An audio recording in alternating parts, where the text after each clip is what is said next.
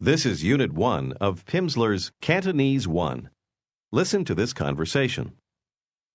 請問小姐，你識唔識聽英文啊？唔識聽，我唔識聽英文。我識聽一啲廣東話。你係唔係美國人啊？係，我係美國人。In the next few minutes, you will learn not only to understand this conversation, but to take part in it yourself. Imagine an American man meeting a Cantonese woman. He wants to begin a conversation, so he says, "Excuse me." 請問 The Cantonese speaker is going to repeat this word part by part, starting from the end. You are to repeat each part after him, trying to make your pronunciation sound exactly like his. Be sure to repeat aloud. 問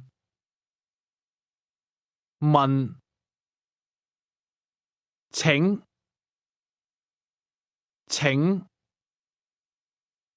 問 How do you say, "Excuse me," in Cantonese?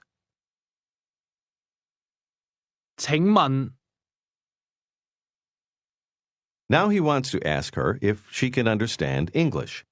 Here's the name of the English language in Cantonese. Listen and repeat. 英文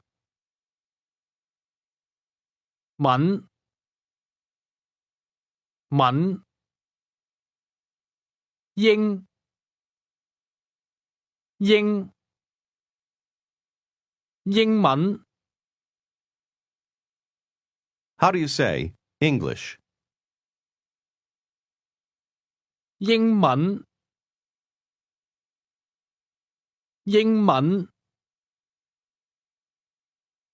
Now say, "Excuse me." 請問 You should repeat the correct response after the speaker, trying to make your pronunciation sound like his. 請問 Say again, English. 英文 Now he wants to ask, "Can you understand?" First, the word can. Listen and repeat. 識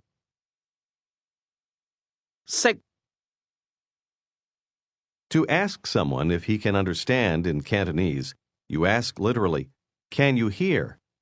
Here's the word hear. Listen and repeat. 聽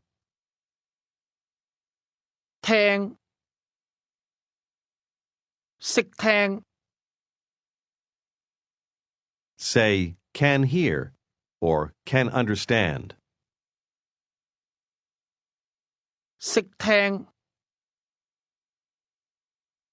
Here's how to say, "You can understand." Listen and repeat. 你識聽你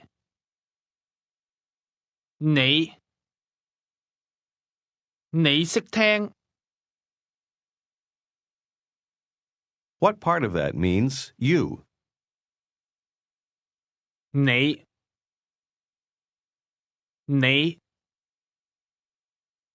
Say again, "You can understand."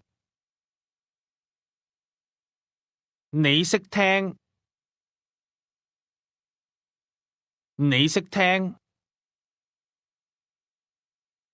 Do you remember how to say English? 英文 You've probably noticed that some words seem to end abruptly, and that some are pronounced in a higher pitch than others. In Cantonese, the different tones indicate different meanings. You should imitate the speakers and try to make your pronunciation sound like theirs, paying careful attention to the intonation. Say, "You can understand." 你識聽 Now try to say, "You can understand English." 你識聽英文 Now here's how to say, "Can't understand." Listen and repeat. 唔識聽。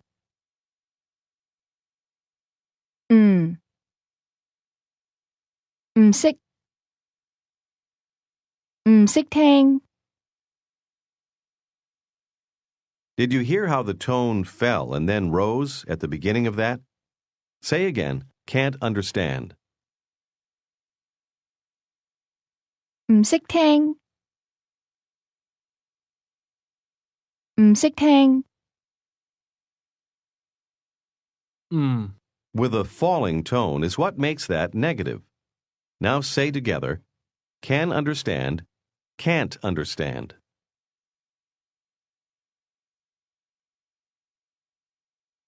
識聽，唔識聽，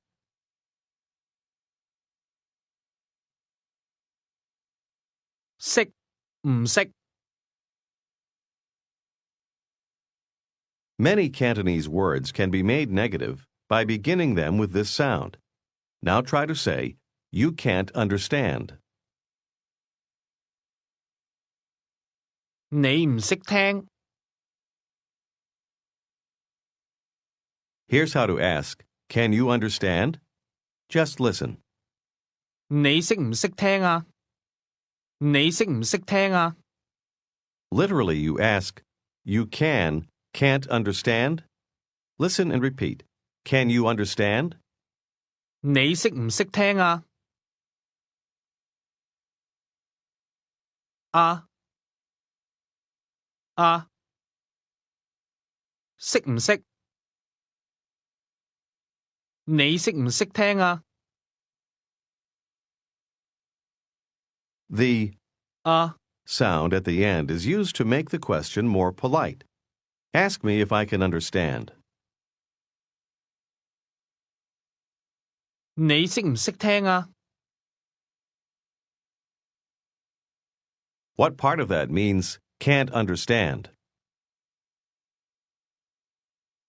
唔識聽， Did your voice first drop and then rise to a high level? Say again, you can't understand. 你唔識聽，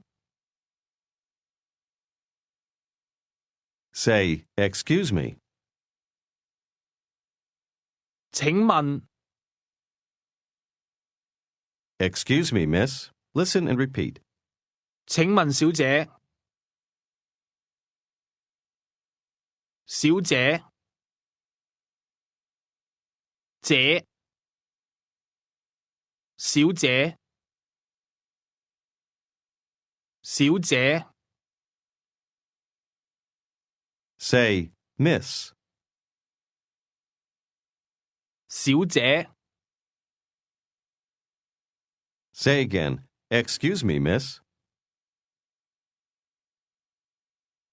請問小姐， Ask again, can you understand? 你識唔識聽啊？ Now say, English. 英文 Try to ask, can you understand English?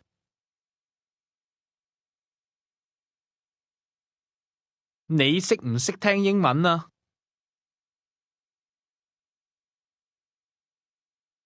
To answer no, the woman says, can't understand. Say it for her. 唔識聽，唔識聽， Ask, can you understand? Be careful of the tones. 你識唔識聽啊？ Now say, no. 唔識聽，唔識聽， He says, I can understand. Listen and repeat the word for I. 我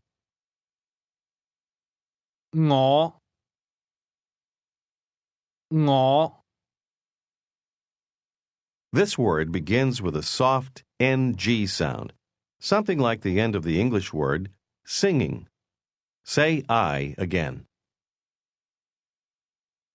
我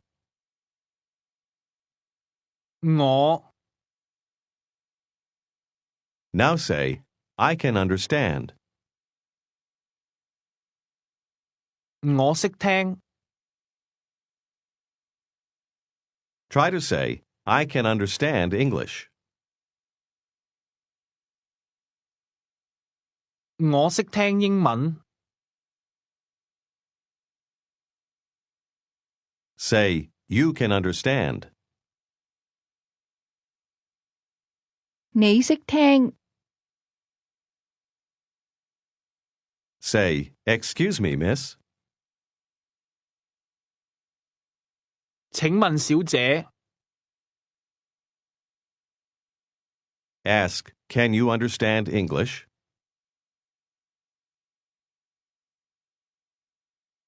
你識唔識聽英文啊？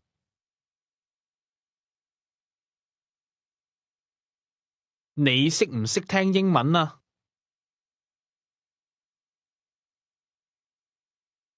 Answer, no. 唔識聽唔識聽 Now say, I can't understand. 我唔識聽 Your voice should rise, fall, or remain at the same level, just as the speaker's does. Now say, I can't understand English. 我唔識聽英文 Ask, can you understand? 你識唔識聽啊？你識唔識聽啊？ Ask her if she can understand English.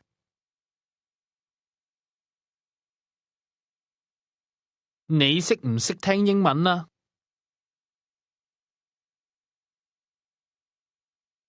The name of the Cantonese language is...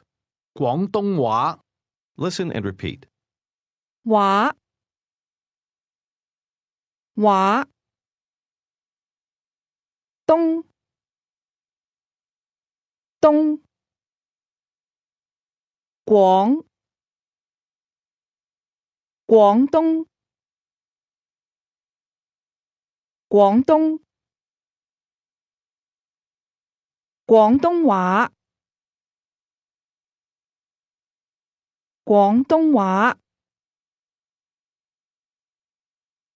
Say again, Cantonese, meaning the Cantonese language. 廣東話 Say, I can understand. 我識聽我識聽 Try to say, I can understand Cantonese.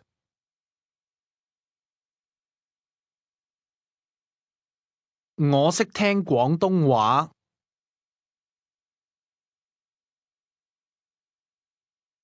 廣東話我識聽我識聽廣東話 Now try to say, I can't understand Cantonese.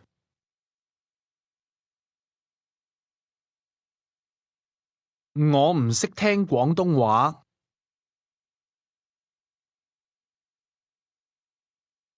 我唔識聽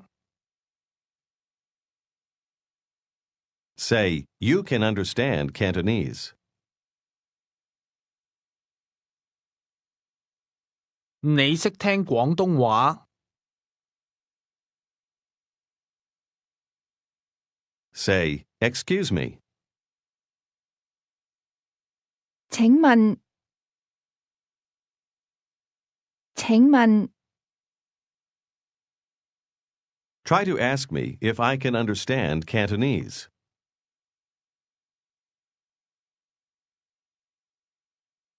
你識唔識聽廣東話啊？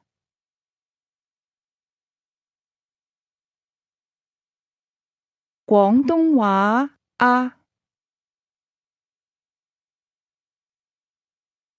Notice how the two 啊 sounds at the end of that combine to form one long sound. Listen and repeat to practice your pronunciation. 話啊？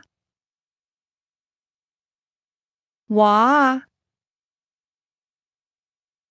廣東話啊？ Ask again, can you understand Cantonese?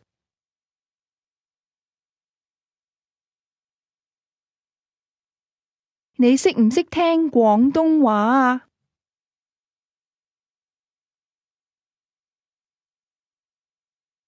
Here's how to say a little or some. Listen and repeat. 一啲啲一一啲一啲 Say some or a little. 一啲 This word is pronounced with the same high, level tone heard in 識聽 say, I can understand a little. 我識聽一啲，一啲。 Say, I understand Cantonese. 我識聽廣東話 A little. 一啲 Say, excuse me, miss. 請問小姐請問小姐 Ask, can you understand English? 你識唔識聽英文啊？你識唔識聽英文啊？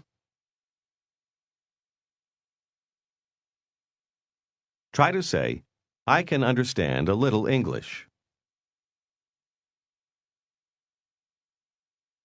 我識聽一啲英文，一啲。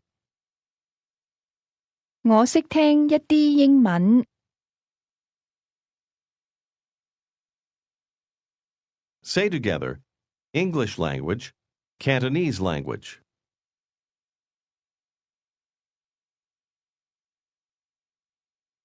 英文，廣東話。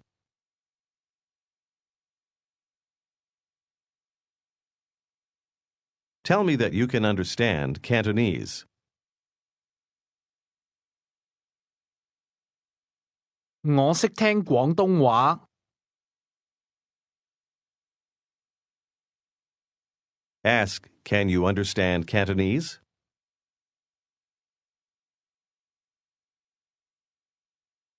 你識唔識聽廣東話啊？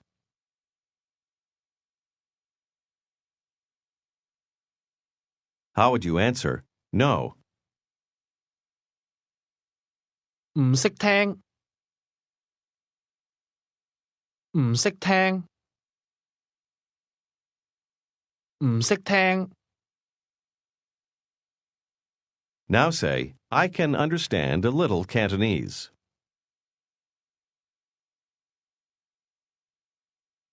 我識聽一啲廣東話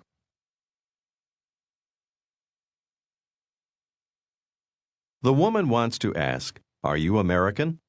Here's how you say, America, or the United States. Listen and repeat. 美國，國，國，美，美。美國美國 Say again, America. 美國美國 Here's how to say people or person in Cantonese. Listen and repeat. 人人 This word is pronounced with a falling tone. Say person. 人 Do you remember how to say America? 美國美國 Now say American person. 美國人美國人 Here's the word to be. Listen and repeat. 係係 In Cantonese, this never changes form, whether you're saying am, are, is, etc. Try to say I am. 我係我係 Now say you are. 你係你係 Say you are American. 你係美國人你係美國人 Say I can't understand English. 我唔識聽英文唔識聽 Did you remember the negative 唔 sound with the falling tone? Now try to say I am not. 我唔係唔係唔係我唔係 Try to ask, are you? 你係唔係啊？係唔係？ That's literally you are, aren't. Now ask, are you American?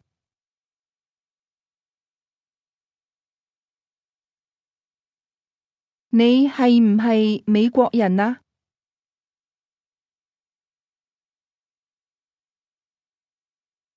你係唔係美國人啊？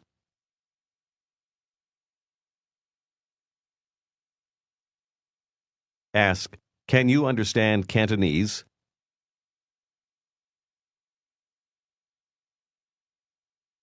你識唔識聽廣東話啊？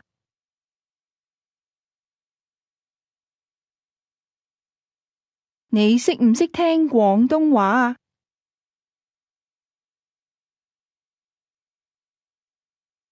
Ask again, are you American?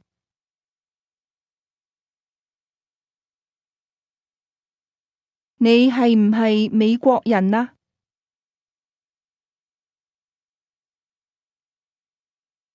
What word means am or are? 係 Use this word to answer yes. 係係 Ask, are you American?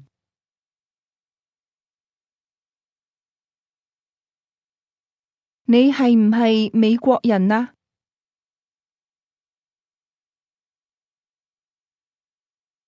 Answer, yes.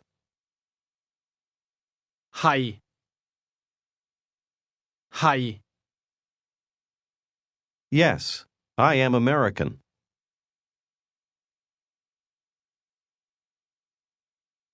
係，我係美國人。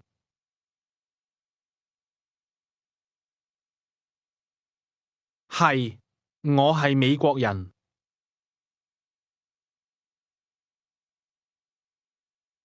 Now sit back and listen to a Cantonese conversation, the same one you heard at the beginning of this unit just a few minutes ago. 請問小姐，你識唔識聽英文啊？唔識聽，我唔識聽英文。我識聽一啲廣東話。你係唔係美國人啊？係，我係美國人。Listen to it again. 請問小姐，你識唔識聽英文啊？唔識聽，我唔識聽英文。我識聽一啲廣東話。你係唔係美國人啊？係，我係美國人。Now imagine that you are the person sitting next to the Cantonese woman, and you want to begin a conversation. What do you say? 請問小姐。She doesn't answer. Ask her if she can understand Cantonese.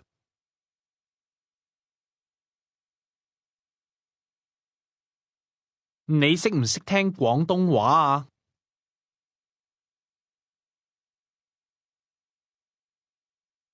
你識唔識聽廣東話啊？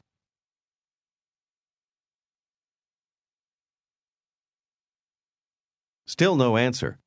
Now ask her if she can understand English.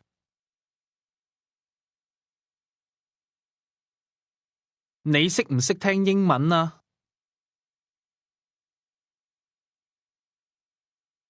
你識唔識聽英文啊？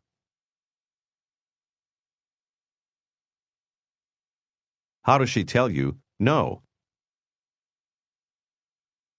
唔識聽，唔識聽。How does she tell you that she can't understand English? 我唔識聽英文。How does she ask you if you can understand Cantonese?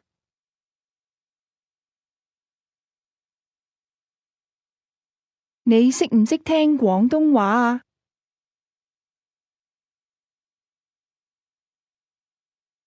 Tell her you can understand a little.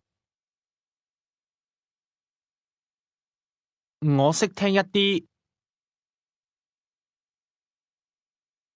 我識聽一啲。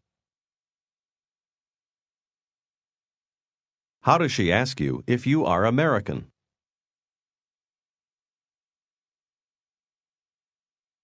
你係唔係美國人啊？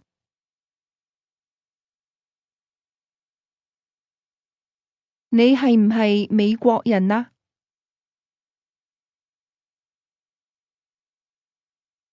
Tell her yes. 係。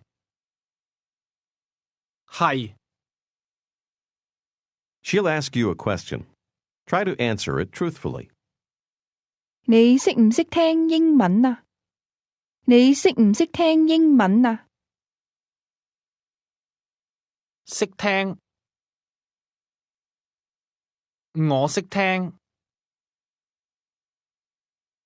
我識聽英文。She's got another question. Answer it by saying a little.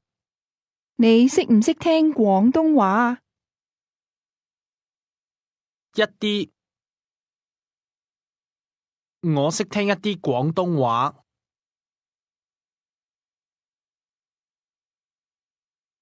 And that's true. Now you do understand a little Cantonese. Don't be concerned if you haven't made every response correctly. All that you have learned here will be reviewed in future units. If you've mastered about 80% of the material in this lesson, you're ready to move on to the next. Otherwise, you should invest the time in doing this unit over again. This is the end of Unit 1. This is Unit 2 of Pimsleur's Cantonese 1. Listen to this conversation.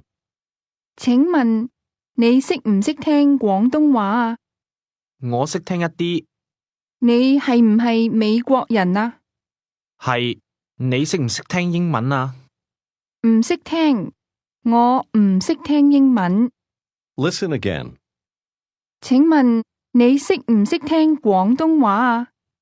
我識聽一啲，你係唔係美國人啊？係，你識唔識聽英文啊？唔識聽，我唔識聽英文。 What is the Cantonese word for the English language? 英文，英文， And how would you say Cantonese, meaning the language? 廣東話，廣東話。 Say, I can understand. 我識聽，我識聽。 Did you pronounce that as the speaker did? Listen again. 識聽，識聽。 To be understood in Cantonese, it's important to pronounce each word with the Cantonese intonation. Listen and repeat to practice your pronunciation. 我識聽， Now say, I can understand Cantonese. 我識聽廣東話。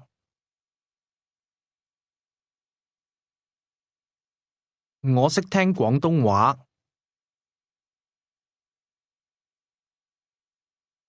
A little. 一啲，一啲。Say, I can understand a little. 我識聽一啲。Now tell me that you can understand a little Cantonese.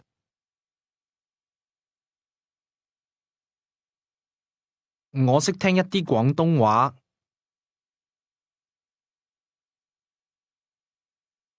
Ask me if I can understand. 你識唔識聽啊？你識唔識聽啊？ Ask me if I can understand Cantonese.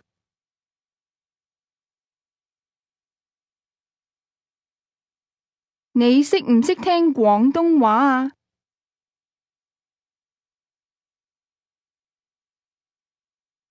話啊？ Did you hear how the speaker's tones rose and fell at the end of that question? 話啊？ Ask again. Can you understand Cantonese?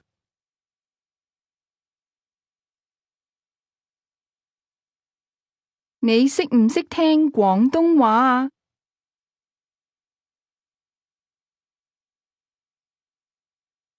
Now ask, can you understand English? 你識唔識聽英文啊？英文。Try to answer no to the question, can you understand?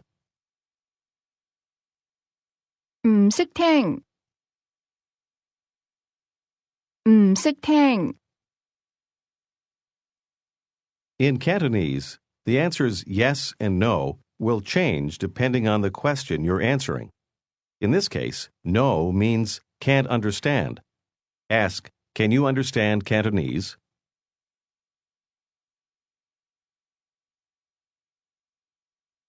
你識唔識聽廣東話啊？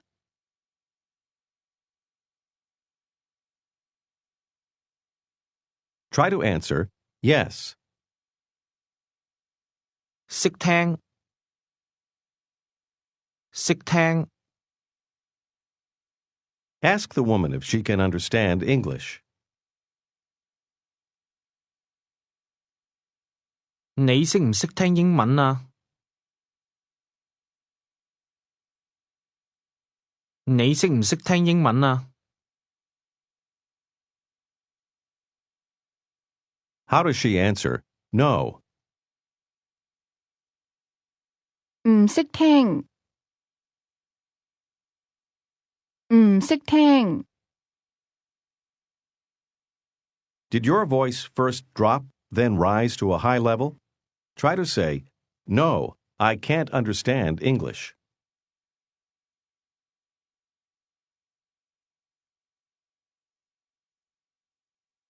唔識聽，我唔識聽英文。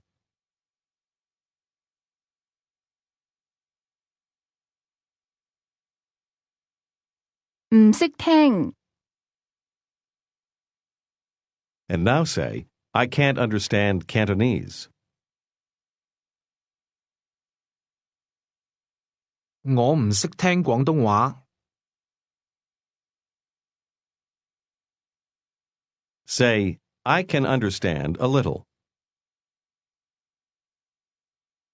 我識聽一啲。Say again, I can't understand Cantonese. 我唔識聽廣東話。Say, Excuse me, miss.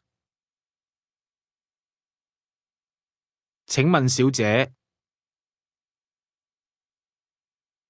請問小姐。Listen and repeat to check your pronunciation. Excuse me, miss. 請問小姐。小姐。小姐。 Your voice should rise twice when pronouncing the word miss. Say again, miss. 小姐。小姐。 Say, Excuse me, miss. 請問小姐。Say, I can understand Cantonese. 我識聽廣東話。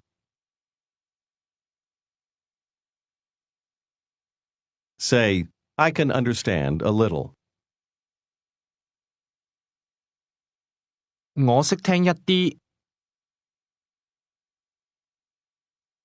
I can understand a little Cantonese.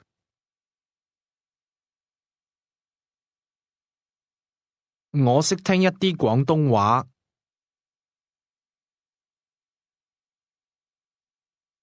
Do you remember how to say America? 美國，美國。How do you say American person or American people? 美國人，美國人。And how do you say you are? 你係，係，你係。Now ask, Are you American?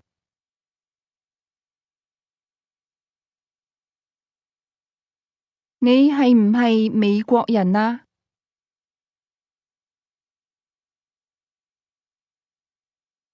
係，唔係。Answer, Yes, I'm American.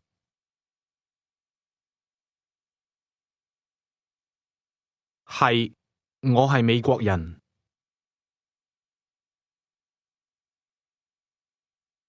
係。 How do you think you'd answer no? 唔係，唔係。Try to say, No, I'm not American.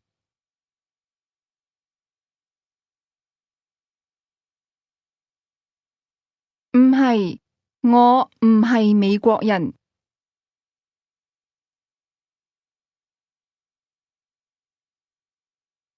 我唔係美國人。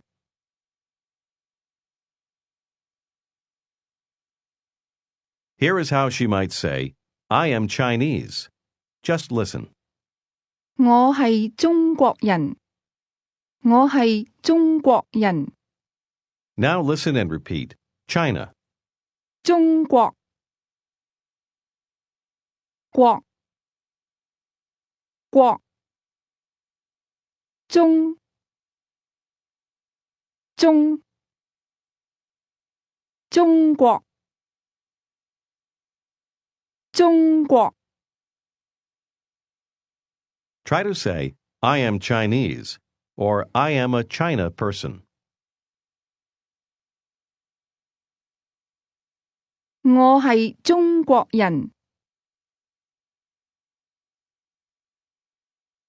中國人 What part of that means people or person? 人 Try to ask, Are you Chinese? 你係唔係中國人啊？ How does she answer? Yes. 係係 Now she says, I am Chinese. 我係中國人。我係中國人。 Now here's how to say good morning in Cantonese. Listen and repeat. 早晨晨晨早早晨早晨 Did you hear the tones in that first rise then fall? Say again, good morning. 早晨 Listen and repeat. Good morning, sir. 先生早晨。先生生先先生先生先生早晨。 The title sir is pronounced with two high level tones. Say it again. 先生先生 When greeting someone, the person's name or title is said first. Say, good morning, miss. Be careful of the tones. 小姐早晨。小姐 This can also mean, good morning, ma'am. Say it again. 小姐早晨。 She says, good morning, sir. 先生早晨。 Now you want to ask her, how are you? Listen and repeat. 你好嗎？嗎？嗎？好嗎？好嗎？你好嗎？你好嗎？ It's something like asking, You well? Listen and repeat good or well. 好，好，好， Ask again, How are you? 你好嗎？你好嗎？ Do you remember how to ask? Can you understand? 你識唔識聽啊？你識唔識聽啊？ Ask again, How are you? 你好嗎？你好嗎？ Now say, Good morning. 早晨，小姐早晨。Good morning, miss. 小姐早晨。 Try to ask her, Are you Chinese? 你係唔係中國人啊？你係唔係中國人啊？ How would she answer yes to this question? 係，係， She says, Yes, I am Chinese.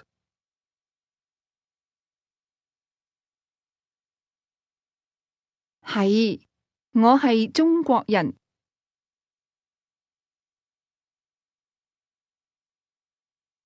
係，我係中國人。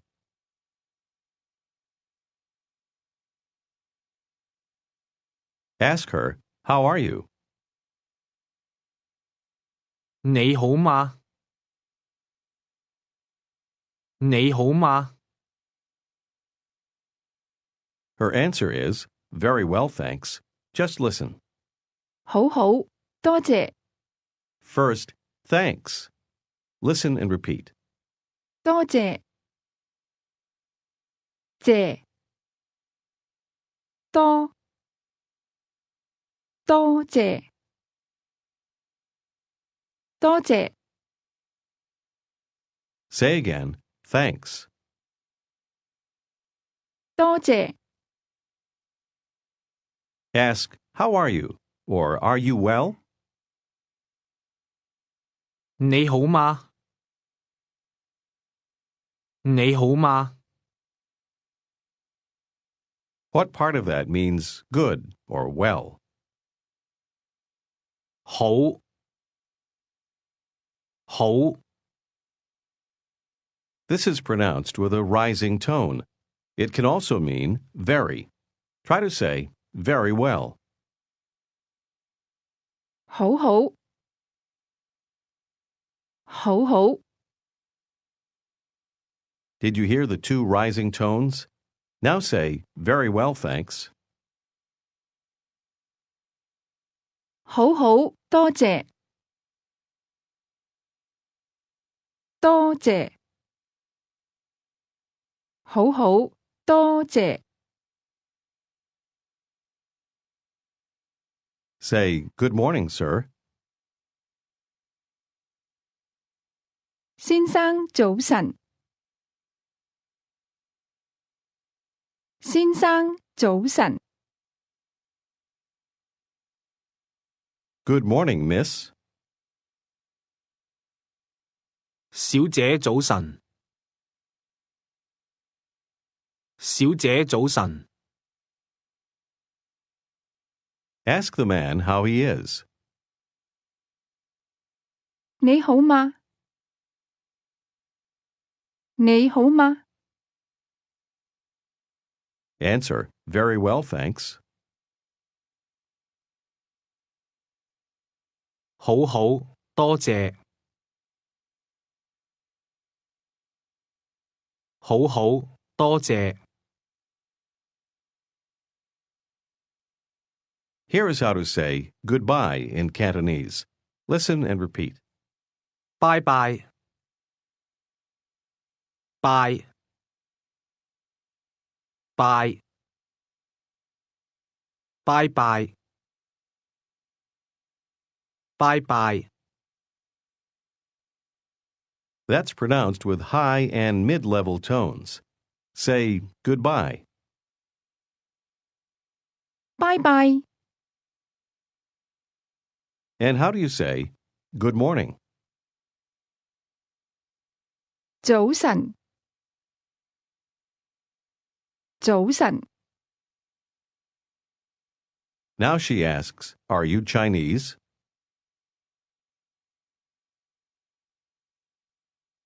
你係唔係中國人啊？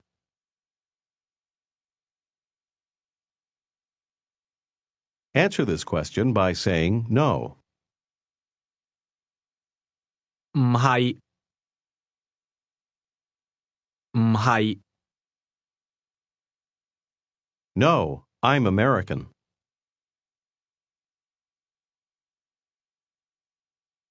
唔係，我係美國人。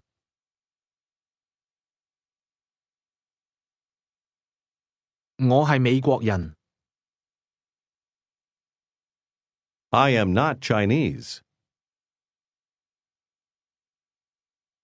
我唔係中國人。How does she say, I am Chinese? 我係中國人。我係中國人。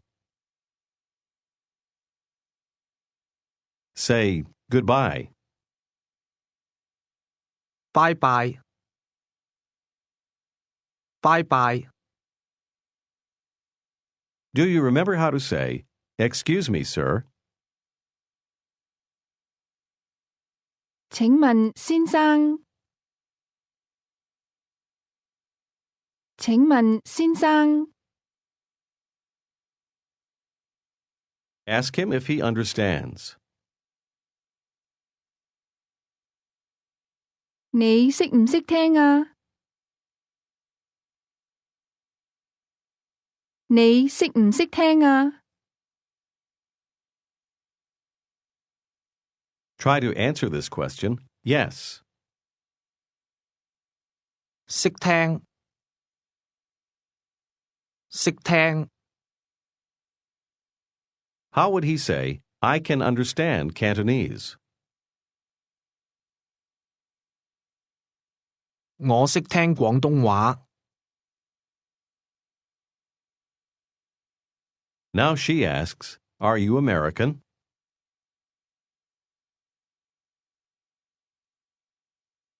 你係唔係美國人啊？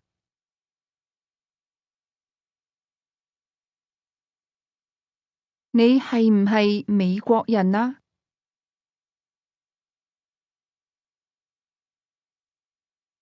How would you answer yes to this question? 係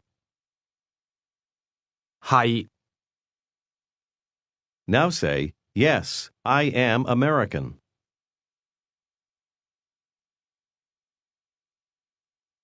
係，我係美國人。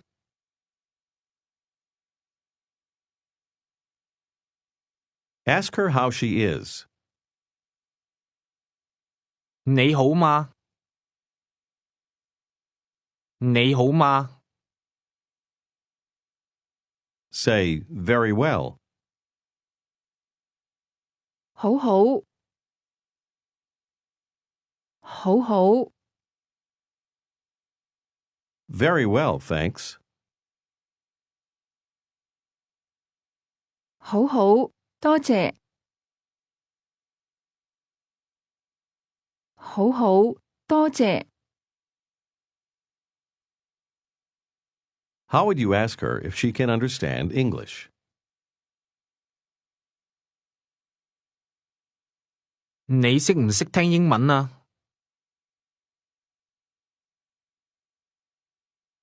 你識唔識聽英文啊？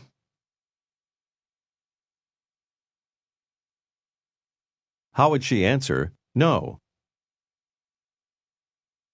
唔識聽，唔識聽， Say, no, I can't understand English. 唔識聽，我唔識聽英文。She asks you if you can understand Cantonese.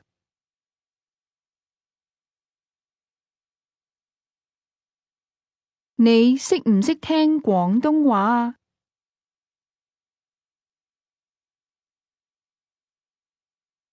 你識唔識聽廣東話啊？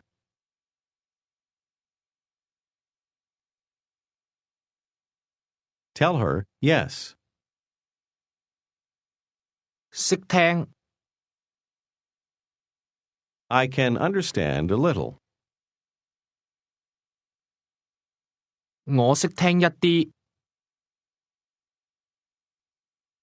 我識聽一啲， He says, can't understand well. Listen and repeat. 唔係好識聽，識聽，好識聽，好識聽，唔係，唔係好識聽。Literally, you're saying, isn't well, can understand. Say this again. 唔係好識聽，唔係好識聽。Say, I can understand a little Cantonese.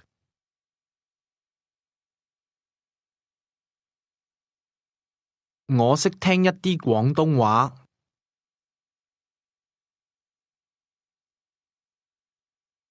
我識聽一啲廣東話。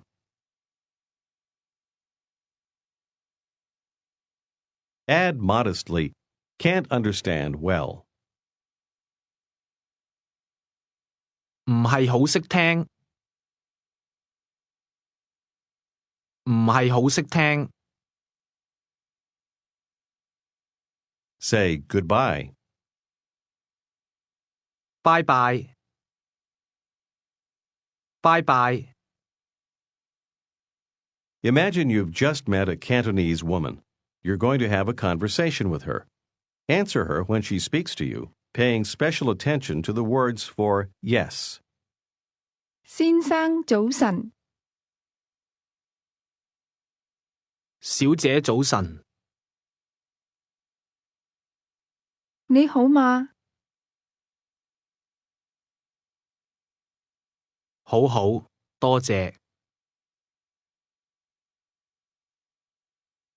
好好，多謝。你係唔係美國人啊？係，我係美國人。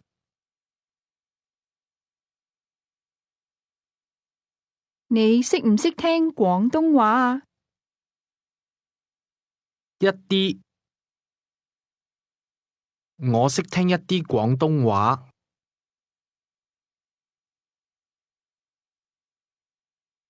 She tells you that you can understand Cantonese well. Show modesty by telling her, can't understand well. 唔係好識聽，唔係好識聽。Thank her. 多謝，多謝。拜拜。拜拜。 You've just had your first conversation in Cantonese. This is the end of Unit 2. This is Unit 3 of Pimsleur's Cantonese 1. Listen to this conversation. 先生早晨，你好嗎？好好，多謝。你識唔識聽廣東話啊？我識聽一啲，唔係好識聽。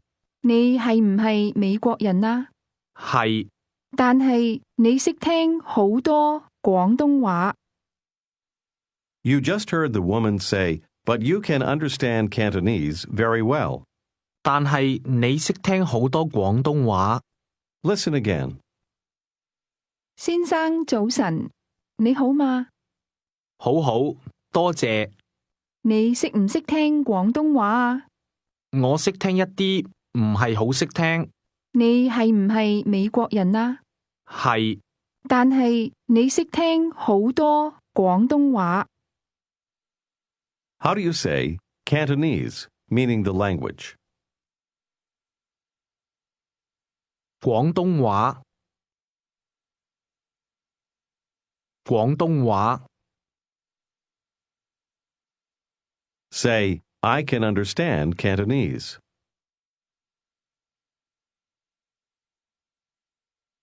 我識聽廣東話。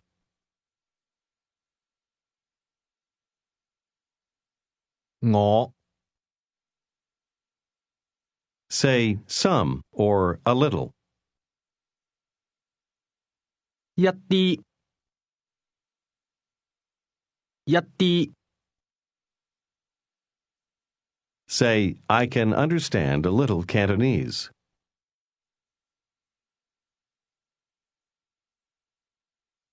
我識聽一啲廣東話。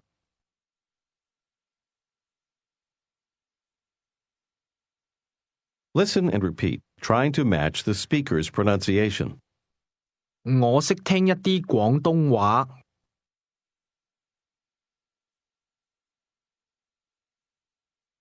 Ask, can you understand English?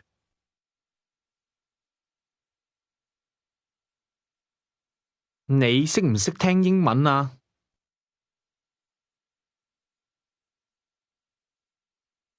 ？Answer this question, no. 唔識聽，唔識聽。Did you remember the falling tone at the beginning of唔識， say, I can't understand English? 我唔識聽英文。And how would you say, can't understand well? 唔係好識聽，唔係好識聽。Say, excuse me, 請問，請問， ask, how are you? Or are you well? 你好嗎？你好嗎？ Do you remember how to say, very well? 好好，好好。And now say, thank you. 多謝，多謝。Do you remember how to say, good morning in Cantonese? 早晨，早晨。Say, good morning, sir. Remember the word order. 先生早晨， Now say, good morning, ma'am. 小姐早晨，小姐，小姐早晨。And how do you say, goodbye? 拜拜，拜拜。Did you hear the high and mid-level tones in that word? Say it again. 拜拜，拜拜。 In Cantonese, the pitch of a tone, high, mid-level, or low, is an essential part of the correct pronunciation of a word. Say again, goodbye. 拜拜，拜拜。 Now ask, how are you? 你好嗎？你好嗎？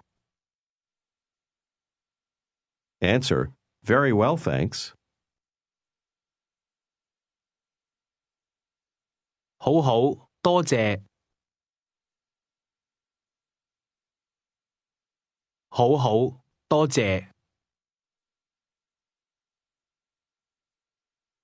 Ask, can you understand Cantonese?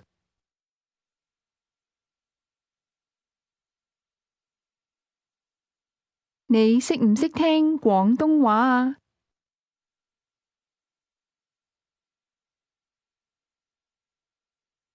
How would you answer, yes? 識聽，識聽。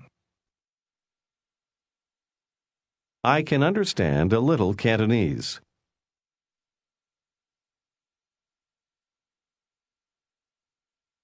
我識聽一啲廣東話。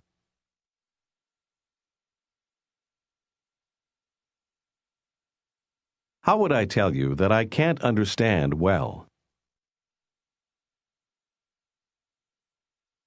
唔係好識聽，唔係好識聽。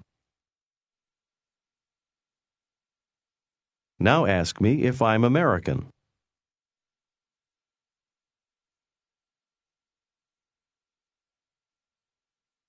你係唔係美國人啊？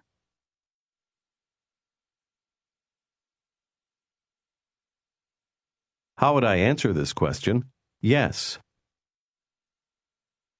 係，係。 Try to say, I can understand a little English.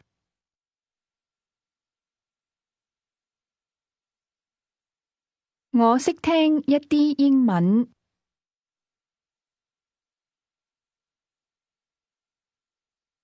我識聽。識。我識。 What part of that means I can, or literally, I know how to? 我識。我。 Did you hear the rising tone in the word I? Try to say, you can. 你識，你。 Do you remember the word that means both very and well? 好。好。 The words I, you, and well are all pronounced with a rising tone, but I and you start from a lower pitch. Try to say, I'm very well. 我好好。 And how do you say goodbye? 拜拜。拜拜。 Say again, I'm very well. 我好好。我好好。 Here's how to answer, not very well. Listen and repeat. 唔係好好。唔係好好。 Literally, isn't very well. Say again, not very well. 唔係好好， And how do you say, can't understand well? 唔係好識聽，唔係好識聽。Now say, I can't understand Cantonese.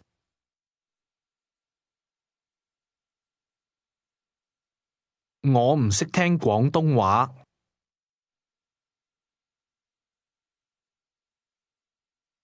Say, I am American. 我係美國人。Now ask, are you Chinese?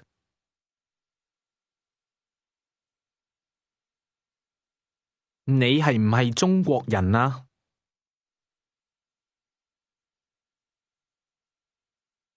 你係唔係中國人啊？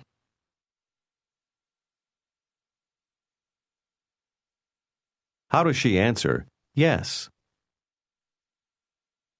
係係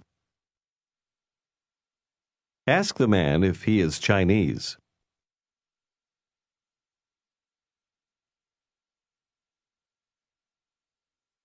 你係唔係中國人啊？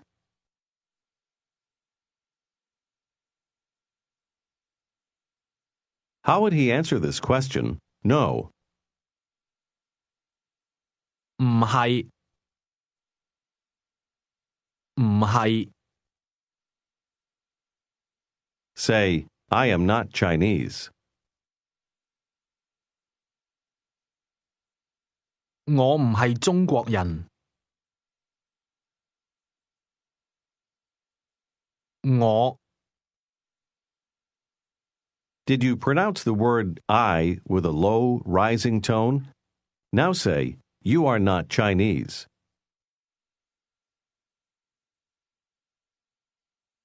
你唔係中國人。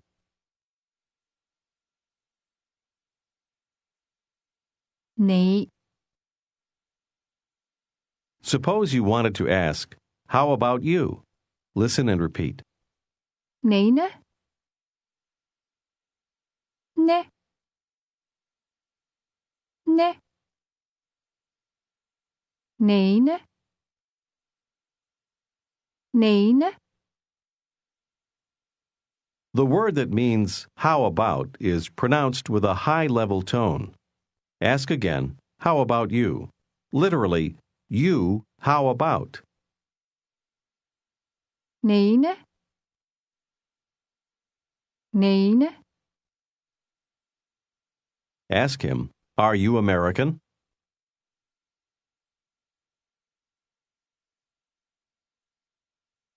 你係唔係美國人啊？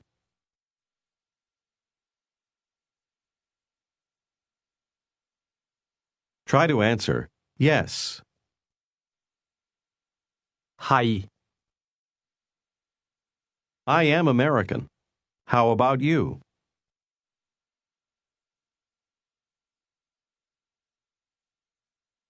我係美國人。你呢？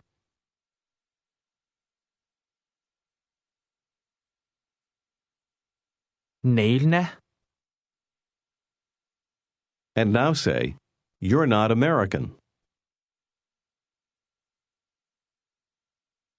你唔係美國人。How would you say, I'm not Chinese? 我唔係中國人。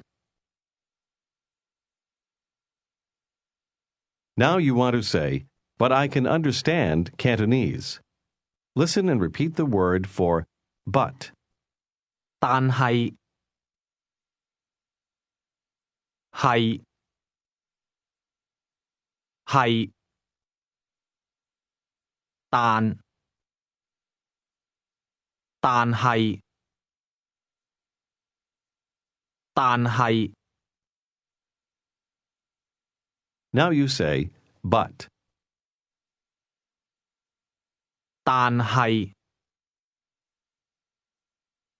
但係 Say, but I can understand, 但係我識聽 say, but I can understand Cantonese.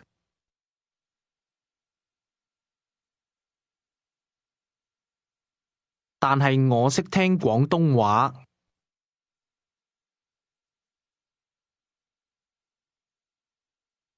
Ask, can you understand Cantonese?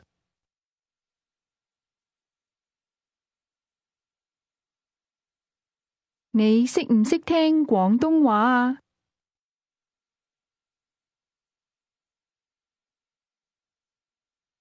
How would you answer yes, or literally can understand? 識聽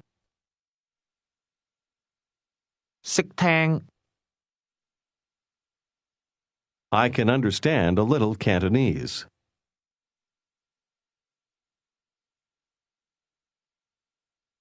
我識聽一啲廣東話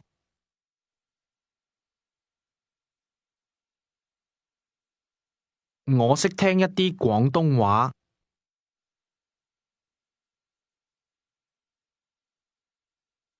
Can't understand very well. 唔係好識聽 Ask, how about you? 你呢你呢 Ask, are you Chinese?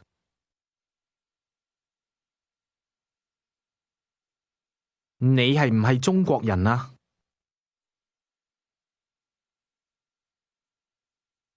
How does she answer, yes, how about you? 係，你呢？ Answer, no, I'm American.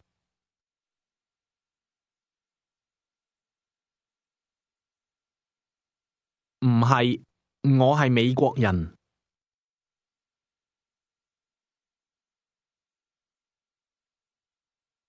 She says, you can understand Cantonese very well. Listen and repeat. 你識聽好多廣東話。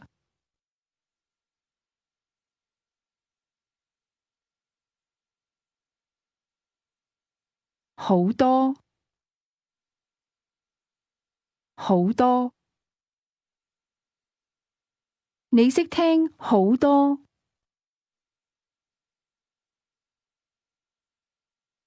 你識聽好多廣東話。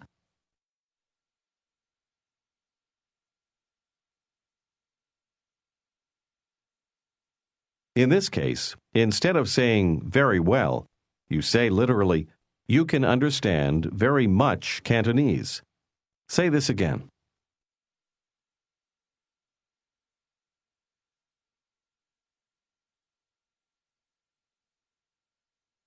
你識聽好多廣東話。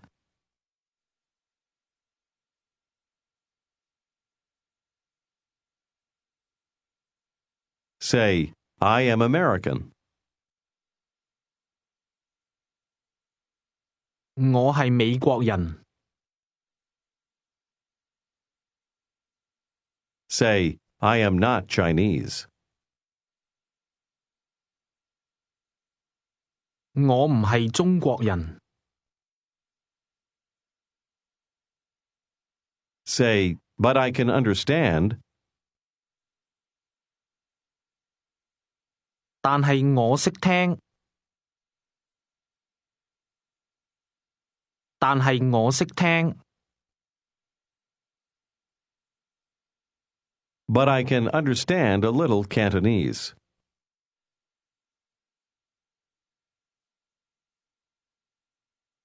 但係我識聽一啲廣東話。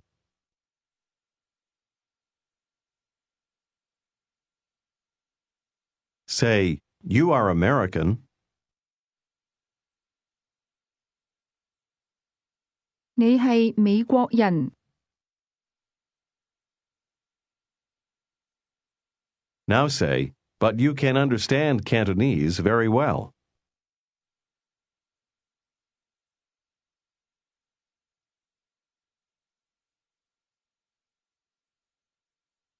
但係你識聽好多廣東話。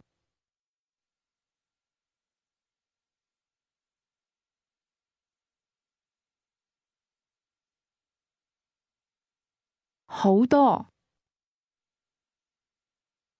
你識聽好多廣東話。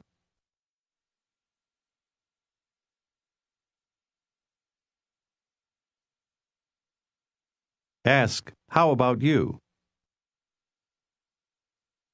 你呢？你呢？ Are you Chinese? 你係唔係中國人啊？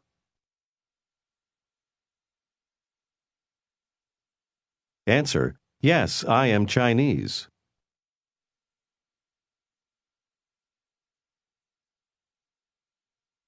係，我係中國人。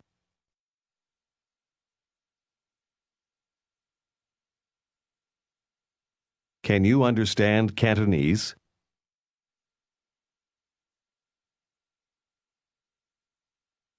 你識唔識聽廣東話啊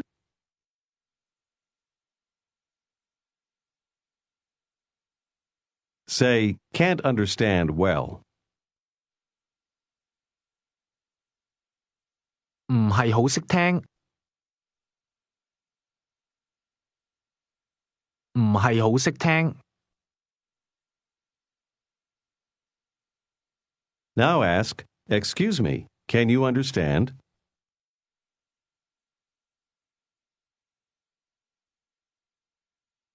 請問你識唔識聽啊？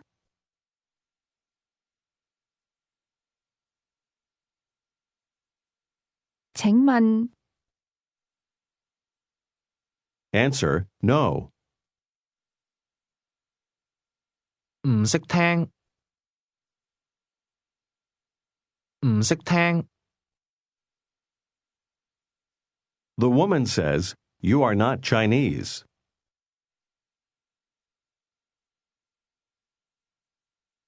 你唔係中國人。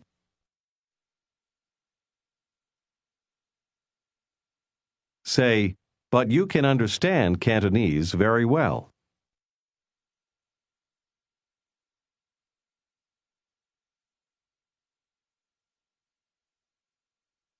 但係你識聽好多廣東話。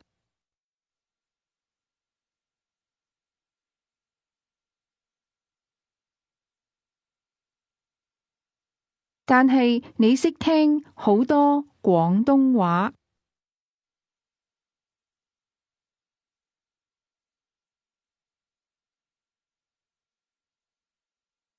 Now say, I am an American. How about you?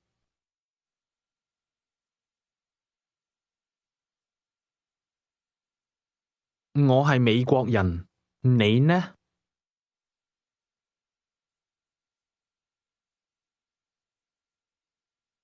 Ask her, are you Chinese?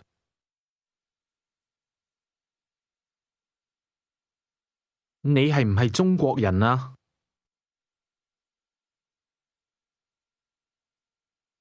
Now ask her, how are you? 你好嗎？你好嗎？ How does she say, I'm very well? 我好好。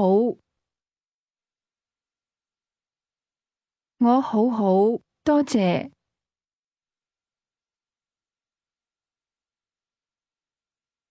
How about you? 你呢？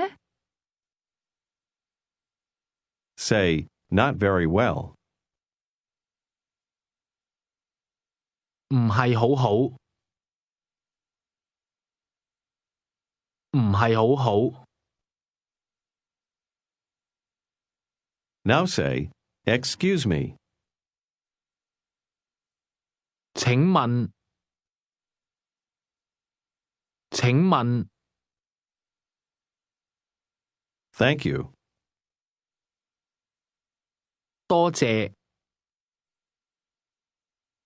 多謝。 Imagine that you're walking along a street in Hong Kong and you recognize a young woman who works at your hotel. Call out to her. 小姐，小姐，先生早晨，先生早晨， Greet her. 小姐早晨，小姐早晨。 Ask her how she is. 你好嗎？你好嗎？好好，多謝。你呢？ Tell her you're very well. 我好好。 Now say, excuse me, miss. 請問小姐， Ask her if she can understand English. 你識唔識聽英文啊？唔識聽。 How does she tell you that she can't understand English?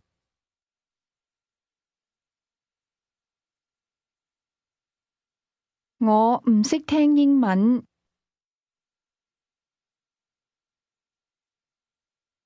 我唔識聽英文。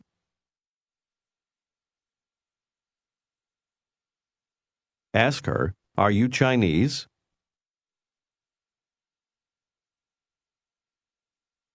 你係唔係中國人啊？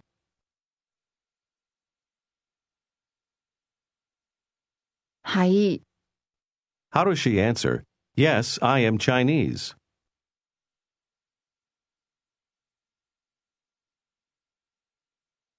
係，我係中國人。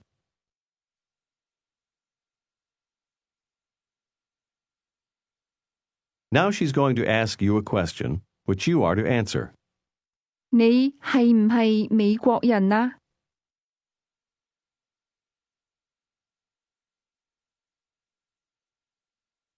係，我係美國人。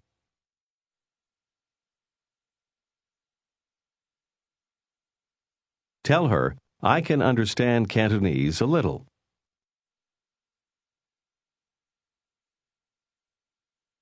我識聽一啲廣東話。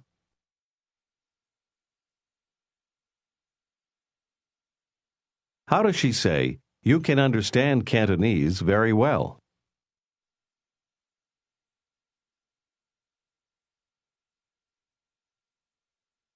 你識聽好多廣東話。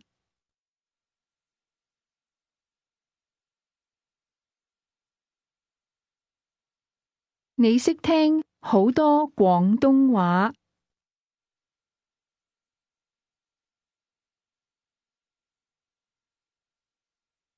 Show modesty by telling her, can't understand well. 唔係好識聽。唔係好識聽。 Tell her goodbye. 拜拜。拜拜。拜拜。 This is the end of Unit 3. This is Unit 4 of Pimsleur's Cantonese 1. Listen to this conversation. 請問小姐，你係唔係中國人啊？係，我係中國人。你呢？我係美國人。但係你識聽好多廣東話。識聽一啲，唔係好識聽。Do you remember how to say good morning? 早晨，早晨， Did your voice first rise and then fall when saying that? Now say good morning, ma'am. 小姐早晨，小姐早晨， Now say goodbye. 拜拜， Say again, good morning. 早晨，先生早晨，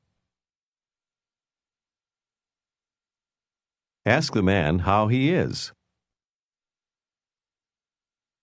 你好嗎？你好嗎，先生？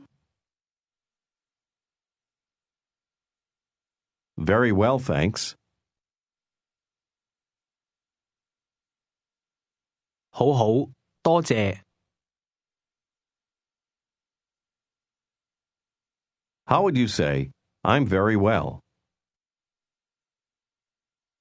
我好好。 Remember, the starting point of a tone is as important as the rising, falling, or level motion. Say again, I'm very well. 我好好。 Ask again, how are you? 你好嗎？ Now say, not very well. 唔係好好。唔係好好。 I can't understand Cantonese.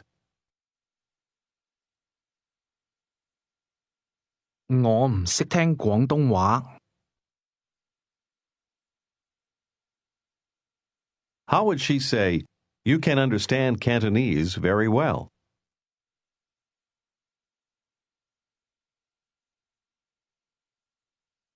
你識聽好多廣東話。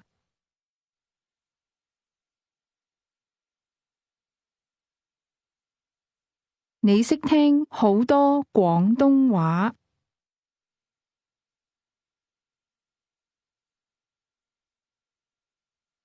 How does she ask, are you American?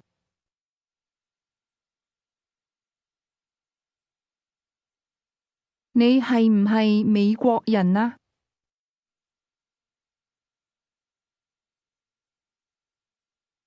How would you answer this question? Yes. 係。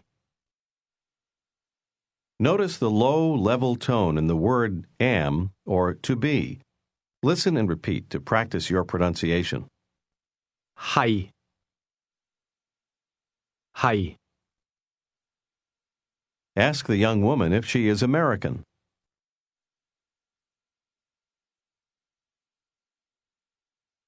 你係唔係美國人啊？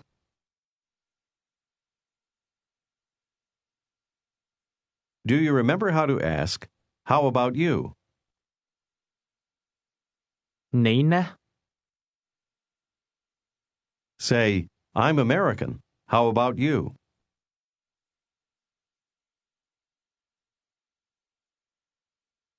我係美國人。你呢？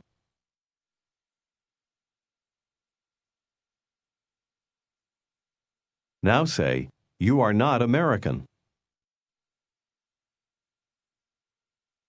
你唔係美國人。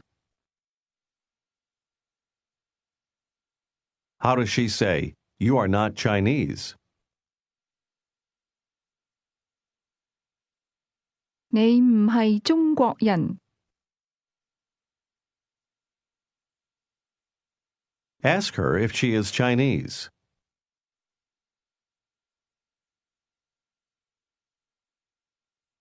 你係唔係中國人啊？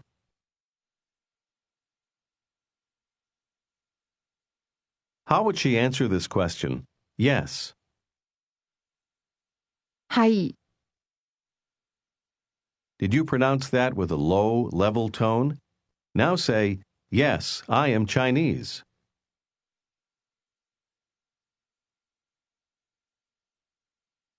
係，我係中國人。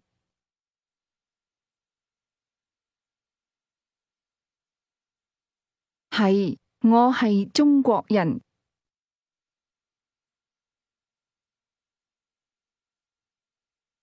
Ask her if she can understand English.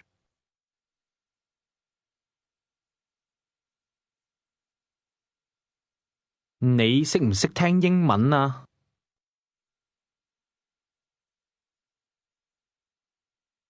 How would she answer? No. 唔識聽。How does she tell you that she can't understand English?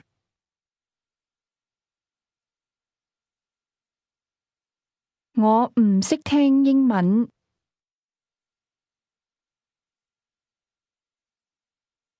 Ask, How about you? 你呢？ Tell her, I can understand a little Cantonese.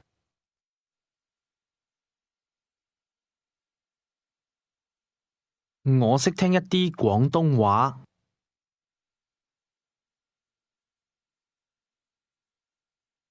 我識聽一啲廣東話。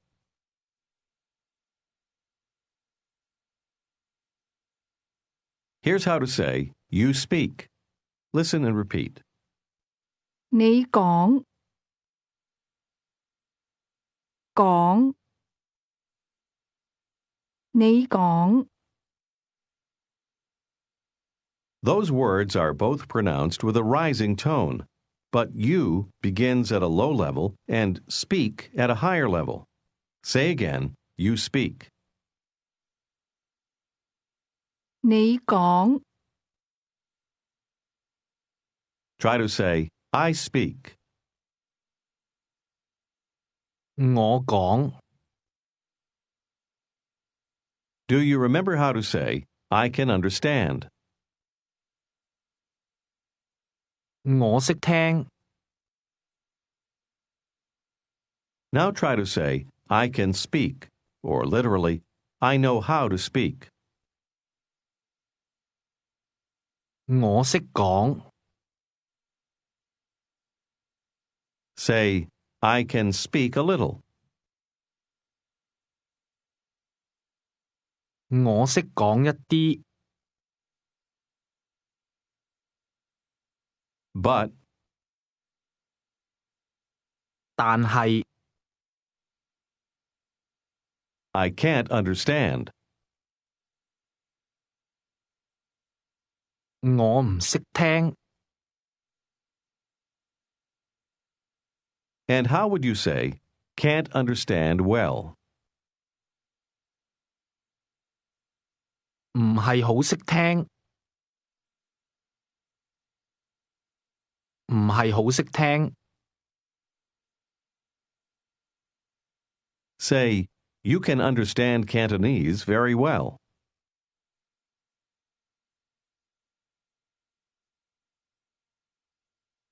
你識聽好多廣東話。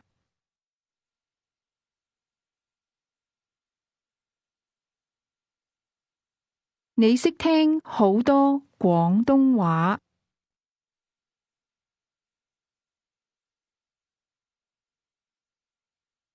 Now say again, can't understand well. 唔係好識聽。 Say, I can speak a little. 我識講一啲。我識講一啲。 I don't speak well, or literally, I speak not well. Listen and repeat. 我講得唔好。唔好。 Say together, well, not well.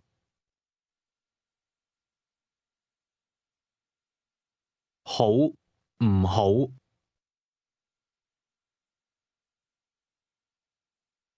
好唔好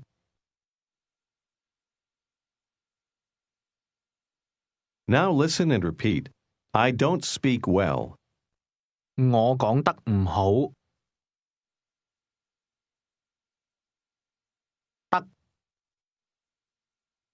我講得唔好。得， Has no literal meaning in English. In Cantonese, it's used when you're describing an action, such as speaking. Say again, I don't speak well. 我講得唔好。Ask, can you understand English?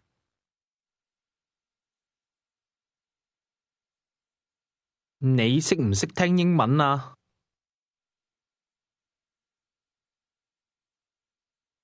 ？Answer this question, yes. 識聽，識聽， Say, I can understand a little. 我識聽一啲。Now say, I can speak a little. 我識講一啲。我識講一啲。Say, I don't speak well. 我講得唔好。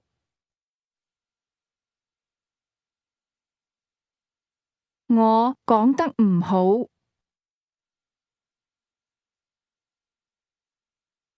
Say, I'm not American.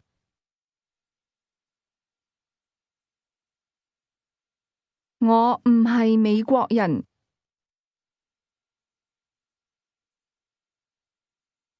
Ask, how about you? 你呢？ Now say, I'm not Chinese. 我唔係中國人。Say, but I can understand Cantonese.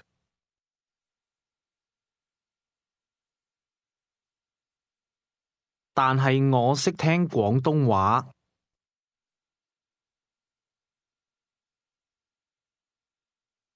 But I can speak a little Cantonese.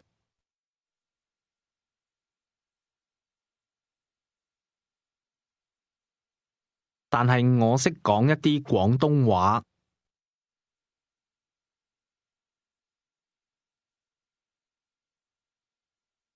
Now say, I don't speak well. 我講得唔好。我講得唔好。Let's learn to ask for directions. We'll start by asking the way to King's Road. Just listen.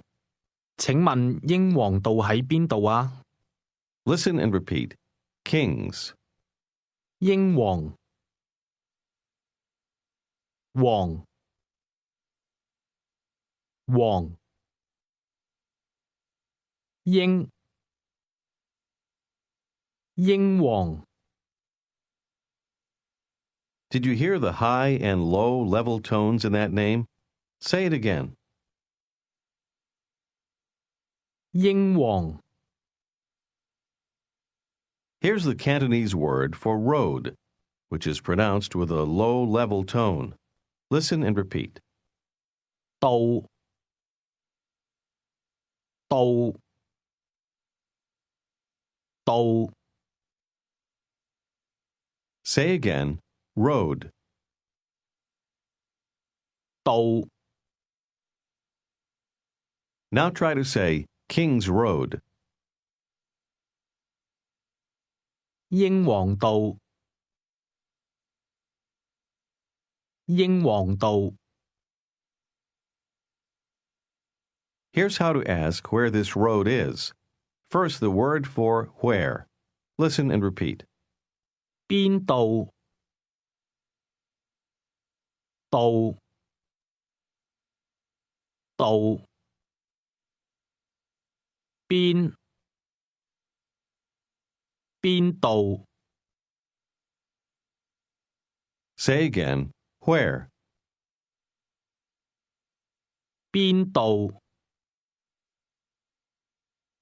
Now you want to ask, where is King's Road? In Cantonese, you literally ask, King's Road is located where? Listen and repeat. 英皇道喺邊度啊？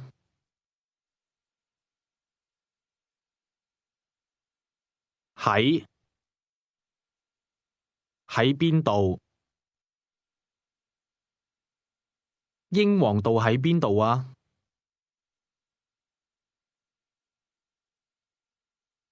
What part of that means to be located? 喺 What other Cantonese word do you know that sounds like this one?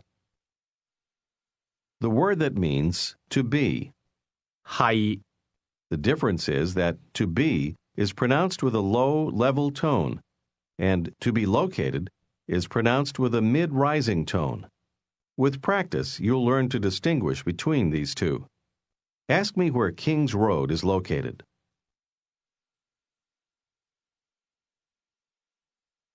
英皇道喺邊度啊？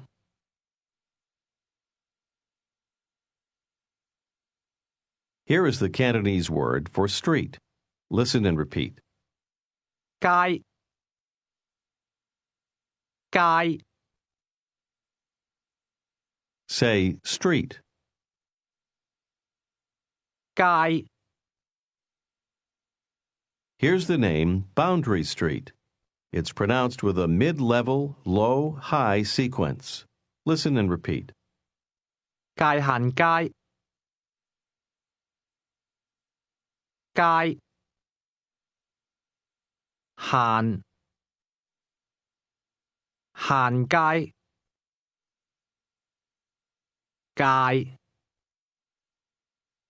界限街 Say the street's name again. 界限街 Try to ask, located where? 喺邊度啊？ Now ask where Boundary Street is located.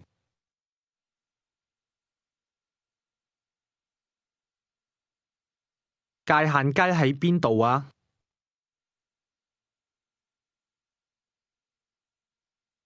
The answer is, it's located here. Listen and repeat, here. 呢度度呢度 Say here with a high level followed by a low level tone. 呢度 What Cantonese word means to be located? 喺喺 Now try to say, it's located here. It is understood. 喺呢度 Listen and repeat to check your pronunciation. It's located here. 喺呢度喺 Ask where Boundary Street is located.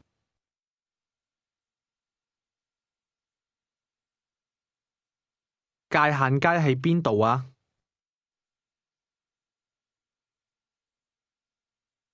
Do you remember how to say King's Road?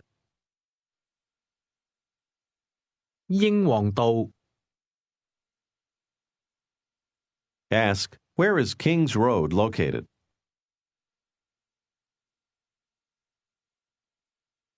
英皇道喺邊度啊？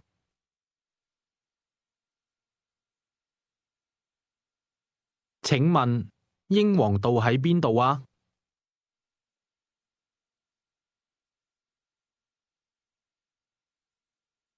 ？Answer. It's located here. 喺呢度。Now listen and repeat. Is it located here? 係唔係喺呢度啊？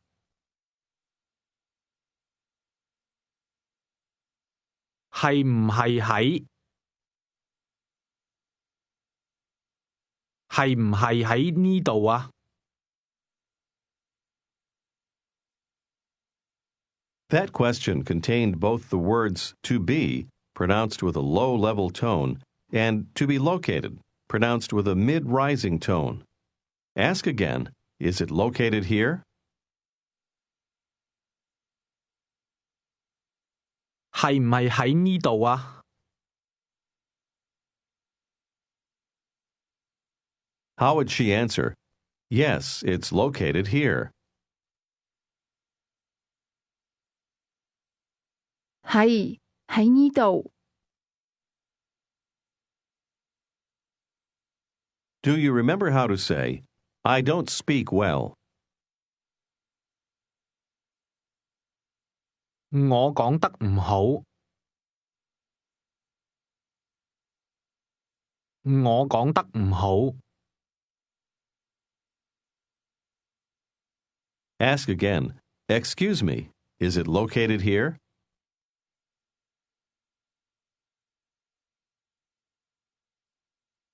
請問係唔係喺呢度啊？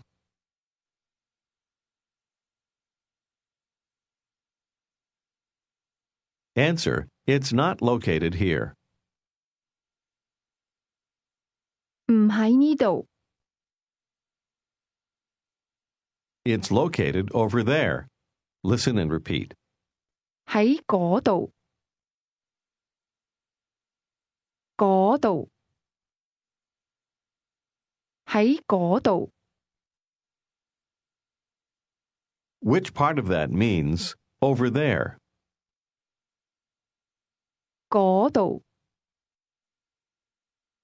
Try to say, it's located over there. 喺嗰度。 Now say, it's not located over there. 唔喺嗰度。唔喺嗰度。 Ask again, is it located here? 係唔係喺呢度啊？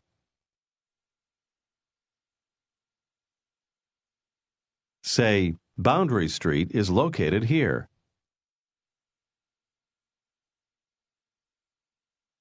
界限街喺呢度。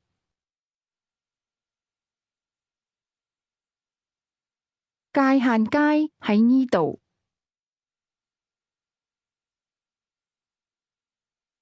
Ask where Kings Road is located.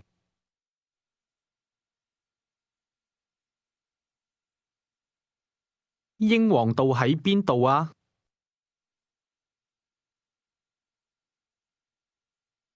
Ask, is it located here? 係唔係喺呢度啊？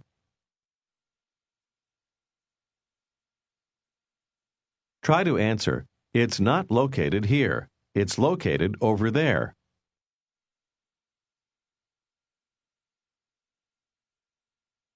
唔喺呢度，喺嗰度。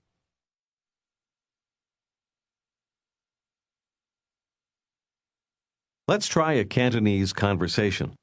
You're speaking with a Cantonese woman. She will say things to which you are to respond. When the answer isn't clear, I'll help. Let's begin. 先生早晨。小姐早晨。你好嗎？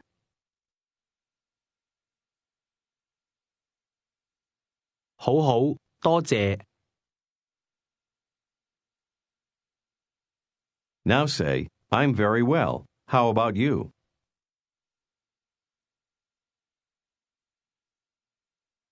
我好好，你呢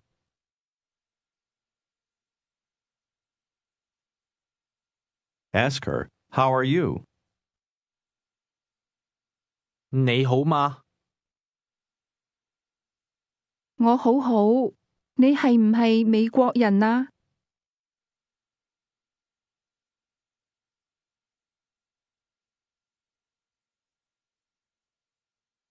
係，小姐，我係美國人。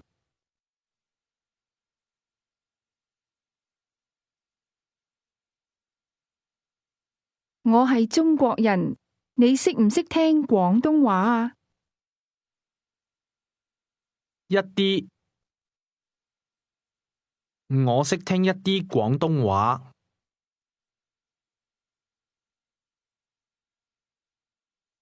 Tell her you can understand a little. 我識聽一啲。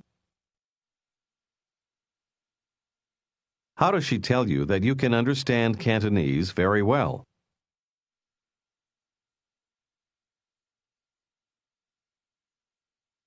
你識聽好多廣東話。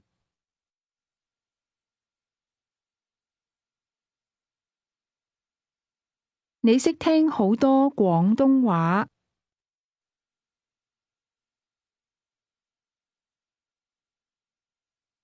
Say modestly, can't understand well. 唔係好識聽。唔係好識聽。And how would you say, I can speak a little Cantonese?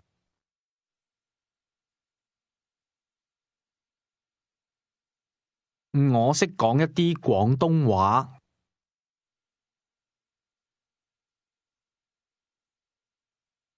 Tell her, I don't speak well.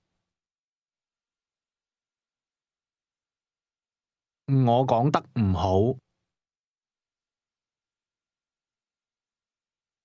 我講得唔好。Now she'll ask you for some directions. I'll tell you how to answer. 請問英皇道喺邊度啊？ How does she ask? Is it located here? 係唔係喺呢度啊？係唔係喺呢度啊？ Tell her that yes, it's located here. 係喺呢度。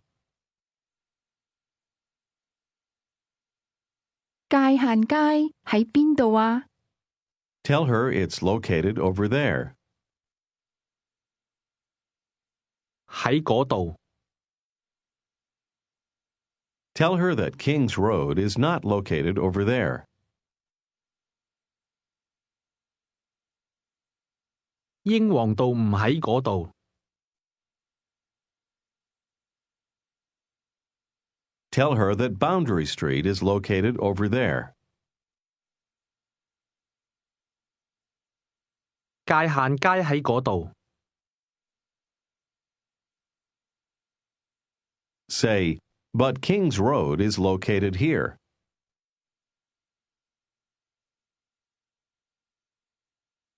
但係英皇道喺呢度。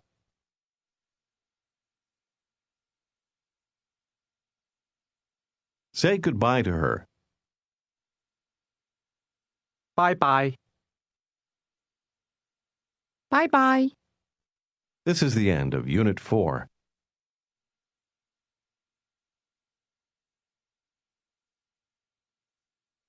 This is Unit 5 of Pimsleur's Cantonese 1. Listen to this conversation.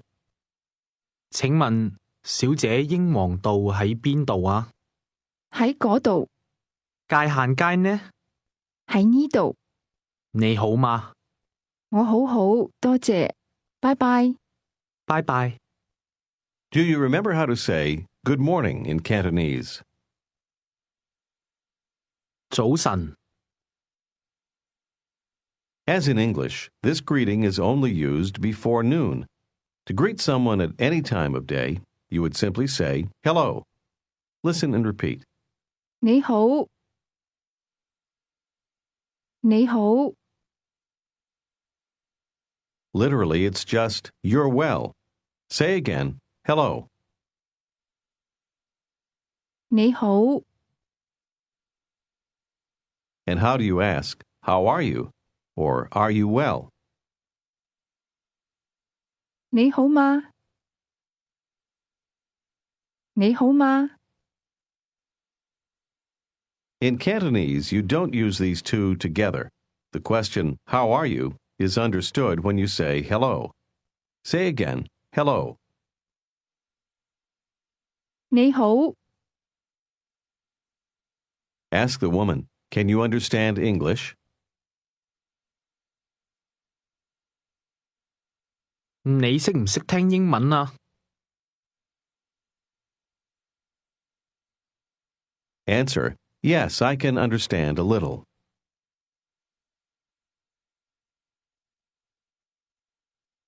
識聽，我識聽一啲。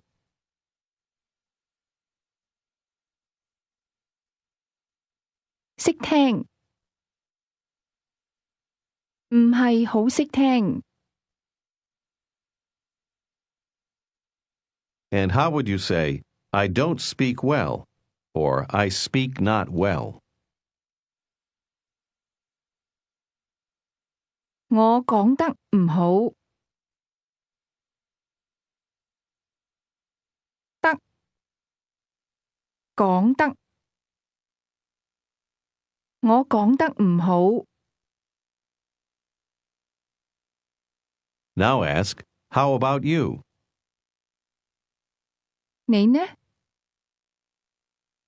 Can you speak Cantonese? Or do you know how to speak Cantonese?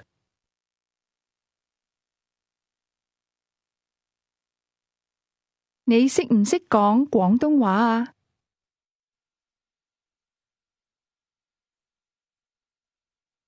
識唔識？ Listen to the answer. Yes, I can speak Cantonese. 識，我識講廣東話。識， In this case, the answer yes is simply can or know how to. Now you answer, yes, I know how to speak Cantonese.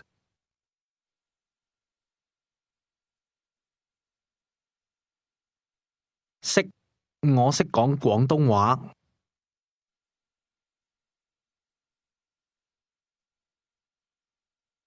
Now she says, you speak Cantonese very well. Listen and repeat. 你廣東話講得好好。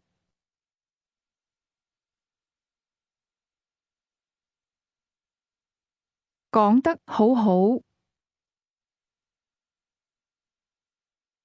你廣東話講得好好。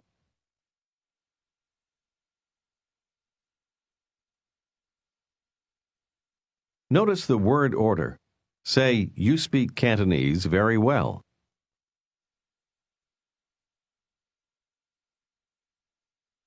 你廣東話講得好好。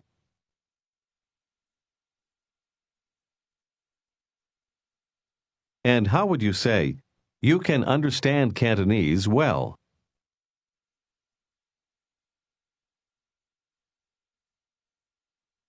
你識聽好多廣東話。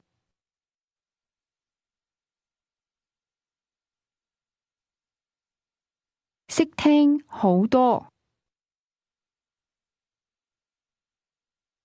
Say, you speak Cantonese very well.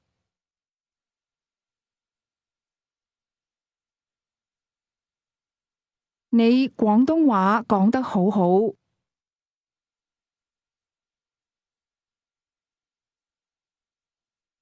Say modestly, I don't speak well. 我講得唔好，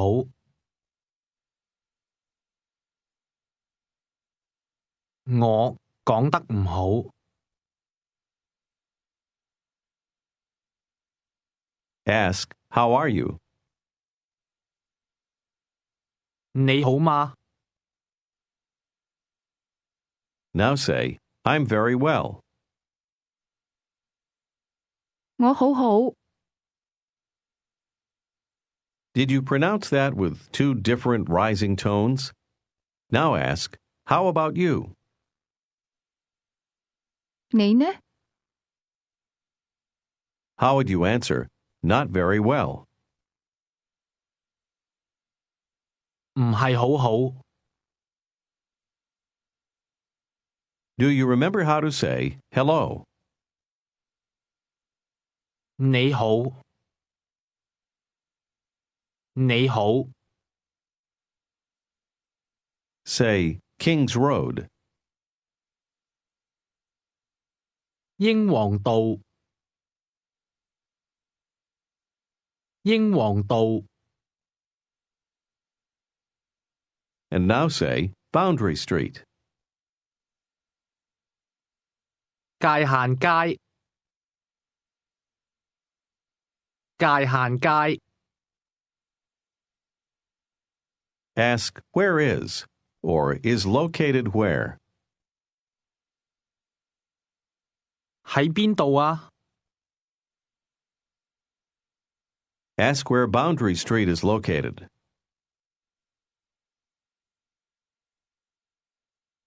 界限街喺邊度啊？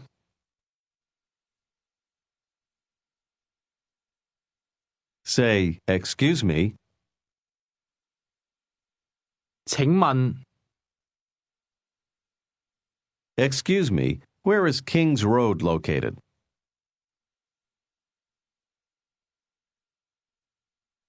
請問英皇道喺邊度啊？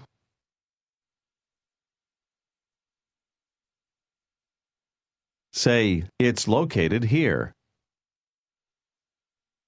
喺呢度。 Do you remember how to ask, is it located here? 係唔係喺呢度啊？係唔係喺呢度啊？ How would she tell you, it's located over there? 喺嗰度。 Now say, it's not located over there. 唔喺嗰度，唔喺嗰度。 She says, but it's not located here. 但係唔喺呢度。 Say, King's Road is not located here.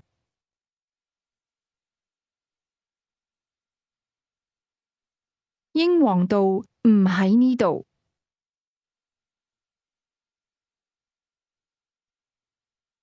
Say, but Boundary Street is located here.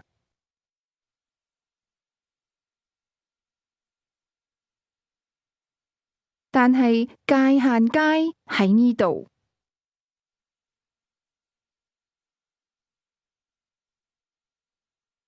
Ask her, excuse me, where is King's Road located?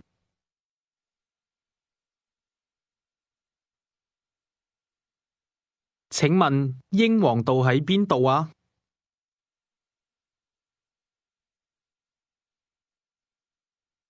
Listen to the answer, I don't know. 我唔知道。我唔知道。 Repeat after the speaker. 我唔知道。道。知道。知道。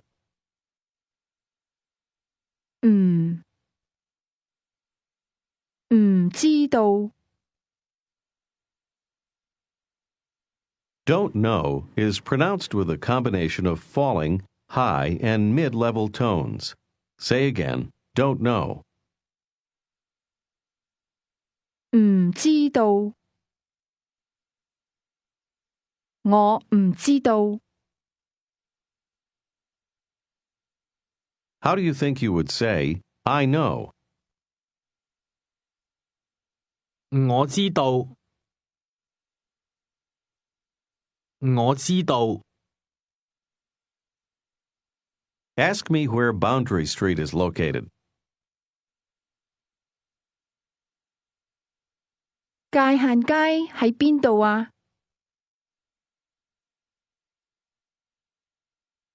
Answer, I don't know. 我唔知道。Say, but I know. 但係我知道。 Say, it's located over there. 喺嗰度。 How do you think you'd say, you know? 你知道。Now you want to ask, do you know? Listen and repeat. 你知唔知道啊？知，知，唔知道。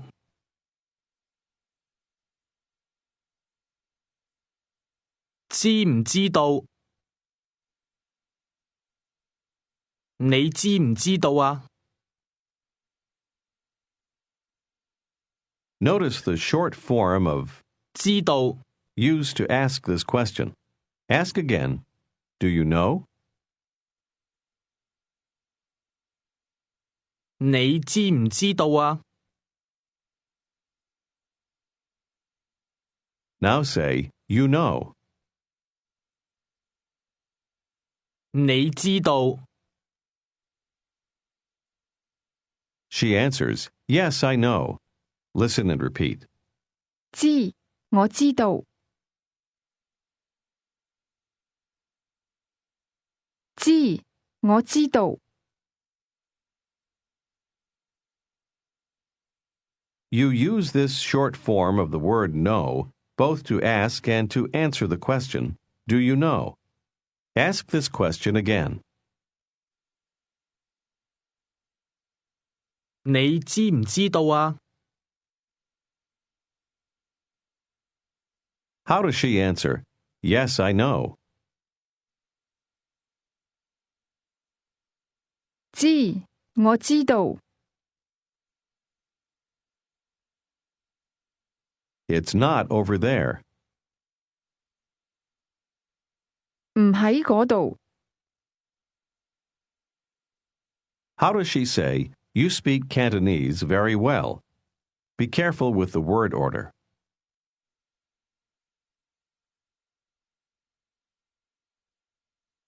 你廣東話講得好好。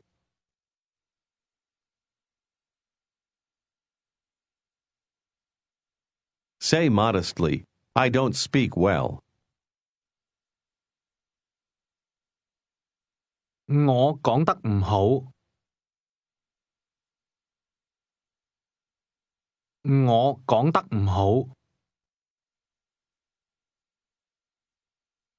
Let's learn how to ask for things in Cantonese.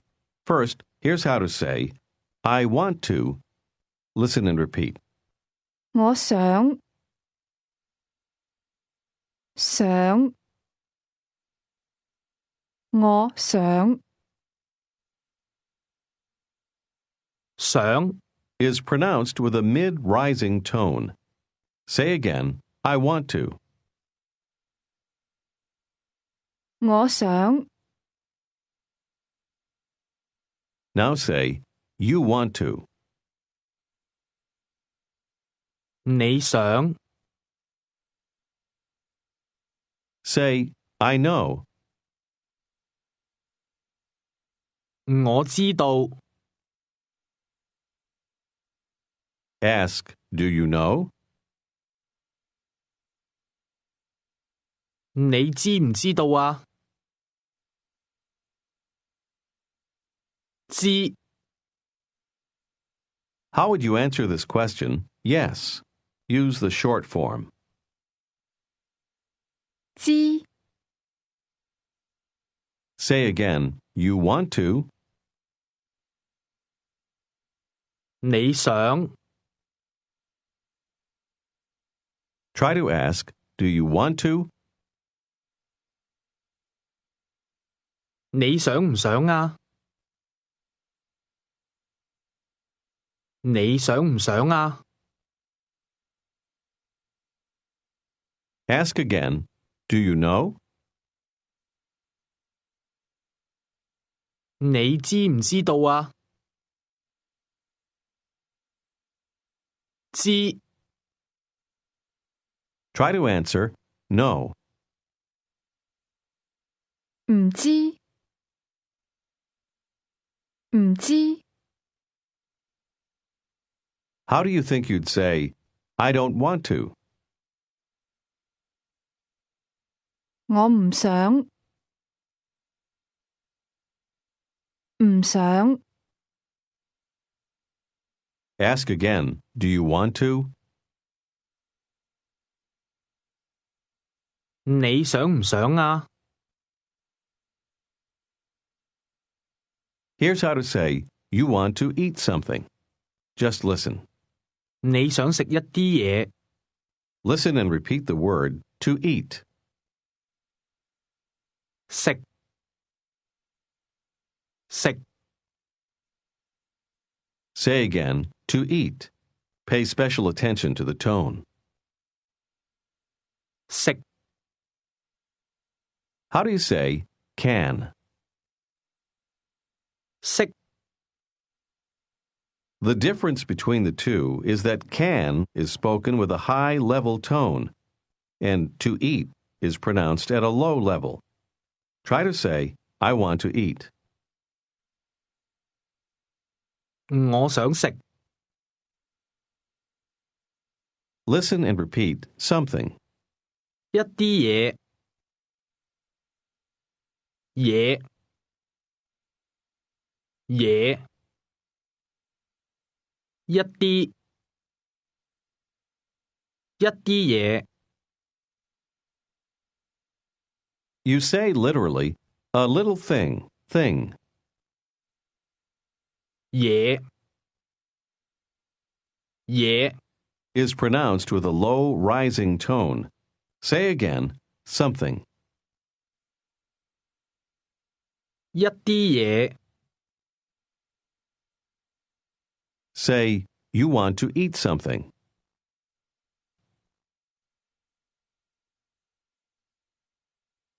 你想食一啲嘢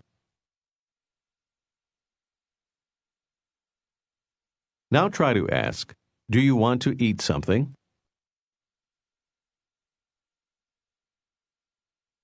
你想唔想食一啲嘢啊？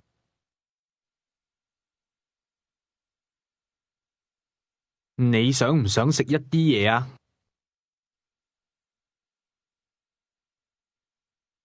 How would you answer this question? Yes.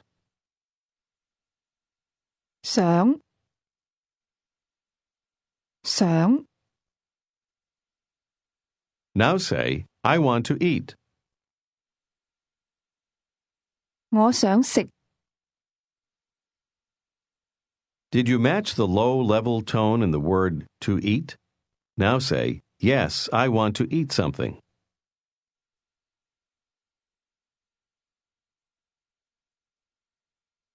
想我想食一啲嘢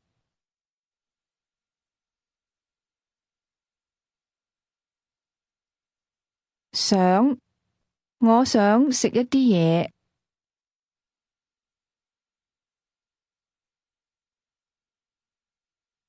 Do you remember how to say hello? 你好，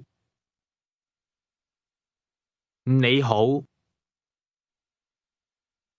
Ask her if she wants to eat something.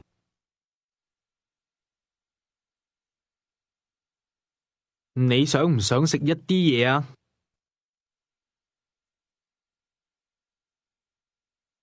？Answer this question. No thanks.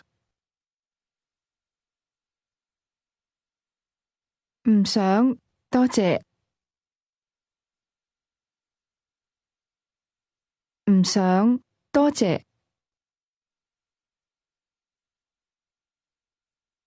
She says, but I want to drink something. Just listen. 但係我想飲一啲嘢。Listen and repeat. To drink. This word has a mid-rising tone. 飲，飲，飲。Say again, to drink. 飲。Say, I want to drink something.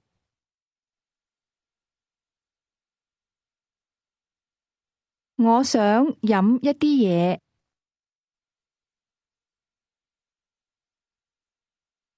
Now try to ask her, do you want to drink something?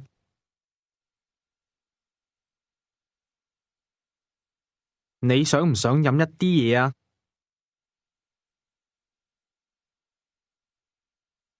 ？How does she say, I don't know?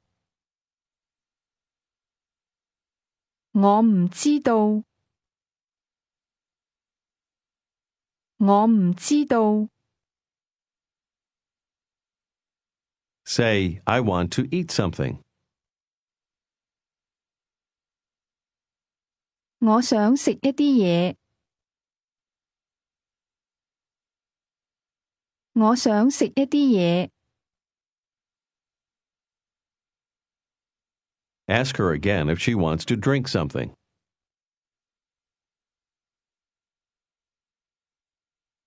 你想唔想飲一啲嘢啊？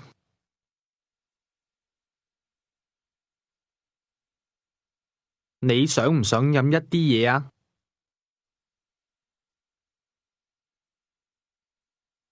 How would she answer this question? No, thank you. 唔想，多謝。唔想，多謝。Now she says, but I want to eat something.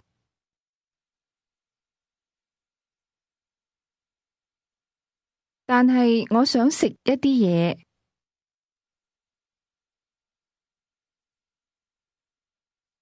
Ask, do you want to drink something?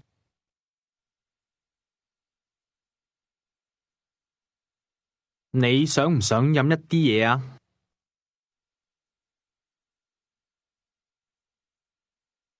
Answer, no, thank you, but I want to eat something.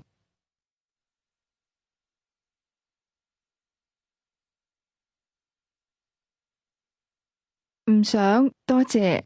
但係我想食一啲嘢。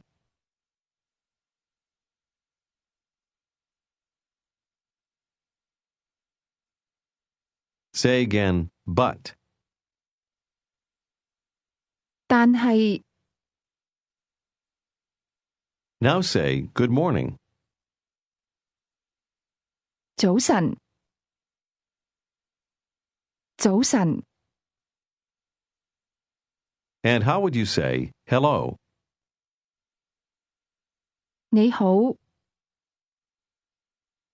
先生，你好。Ask the woman if she can speak English.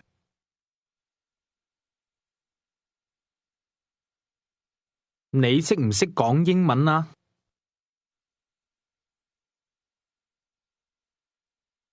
How does she answer, no? Say literally, can't.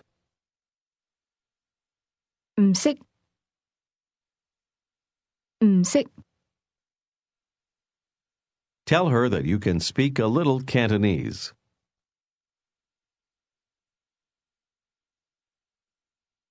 我識講一啲廣東話。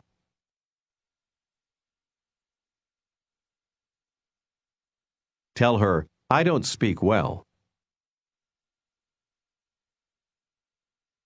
我講得唔好。我講得唔好。How would she say, "You speak Cantonese very well"?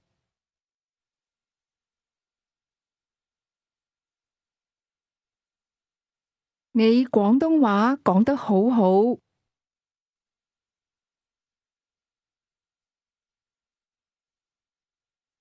你廣東話講得好好。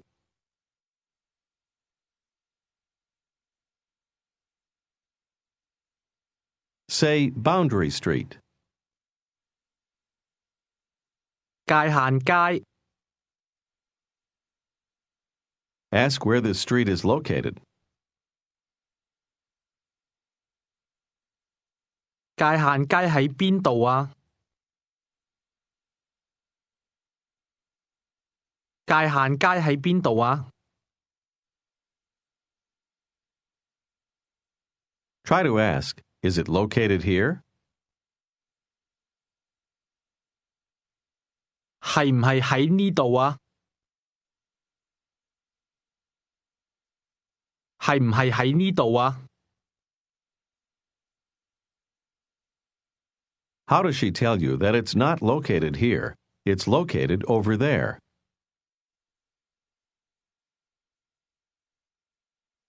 唔喺呢度，喺嗰度。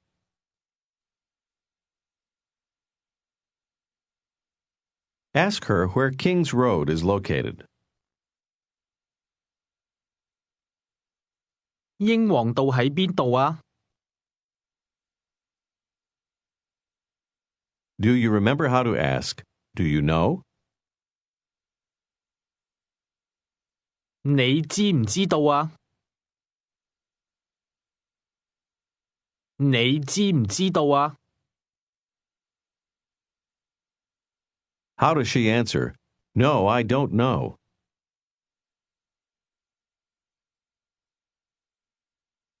唔知，我唔知道。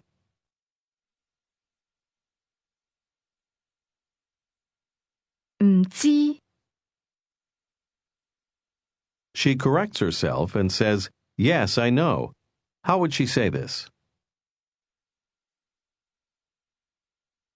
知，我知道。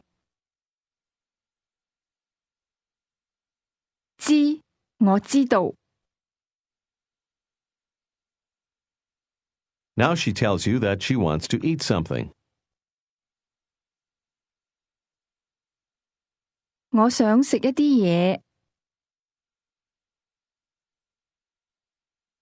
Ask her if she wants to drink something.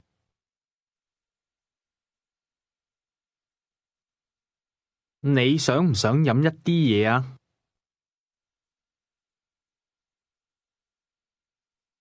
你想唔想飲一啲嘢啊？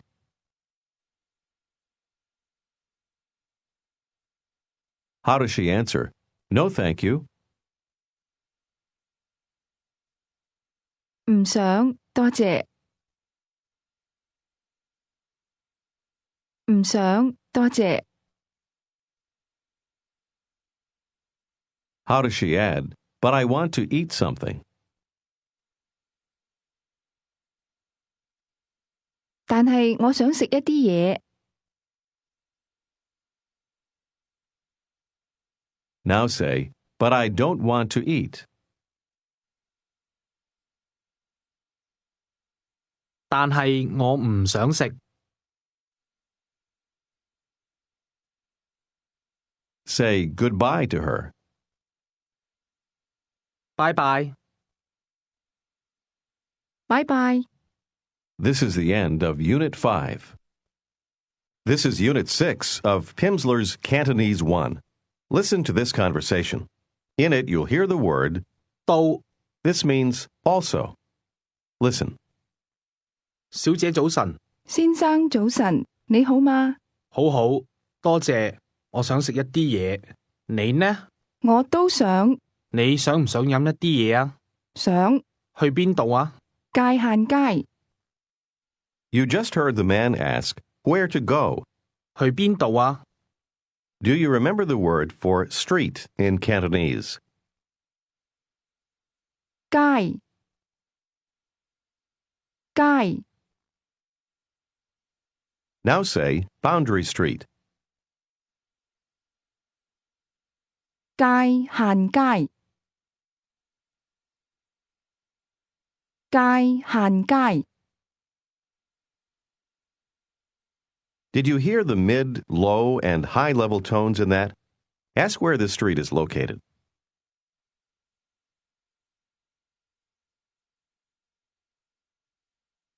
界限街喺邊度啊？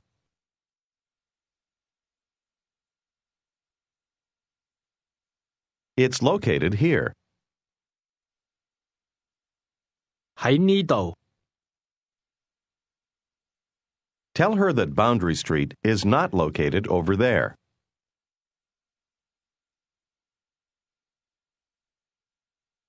界限街唔喺嗰度。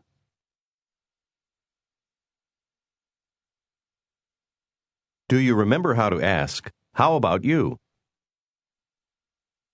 你呢？你呢？ And how do you say King's Road? 英皇道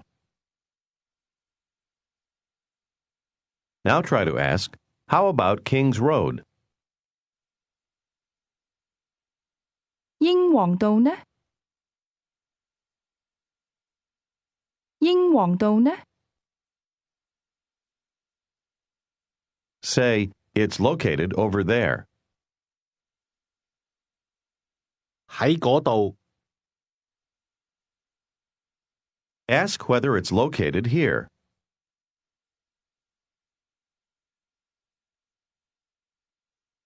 係唔係喺呢度啊？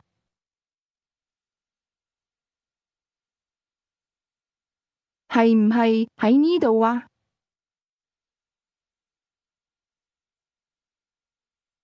Answer, No, it's not located here.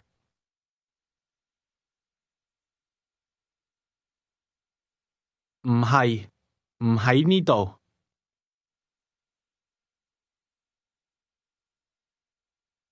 Tell her that King's Road is located over there.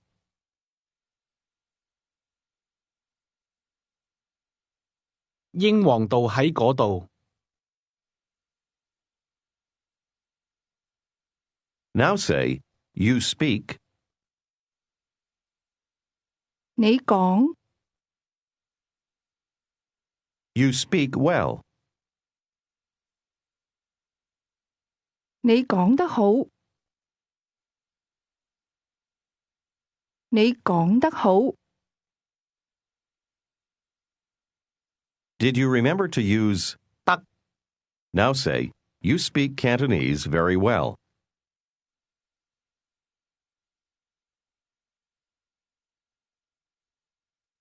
你廣東話講得好好。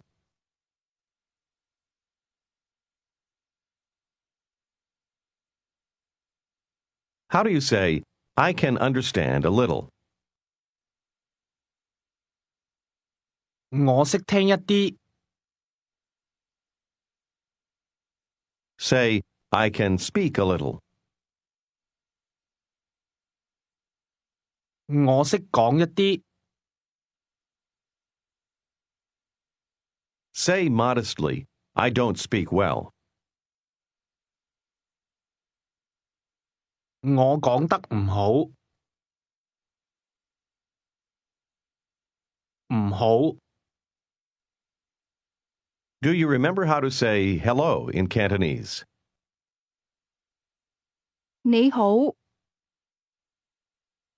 你好。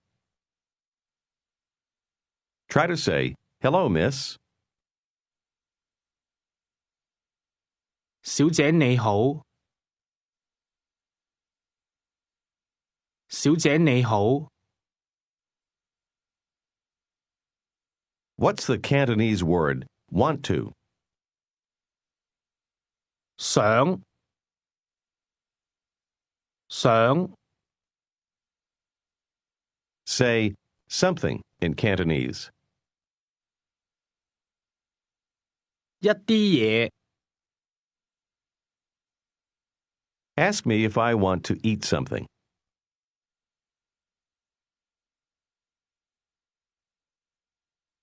你想唔想食一啲嘢啊？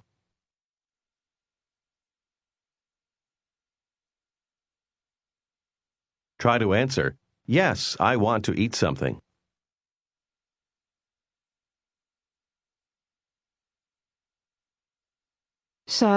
我想食一啲嘢。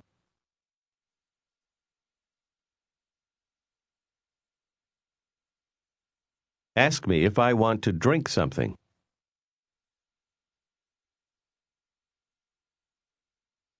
你想唔想飲一啲嘢啊？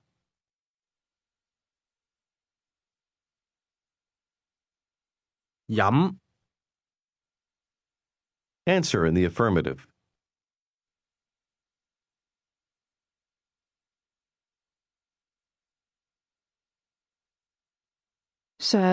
我想飲一啲嘢。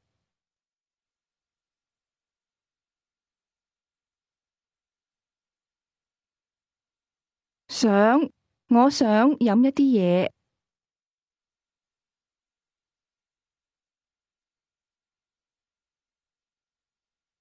But how would you answer this question? No, thank you. 唔想，多謝。唔想，多謝。Now ask me if I want to eat something.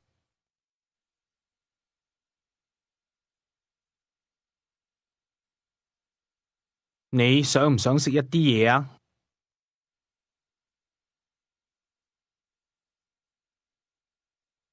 Answer, Yes, I want to eat something.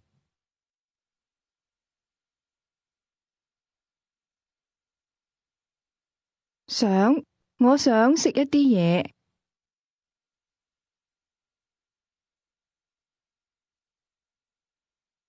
Now answer, No, thank you, but I want to drink something.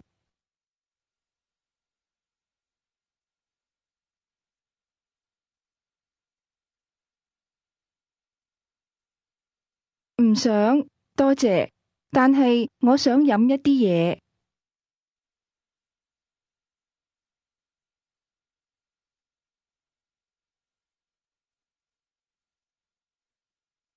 Ask, Can you understand?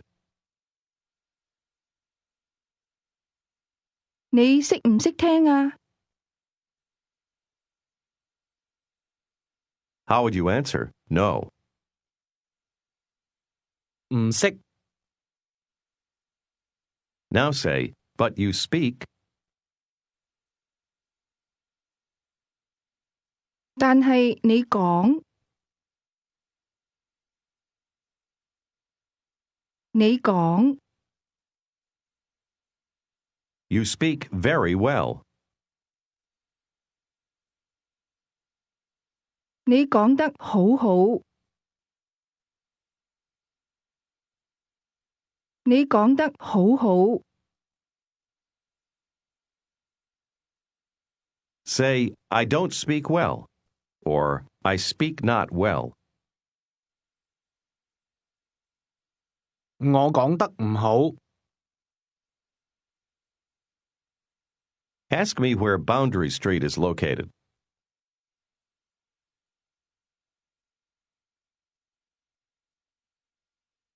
請問界限街喺邊度啊？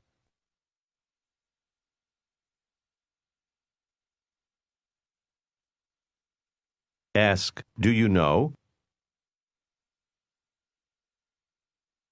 你知唔知道啊？ Answer, No, I don't know.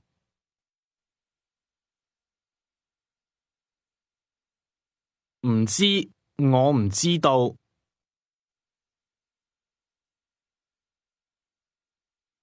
唔知 What part of that makes it negative? It's the M sound with the falling tone. Now say, It's not located here. 唔喺呢度。唔喺呢度。Do you remember how to say, "Hello, miss"? 小姐你好。小姐你好。Ask me if I want to eat something.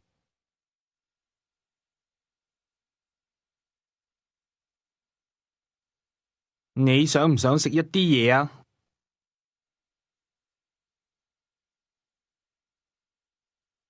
Say, "Yes, I want to eat something."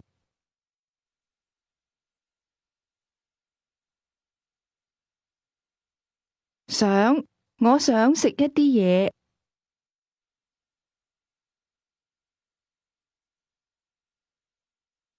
Do you remember how to ask, "Located where"? 喺邊度啊？ Now you want to ask, "Where do you want to eat?" Just listen. 你想去邊度食啊？ With this question, you literally ask, you want to go where to eat. Listen and repeat. 你想去邊度食啊？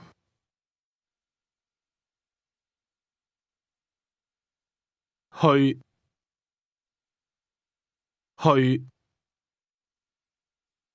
去邊度？ The Cantonese word to go is pronounced with a mid-level tone. Say, to go. 去去 Now try to ask, to go where? 去邊度啊？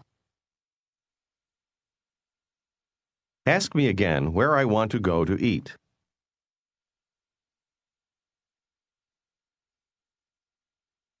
你想去邊度食啊？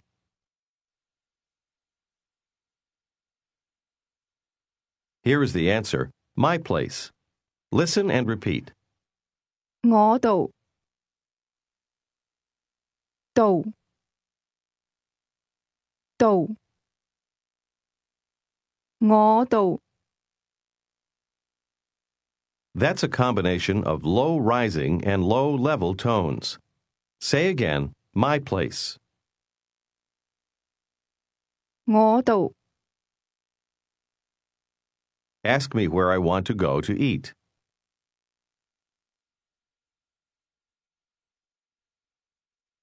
你想去邊度食啊？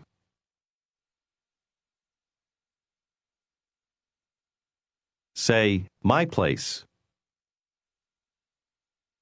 我度 Now try to say, to go to my place. 去我度去我度 Try to say, I want to go to my place to eat.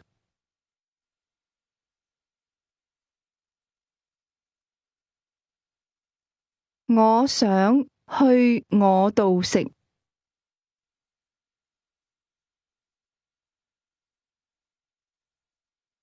我想去我度食。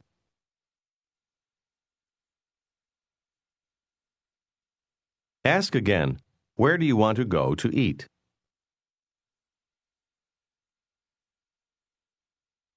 你想去邊度食啊？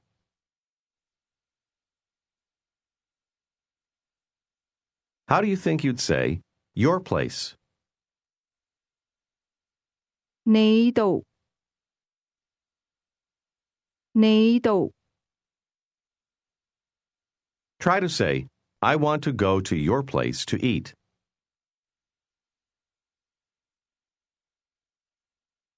我想去你度食。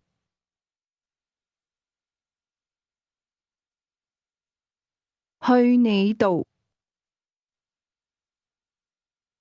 Now listen and repeat the man's answer. I also want to. 我都想。都都 Can you guess the tone in that word? It's a high level tone. Now say, I also want to. 我都想。 Try to ask, do you want to go to my place to eat?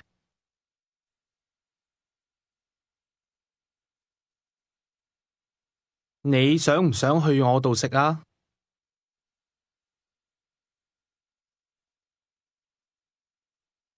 去我度 The word place 度 is pronounced with a low level tone, while also, or to, 都 has a high level tone. Now answer, yes, I want to go to your place to eat.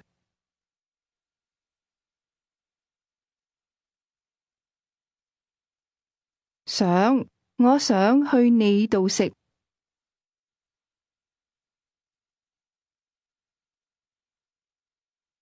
Say, I too want to. 我都想。我都想。 Listen and repeat the question. When? 幾時啊？時幾時？幾時啊？ That's pronounced with a combination of mid-rising, mid-falling, and mid-level tones. Ask again, when? 幾時啊？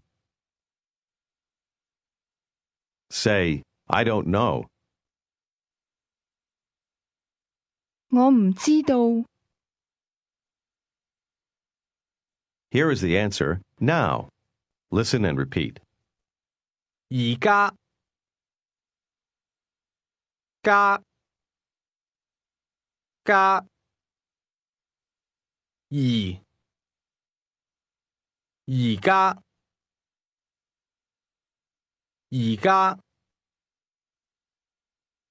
That's a mid-falling, high-level combination. Say again, now. 而家 Do you remember how to ask me where I want to go to eat?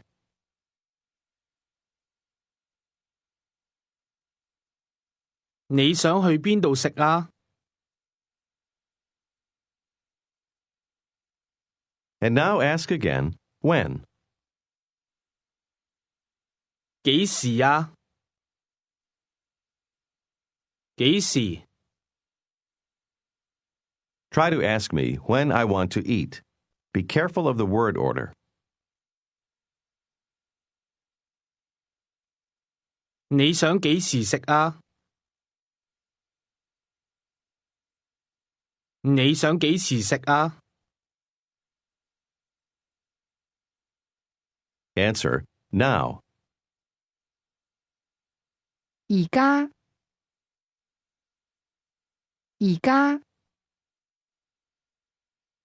Say, I also want to. 我都想。 Ask again, when do you want to eat? 你想幾時食啊？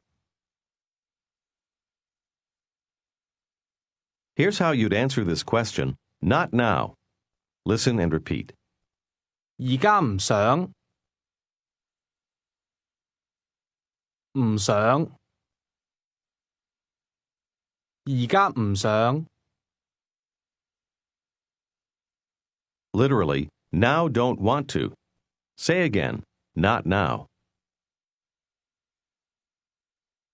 而家唔想。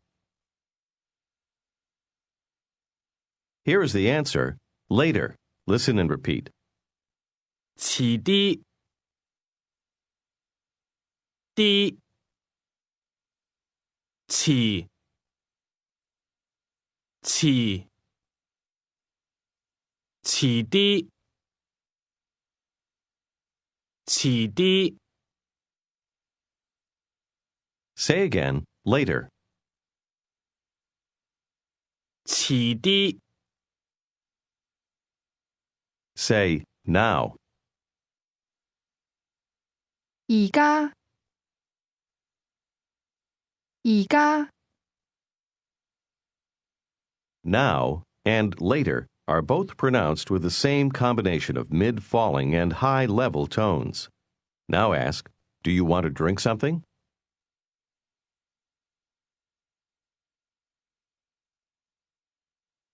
你想唔想飲一啲嘢啊？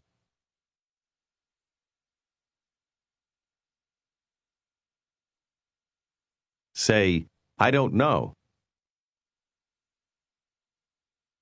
我唔知道。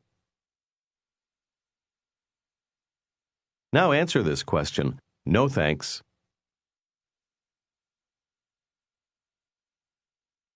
唔想，多謝。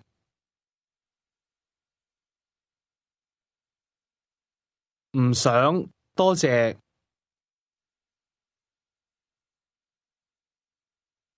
Say, but I want to eat something.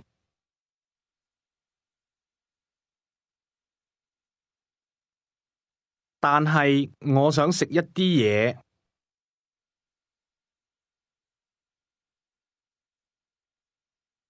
我想食一啲嘢。Say, I also want to. 我都想，我都想。 Ask him where he wants to go to eat.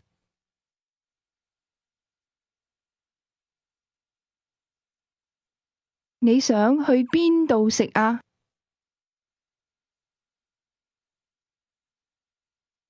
你想去邊度食啊？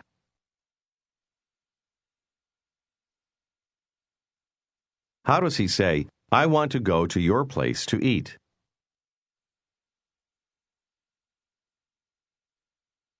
我想去你度食。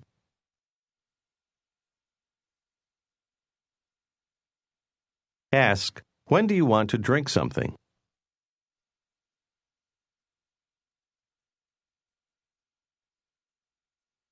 你想幾時飲一啲嘢啊？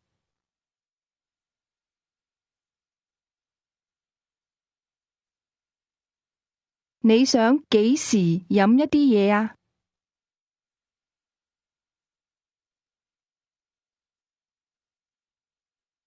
Say, not now. Remember to say literally, now don't want. 而家唔想。而家唔想。Say later. 遲啲。遲啲。Do you remember how to ask the question, located where? 喺邊度啊？ And the question, when? 幾時啊？ Ask the young woman when she wants to eat.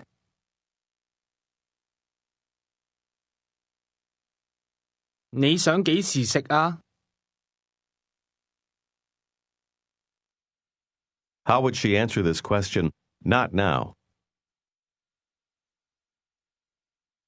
而家唔想，而家唔想。 How would she say later? 遲啲，遲啲。 Ask her where she wants to go to eat.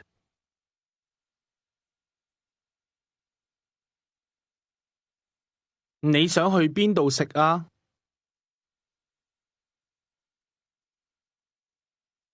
你想去邊度食啊？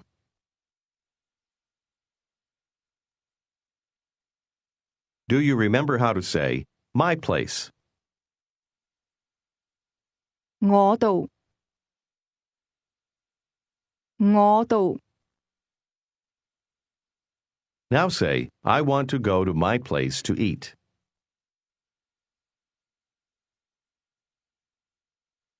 我想去我度食。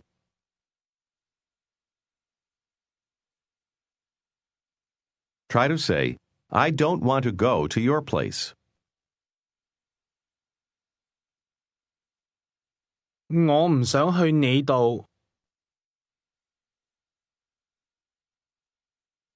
我唔想去你度。Say again, I want to go to my place to eat.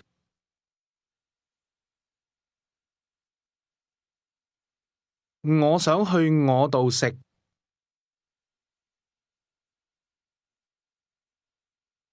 How does she say, I don't want to go to your place to eat?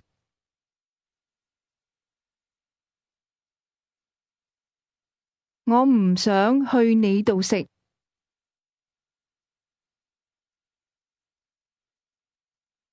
Now she says, but I want to drink something.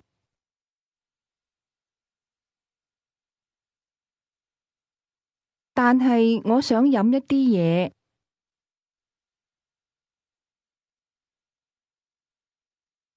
What Cantonese word means also or to?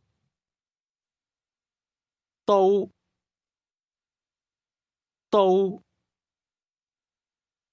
Say, I too want to drink something. 我都想飲一啲嘢。我都想飲一啲嘢。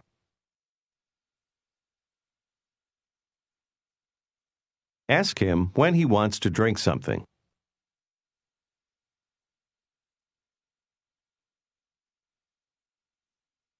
你想幾時飲一啲嘢啊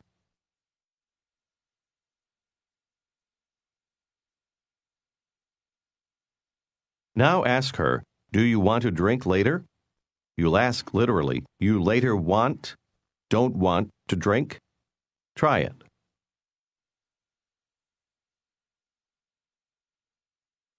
你遲啲想唔想飲啊？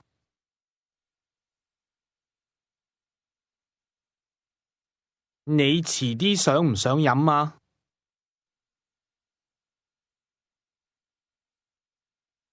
How would she answer, No, I want to drink now?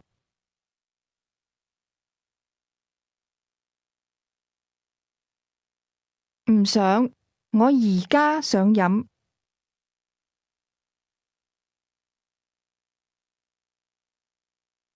我而家想飲。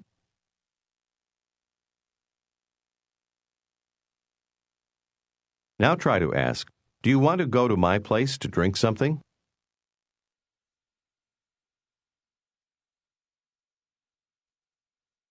你想唔想去我度飲一啲嘢啊？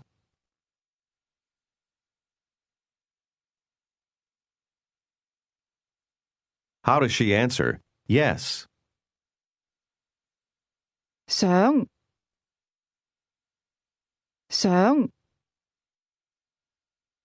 Tell her, I want to eat something later.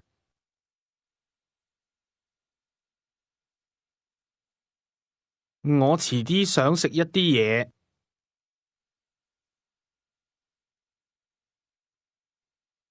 But I want to drink something now.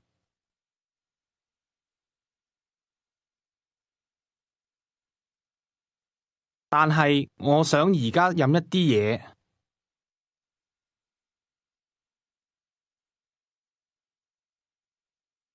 This is the end of Unit 6.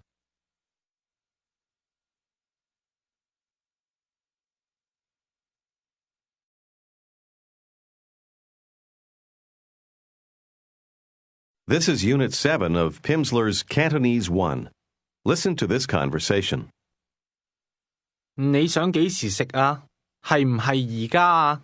唔係，我想遲啲食，但係我而家想飲一啲嘢。你想去邊度飲啊？我唔知道。你想唔想去我度飲啊？唔想，我想去酒樓飲。You just heard 酒樓 the restaurant. 酒樓， Listen again. 你想幾時食啊？係唔係而家啊？唔係，我想遲啲食，但係我而家想飲一啲嘢。你想去邊度飲啊？我唔知道，你想唔想去我度飲啊？唔想，我想去酒樓飲。 Ask, where do you want to go to eat? 你想去邊度食啊？ Answer, to my place, or to go to my place. 去我度，去我度。 And how would you say, I don't want to go to your place? 我唔想去你度。我唔想去你度。 Now tell me that you want to eat something. 我想食一啲嘢。 Do you remember how to say, I too want to? 我都想。我都想。 Ask, when? 幾時啊？ Say, now. 而家，而家。 Try to say, I want to eat now. Be careful of the word order. 我而家想食。我而家想食。 Ask me if I want to drink something.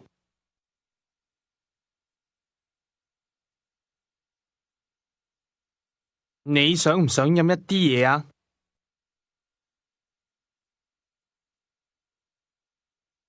Answer, yes. 想。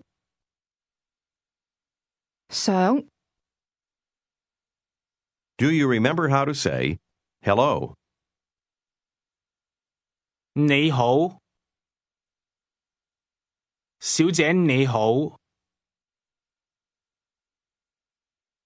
先生你好。 Ask again, do you want to drink something?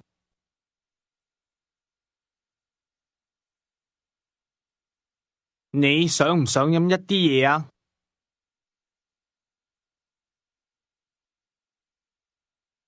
Now answer, no thank you. 唔想，多謝。唔想，多謝。 Say, but I want to eat something.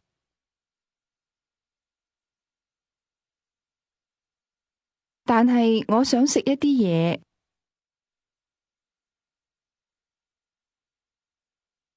Say, I too want to. 我都想。我都想。 Ask, when? 幾時啊？幾時啊？ Say, later. 遲啲。遲啲。 And how would you say, now? 而家。而家。 But not here. Literally, you will say, but it's not located here. 但係唔喺呢度。唔喺呢度。 Try to ask, is it located over there? 係唔係喺嗰度啊？係唔係喺嗰度啊？ Answer: No, it's not located over there.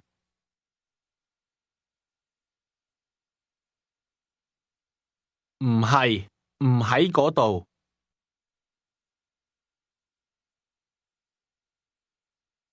Ask: It's located where?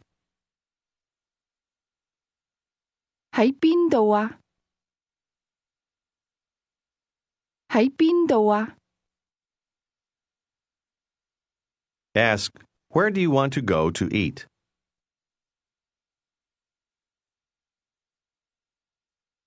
你想去邊度食啊？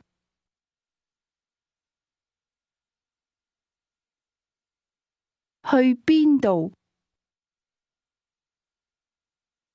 Answer: To your place. 去你度。去你度。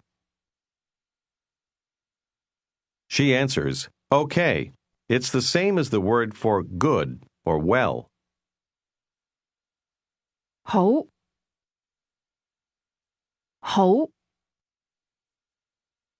Now say, I don't speak well, or literally, I speak not well. 我講得唔好。唔好。Try to say, not okay. 唔好。唔好。Try to say, I want to eat here. You'll say literally, I want to be located here to eat.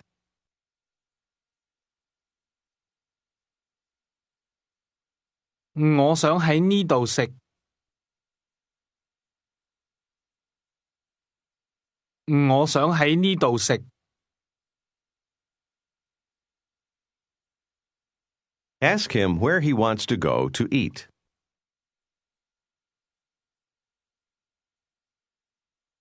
你想去邊度食啊？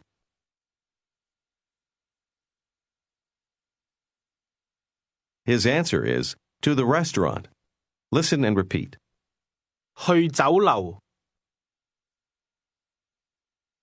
樓。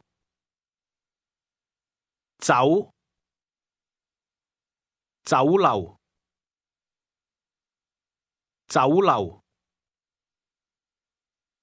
The Cantonese word restaurant is pronounced with a combination of mid-rising and low-level tones. Say again, restaurant. 酒樓。Now say, to the restaurant, or to go to the restaurant. 去酒樓。去。Try to ask, okay? Literally, okay, not okay? 好唔好啊？好唔好啊？ Now say, very good. 好好，好好。 Do you remember how to ask, when do you want to eat? 你想幾時食啊？ Now ask, where do you want to go to eat? 你想去邊度食啊？ Here's how to ask, what do you want to eat? Listen and repeat. 你想食乜嘢啊？乜嘢？嘢？嘢？乜嘢？乜嘢？ Say what in Cantonese, using a high level and low rising tone. 乜嘢？乜嘢？ Ask her again what she wants to eat. 你想食乜嘢啊？你想食乜嘢啊？ Notice the different word order. Literally, you're asking, you want to eat what? Now ask her where she wants to go to eat.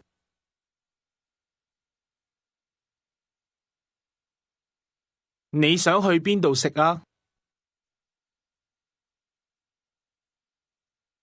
How would she answer? To the restaurant. 去酒樓。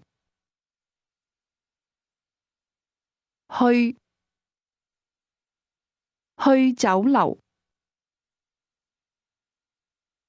Ask, okay? 好唔好啊？好唔好啊？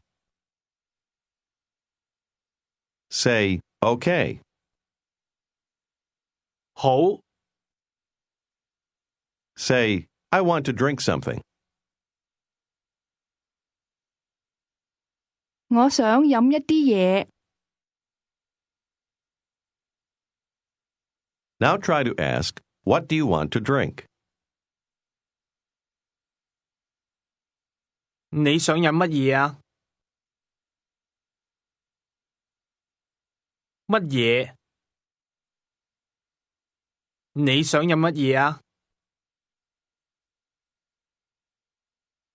Here is how to say, some wine. Listen and repeat. 一啲酒。酒。酒。酒。 Say again, wine. 酒。酒。 Now try to say, some wine, or literally, a little wine. 一啲酒。一啲。 Say, I want to drink some wine. 我想飲一啲酒。 Do you remember the Cantonese word restaurant? 酒樓。 Literally, wine place. Ask her again what she wants to drink.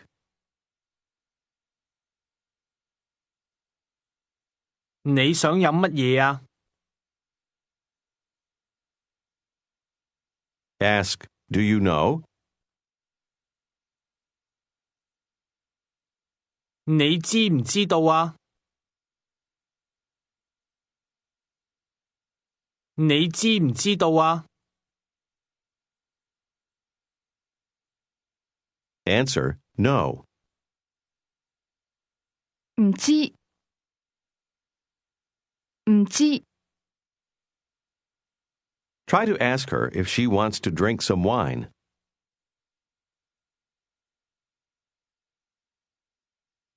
你想唔想飲一啲酒啊？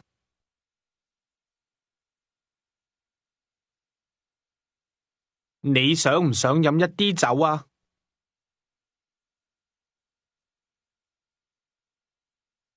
How would she answer this question? No, thank you. 唔想，多謝。 Now answer, yes, I want to drink some wine.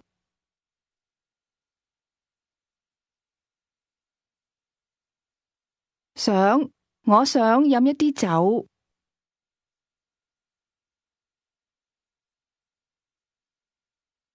I want to drink some beer. Listen and repeat. Beer. 啤酒，酒，啤酒，啤酒。 This is pronounced with a high, level tone, followed by a mid-rising tone. Say again, beer. 啤酒 Try to say some beer or a little beer. 一啲啤酒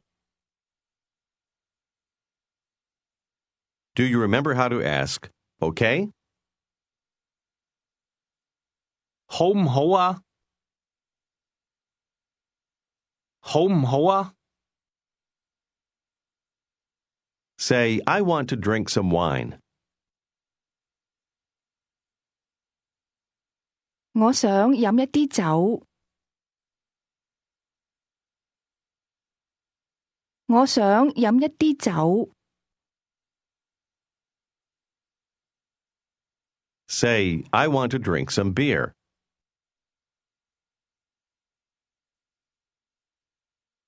我想飲一啲啤酒。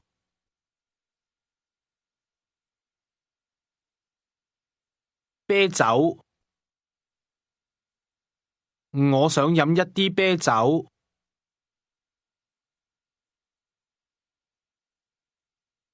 Ask her, where do you want to go to drink?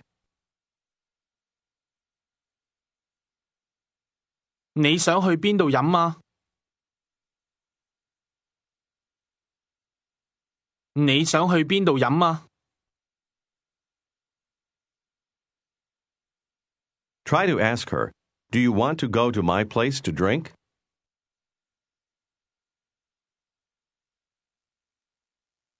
你想唔想去我度飲啊？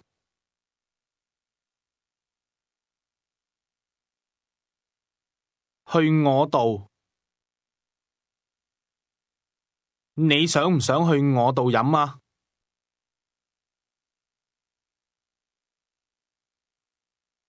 How does she say, no? 唔想。She says, I want to go to the restaurant to drink.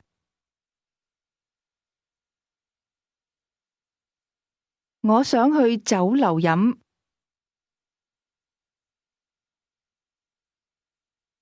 我想去酒樓飲。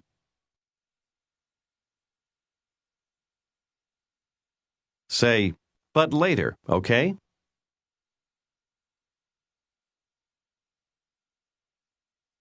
但係遲啲好唔好啊？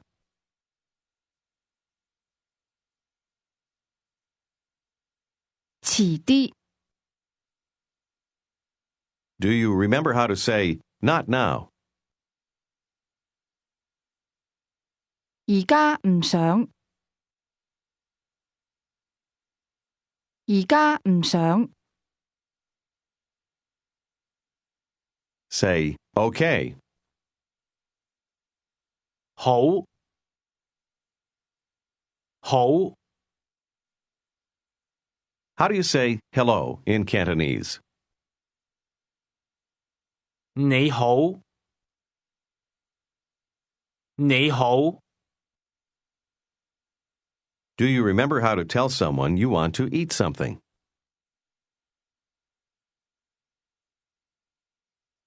我想食一啲嘢。How would you say, I too want to eat something?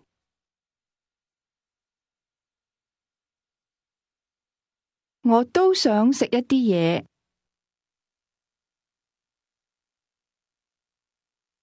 都。我都想食一啲嘢。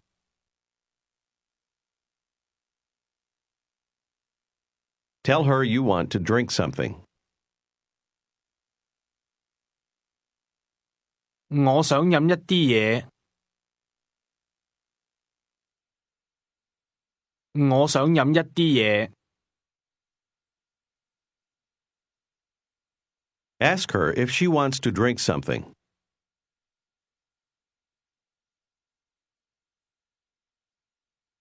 你想唔想飲一啲嘢啊？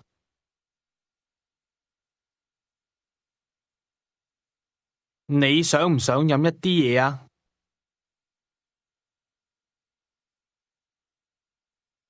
How does she answer, no thank you?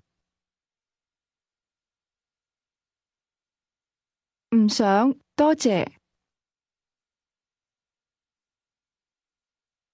唔想，多謝。How does she say, not now, later, okay?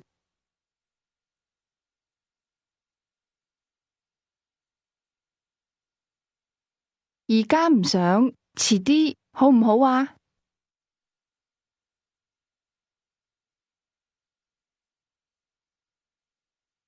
遲啲， But I want to eat something.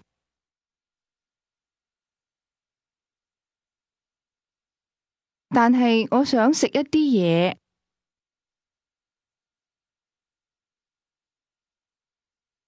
Ask her if she wants to eat now. 你而家想唔想食啊？你而家想唔想食啊？ How does she answer? Okay. 好，好， Ask her where she wants to go to eat.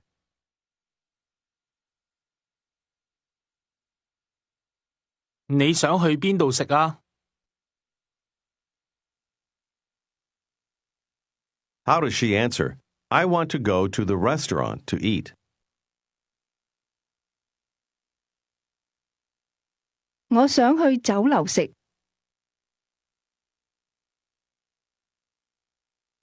去酒樓。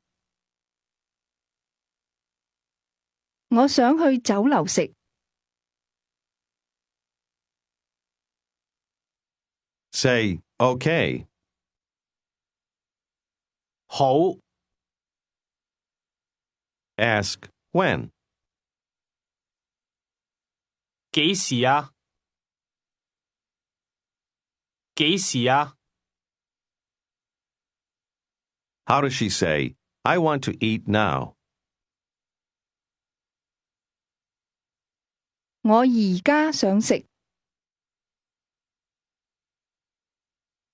我而家想食。Now she says, I want to go to Maxime's restaurant. Listen and repeat.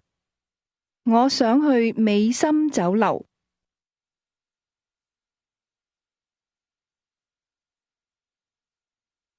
美心，心，美心，美心酒樓。美心酒樓。我想去美心酒樓。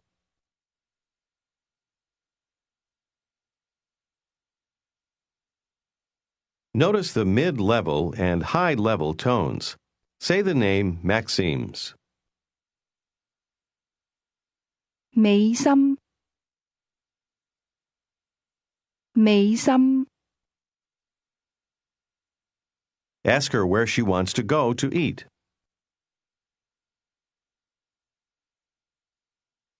你想去邊度食啊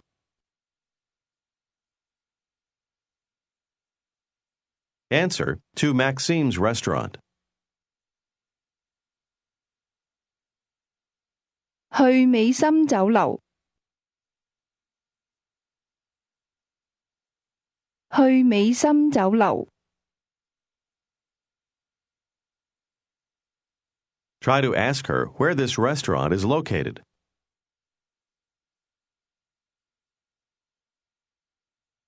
美心酒樓喺邊度啊？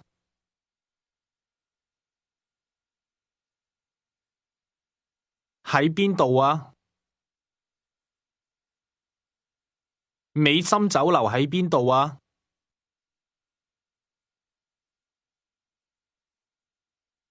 Ask, do you know? 你知唔知道啊？你知唔知道啊？ Answer, Yes, I know. 知，我知道。知，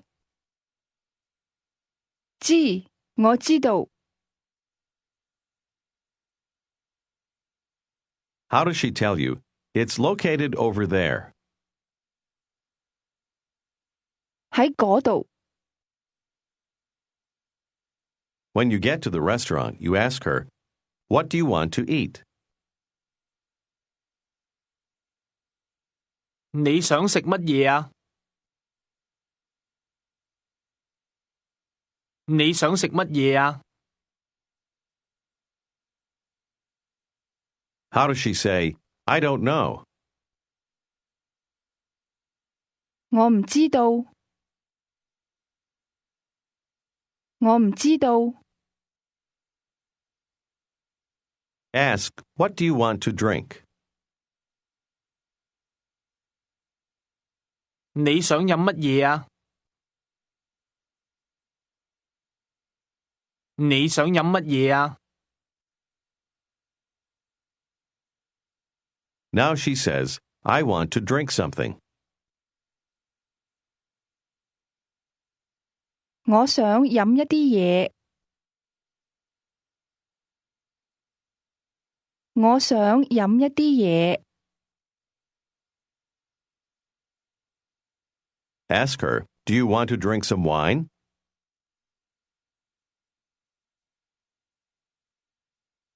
你想唔想飲一啲酒啊？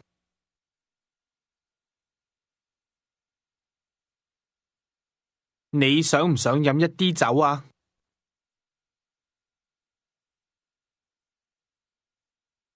唔想。Ask her if she wants to drink some beer.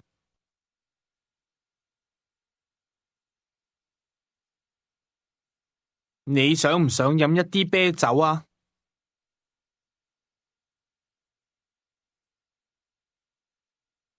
你想唔想飲一啲啤酒啊？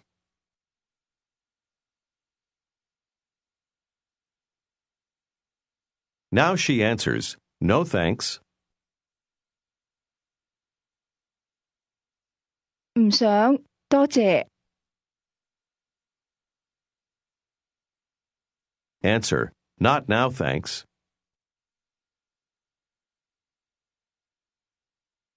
而家唔想，多謝。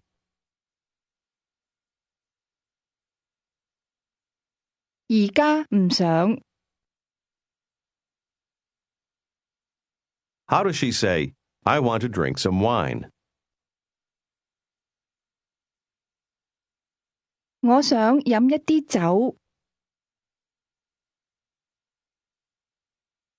How does she ask, Later, okay? Be careful of the word order. 遲啲好唔好啊？遲啲好唔好啊？ Say, okay. 好， Say, not now. 而家唔想。 Now try to say, but I want to drink something now.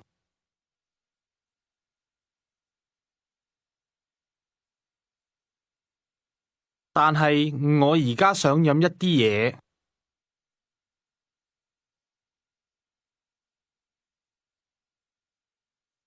This is the end of Unit 7. This is Unit 8 of Pimsleur's Cantonese 1. Listen to this conversation between Mr. Lee and Miss Wong. 李先生，黃小姐， They are sitting in a restaurant. At one point, Mr. Lee will address the waitress, calling her simply, 小姐，黃小姐，你而家想唔想食一啲嘢啊？唔想，多謝李先生。而家唔想，但係我想飲一啲嘢。好，你想飲乜嘢啊？我唔知道。一啲酒，唔係，一啲啤酒。我都想飲一啲啤酒。小姐，我要兩杯啤酒。In the conversation, you heard Mr. Lee tell the waitress, 我要兩杯啤酒。 that means, I want 2 beers. Listen again. 黃小姐，你而家想唔想食一啲嘢啊？唔想，多謝李先生。而家唔想，但係我想飲一啲嘢。好，你想飲乜嘢啊？我唔知道，一啲酒，唔係，一啲啤酒。我都想飲一啲啤酒。小姐，我要兩杯啤酒。 Here is how to say, to eat lunch. Listen and repeat. 食晏，晏，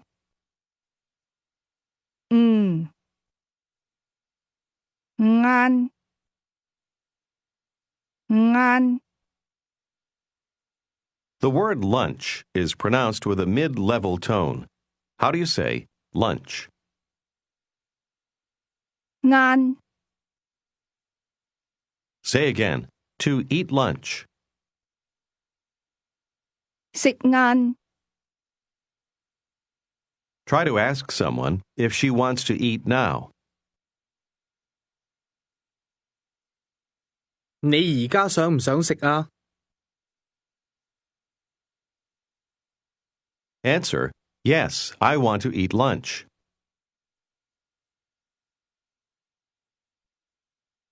想，我想食晏。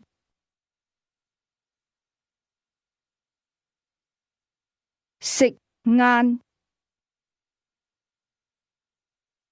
Listen and repeat to practice your pronunciation. 食晏，晏，食晏。我想，我而家想食晏。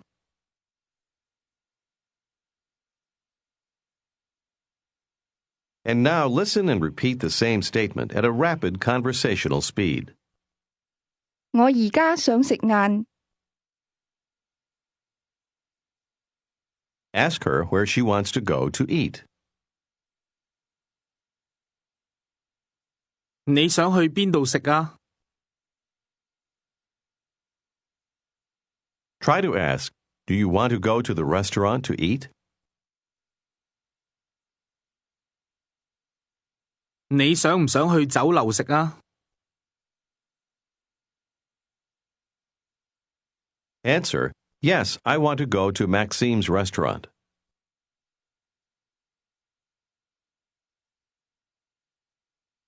想，我想去美心酒樓。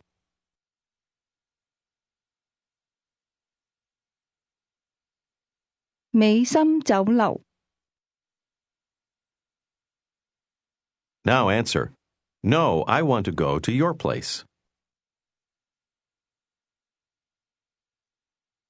唔想，我想去你度。去你度。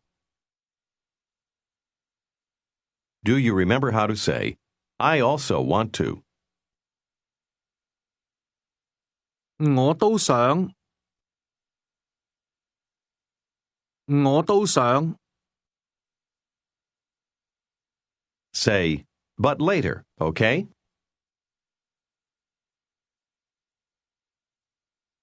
但係遲啲好唔好啊？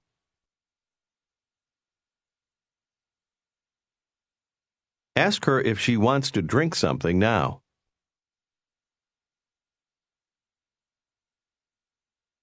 你而家想唔想飲一啲嘢啊？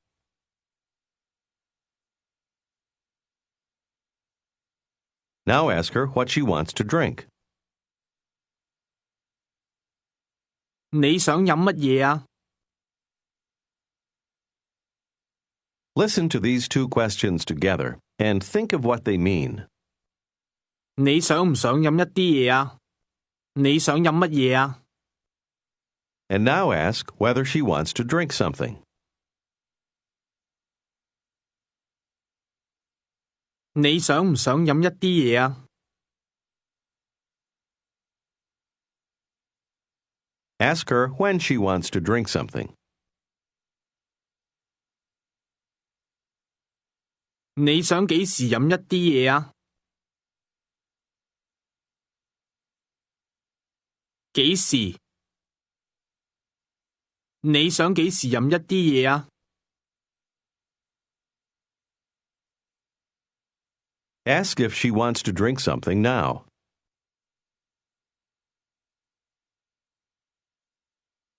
你而家想唔想飲一啲嘢啊？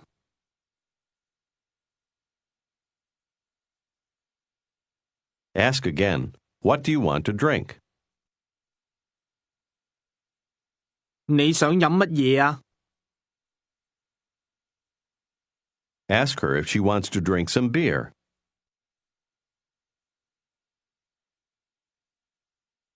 你想唔想飲一啲啤酒啊？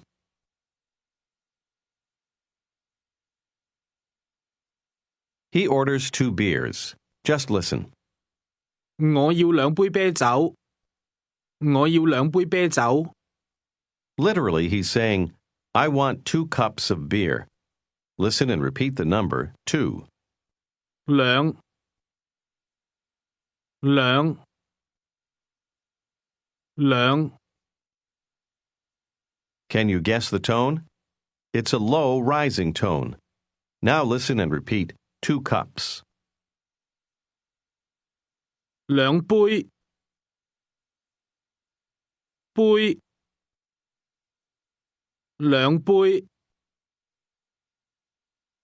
The word cups is pronounced with a high level tone.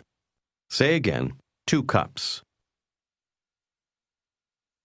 兩杯 Try to say 2 cups of beer. 兩杯啤酒。 I want 2 cups of beer. Listen and repeat this word for want. 要要要 Did you hear the mid-level tone? Say, I want. 我要要 Now say, I want 2 cups of beer. 我要兩杯啤酒。 This is the word that you use to say that you want something. Now ask, do you want to drink something?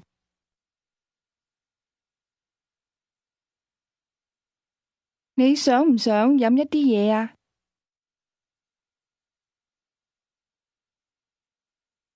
想 Tell me again that you want 2 beers. 我要兩杯啤酒。要 Ask, do you want to drink some beer?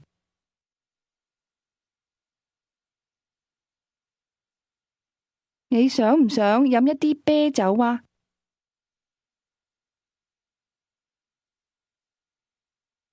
Listen and repeat the Cantonese word or. 抑或或抑或抑或 This word is pronounced with a combination of high and low level tones. Say or. 抑或抑或 Try to ask, do you want to drink beer or wine?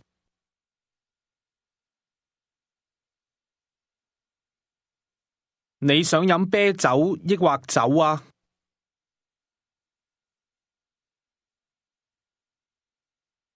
你想飲啤酒抑或酒啊？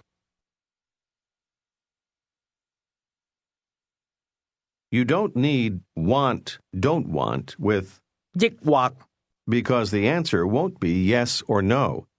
Ask me again if I want to drink beer or wine.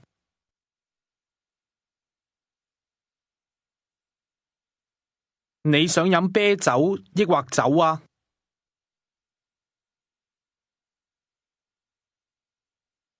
Say some wine. 一啲酒，酒，酒，一啲酒。Say okay. 好，好。 Try to ask, do you want to drink some wine or beer?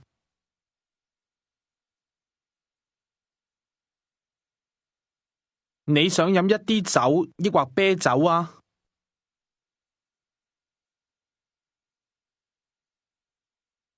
How would you say, I want some wine?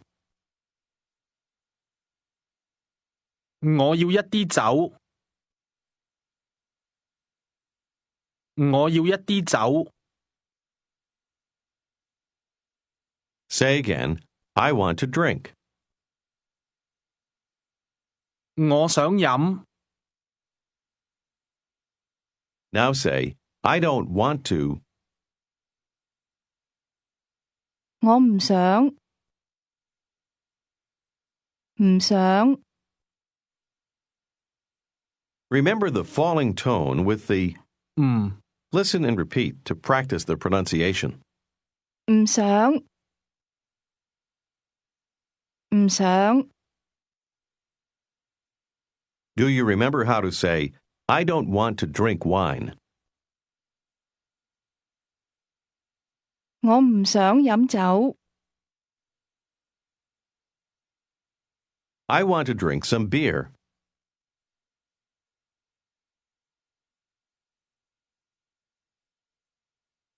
我想飲一啲啤酒。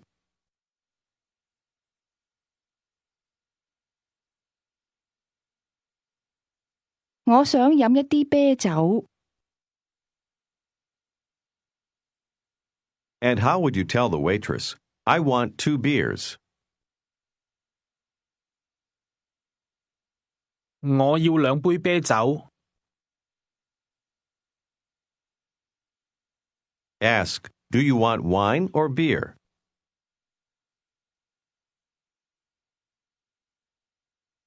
你要酒抑或啤酒啊？我唔知道。 Ask the young woman what she wants to eat. 你想食乜嘢啊？ Now listen and repeat the question. What do you want to do? 你想做乜嘢啊？ Ask the young woman what she wants to eat. 你想食乜嘢啊？ Now listen and repeat the question. What do you want to do? 你想做乜嘢啊？做，做。 The word to do is pronounced with a low, level tone. Say again, to do. 做，做。 Try to ask me what I want to do.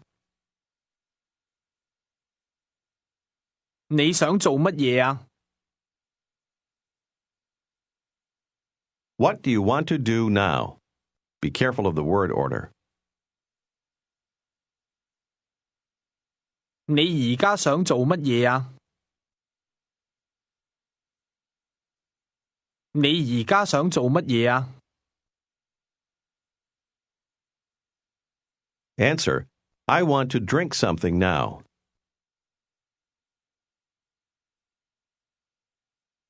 我而家想飲一啲嘢。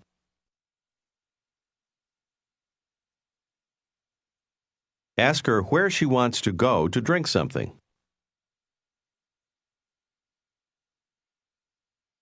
你想去邊度飲一啲嘢啊？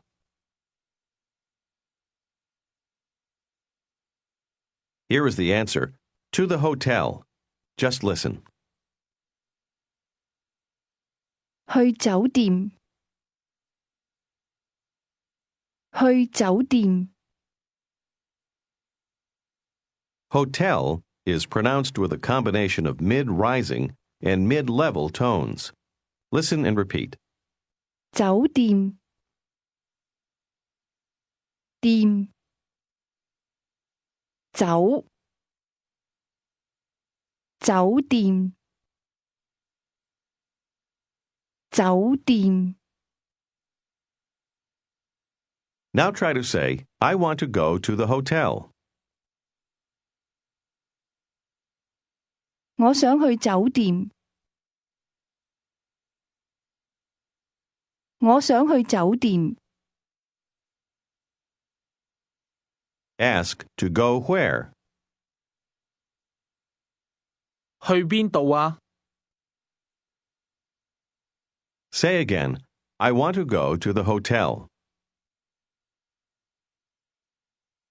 我想去酒店。Now say, I want to go to the restaurant. 我想去酒樓。我想去酒樓。What's the word or in Cantonese? 抑或。抑或。 Do you remember the word for want, which applies to a thing? Ask, do you want wine or beer?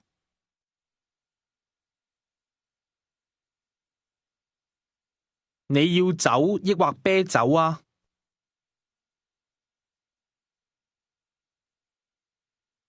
你要酒抑或啤酒啊？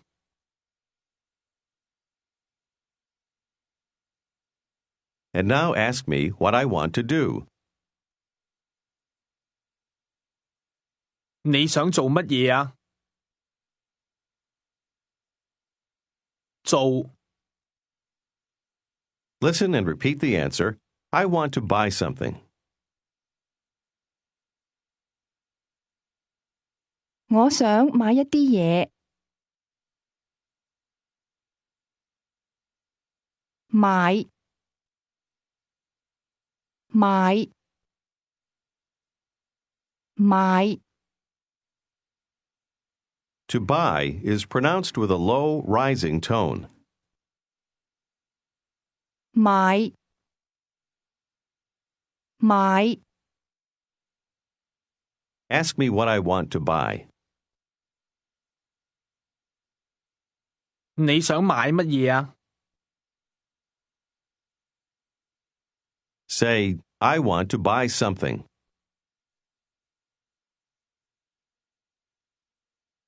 我想買一啲嘢。Now try to say, I want to do something. 我想做一啲嘢。And how would you say, I want to go to the hotel? 我想去酒店。我想去酒店。Do you remember how to ask, where do you want to go?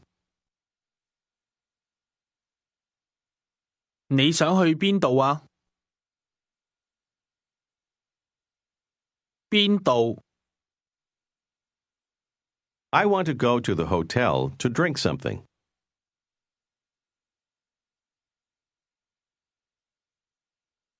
我想去酒店飲一啲嘢。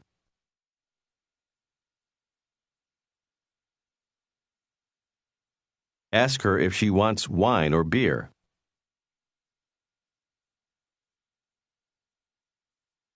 你要酒抑或啤酒啊？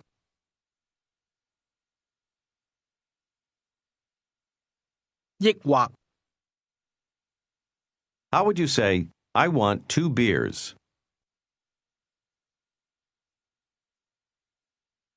我要2杯啤酒。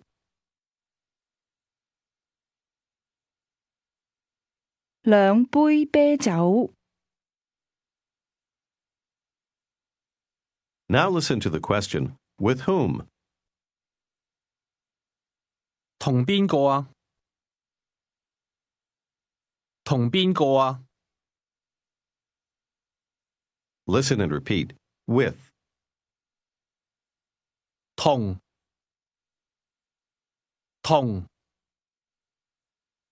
Did you hear the mid-falling tone?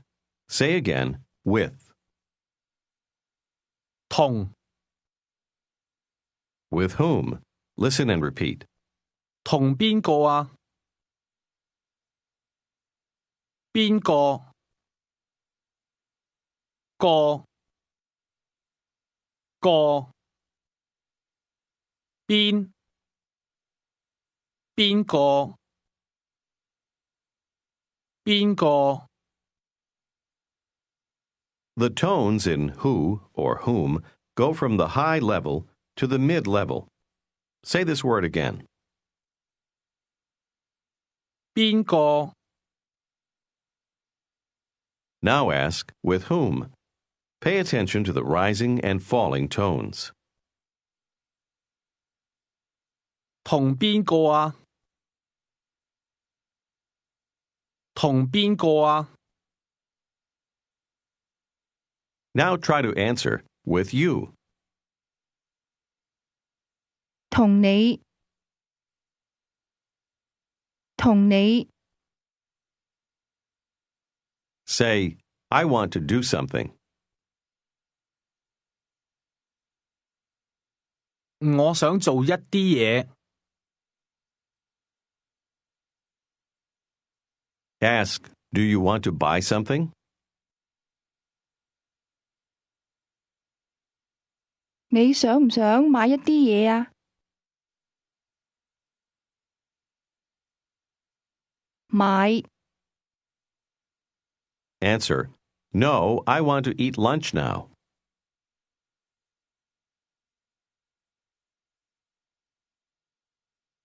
唔想，我而家想食晏。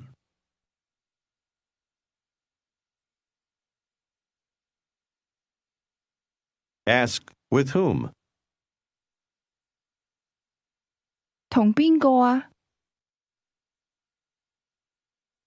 同邊個啊？ Say, with you. 同你 Now let's try a conversation with the woman. Begin by saying good morning to her. 早晨，小姐早晨，先生早晨，你好嗎？好好，多謝。我好好。Ask her what she wants to do now. 你而家想做乜嘢啊？我唔知道，你呢？ Tell her that you don't know. 我唔知道。你想唔想飲一啲嘢啊？ Answer affirmatively.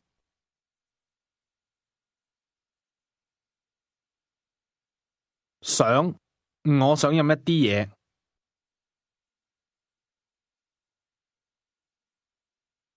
Ask, with whom? 同邊個啊？ Try to ask her, do you want to drink something with me?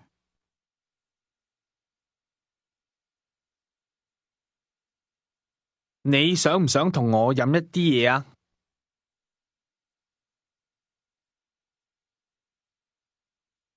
同我想，多謝。幾時啊？ Tell her, now. 而家 Ask her, where do you want to go to drink? 你想去邊度飲啊？ Do you want to go to the hotel to drink? 你想唔想去酒店飲啊？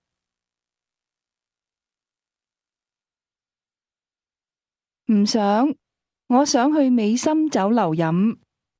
You agree. Say, okay. 好， Ask her where Maxime's restaurant is located.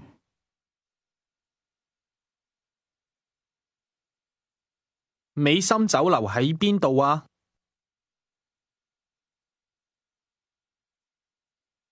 Do you know? 你知唔知道啊？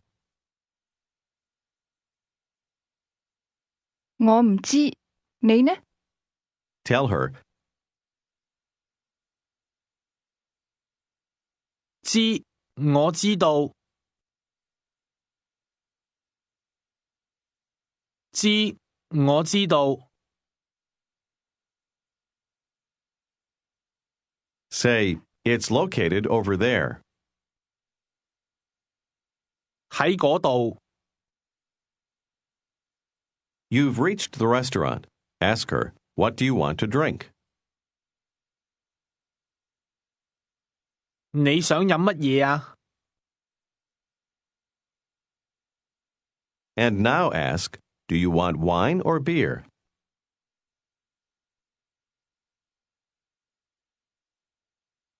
你要酒抑或啤酒啊？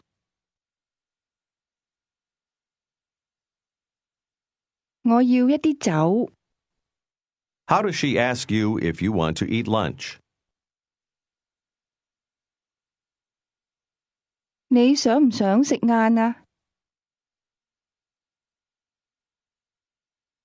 Tell her, not now, later, okay?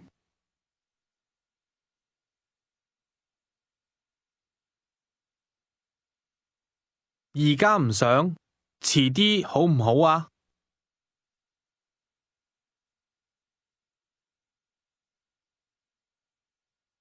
She says, okay. 好，好， Tell her you want to buy something. 我想買一啲嘢。買，你想買乜嘢啊？ How does she ask, do you want to buy wine or beer?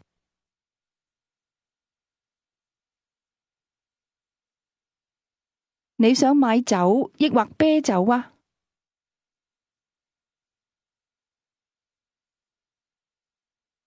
你想買酒抑或啤酒啊？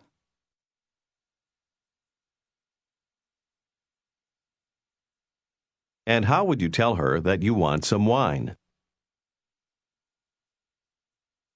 我要一啲酒。 Tell her, I want to eat with you. Be careful of the order. 我想同你食。我想同你食。 This is the end of Unit 8. This is Unit 9 of Pimsleur's Cantonese 1. Listen to this conversation between Miss 黃， and Mr. 你，黃小姐早晨，你好嗎？好好，多謝。黃小姐，你而家想做乜嘢啊？我唔知道，你呢？我而家想食晏，你想唔想同我食晏啊？想，但係我想去美心酒樓食，好唔好啊？好，我都想去美心酒樓食。Now ask me how I am. 你好嗎？ Ask me if I can understand Cantonese.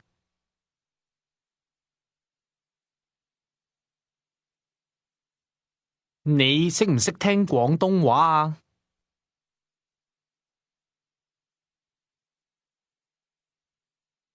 Ask me where Boundary Street is located.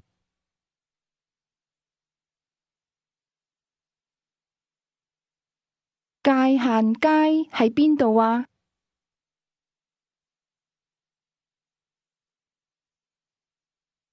？Do you know where Boundary Street is located?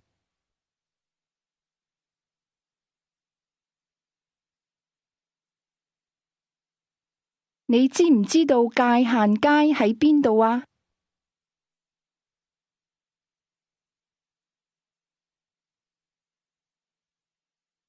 Now ask, where is the Maxime restaurant?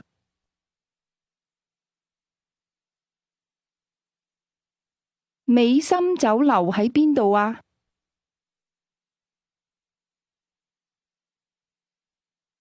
Answer, it's over there. 喺嗰度，喺嗰度。Ask me if I want to eat lunch.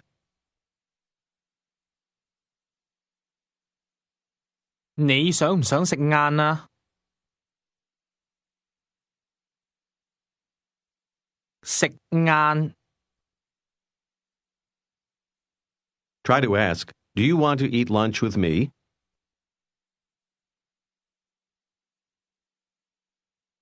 你想唔想同我食晏啊？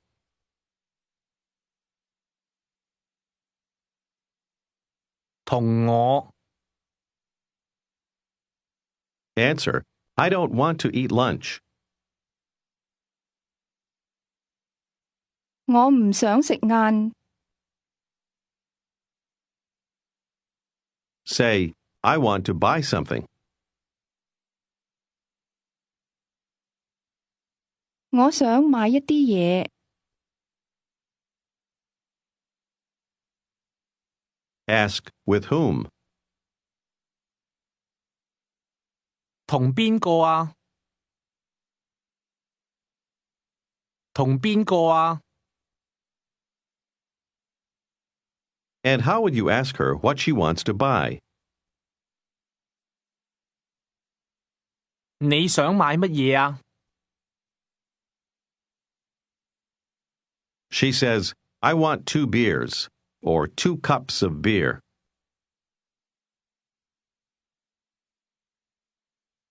我要2杯啤酒。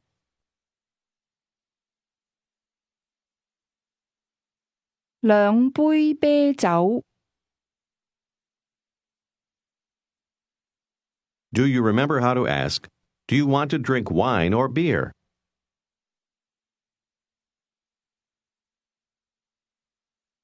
你想飲酒抑或啤酒啊？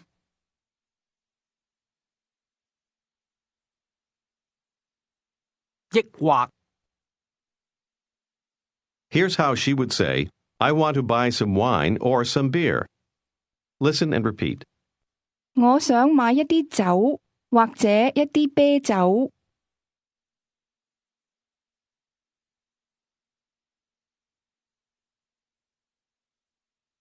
或者，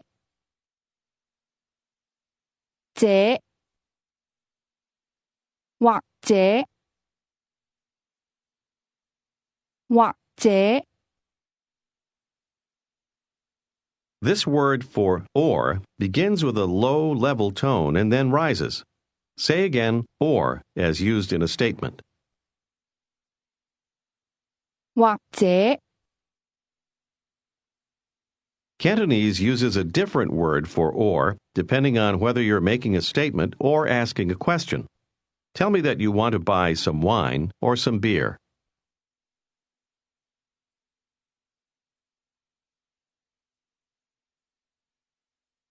我想買一啲酒，或者一啲啤酒。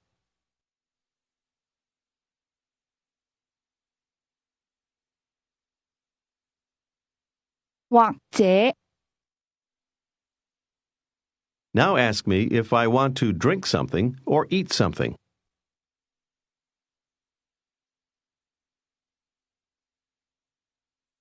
你想飲一啲嘢，抑或食一啲嘢啊？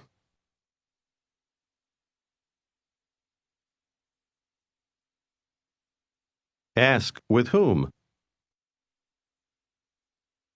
同邊個啊？ Say, I want to drink something with you. Remember the word order.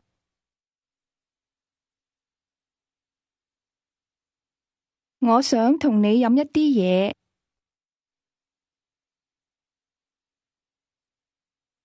Try to say, but not here. 但係唔喺呢度。Now say, not at the hotel. 唔喺酒店。How does she tell you that she doesn't want to go to the hotel? 我唔想去酒店。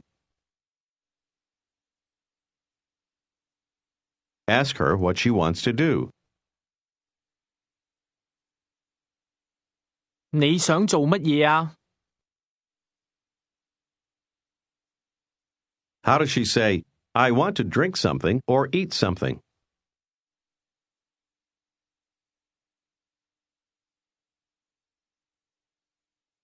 我想飲一啲嘢或者食一啲嘢。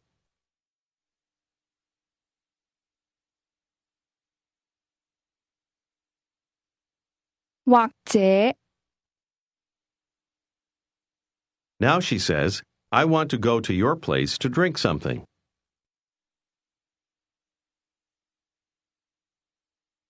我想去你度飲一啲嘢。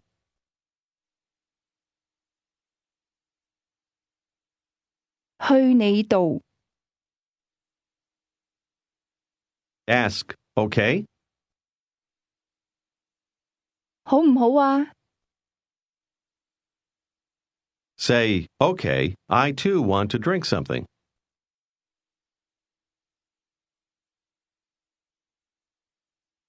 好，我都想飲一啲嘢。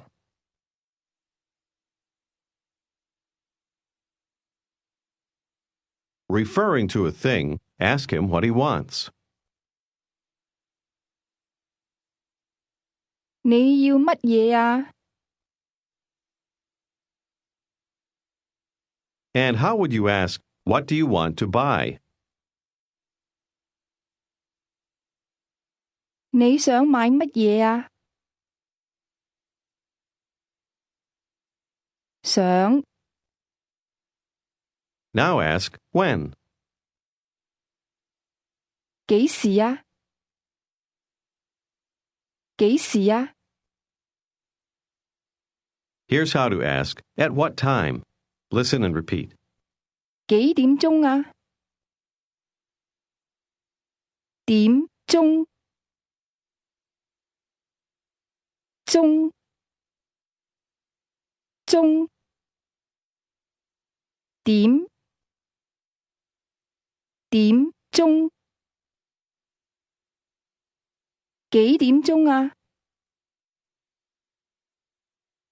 Ask again, at what time? 幾點鐘啊？ The answer is 1 o'clock. Just listen. 一點鐘，一點鐘。The number 1 is pronounced with a high level tone. Listen and repeat. 一，一，一。Listen and repeat 1 o'clock. 一點鐘，點鐘。What part of that means o'clock? 點鐘。The tones in that first rise, then remain at a high level. Say 1 o'clock. Be careful with the tones. 一點鐘。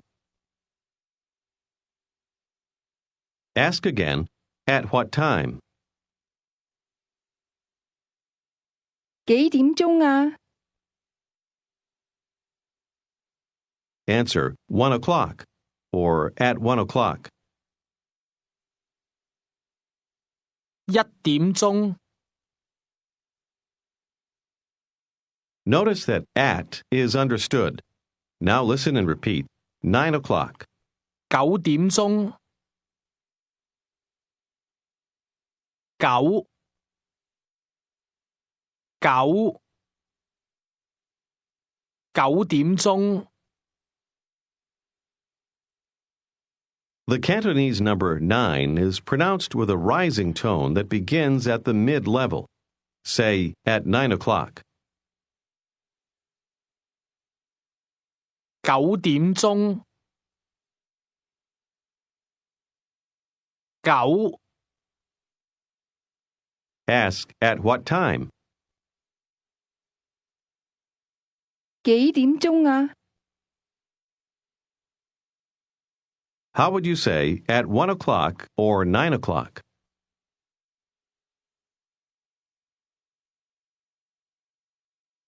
1點鐘或者9點鐘，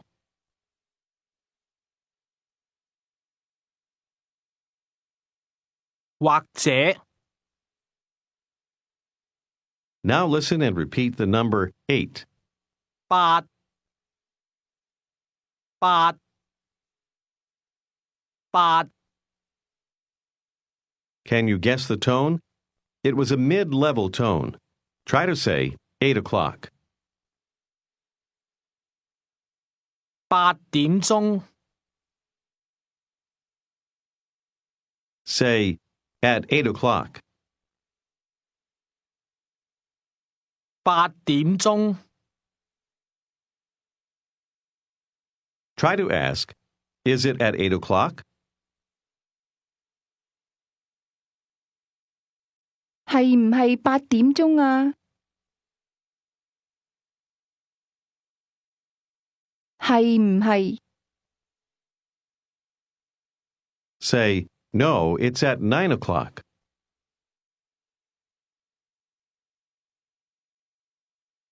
唔係，係9點鐘。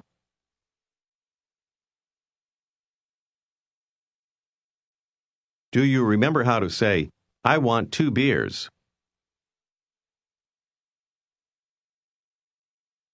我要2杯啤酒。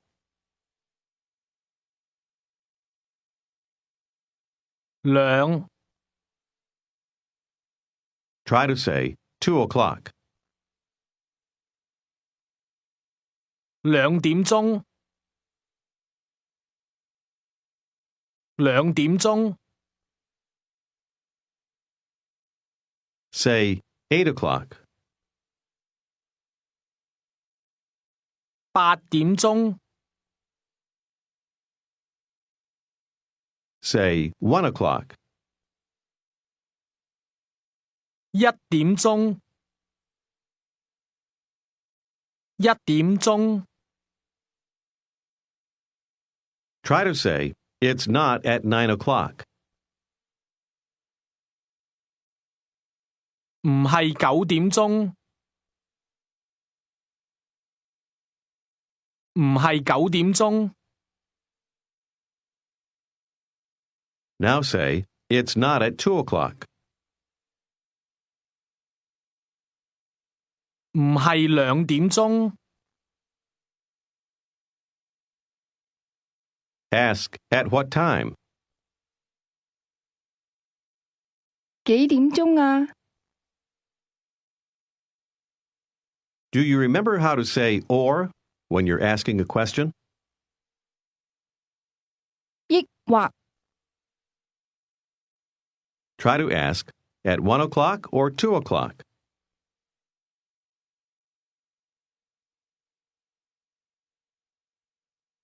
1點鐘抑或2點鐘啊？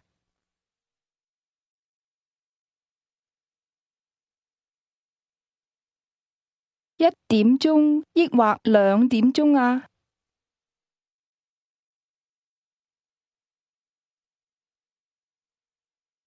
Say, at 2 o'clock, okay?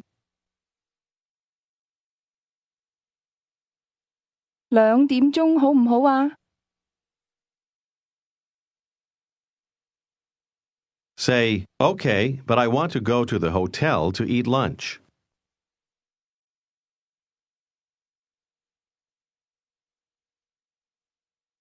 好好，但係我想去酒店食晏。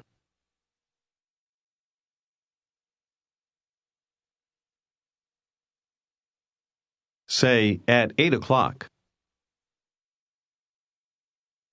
8點鐘。8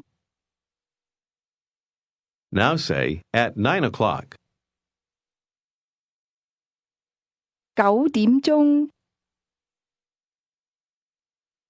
9點鐘。Ask, when. 幾時啊？幾時啊？ At what time? 幾點鐘啊？幾點鐘啊？ Answer, I don't know. 我唔知道。Say, at 2 o'clock, okay?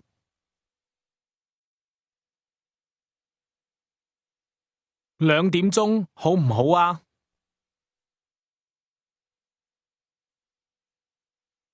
Say, okay, at the hotel. Remember to say, located at. 好，喺酒店。好，喺酒店。How would you say, excuse me? 請問 Now ask, where is the Maxime restaurant located?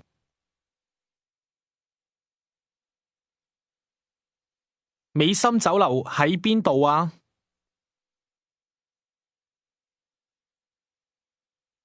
She answers, it's located over there. 喺嗰度。Ask her what she wants to do. 你想做乜嘢啊？ I don't know. 我唔知道。我唔知道。How would you ask her if she wants to drink something with you?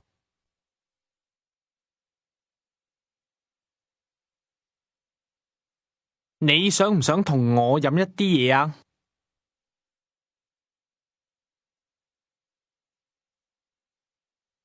同我。你想唔想同我飲一啲嘢啊？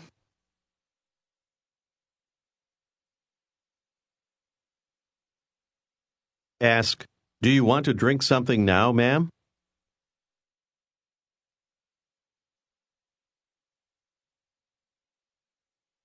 你而家想唔想飲一啲嘢啊，小姐？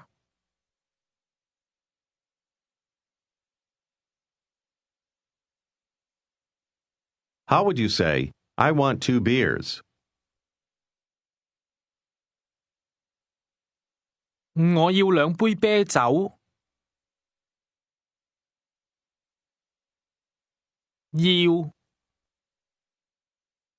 我要2杯啤酒。Ask, how about you? 你呢？呢？你呢？ Ask her again, do you want to drink something with me?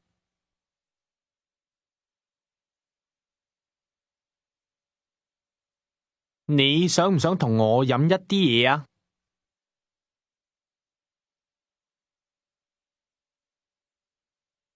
How does she answer this question? No, thank you. 唔想，多謝。唔想，多謝。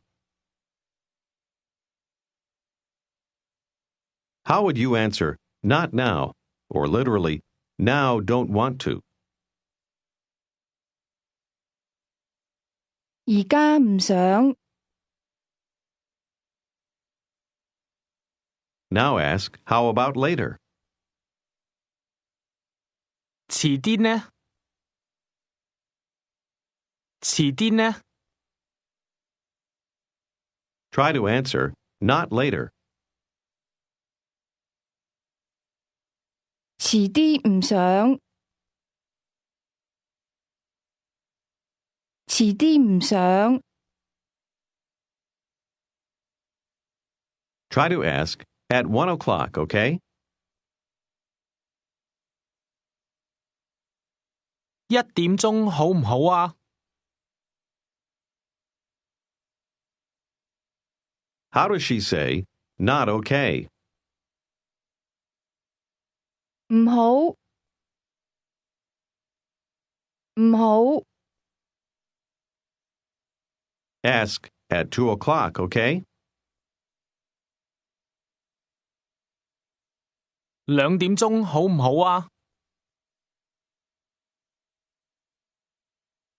Try to say, not okay, thank you. I don't want to drink at 2 o'clock. Be careful of the word order.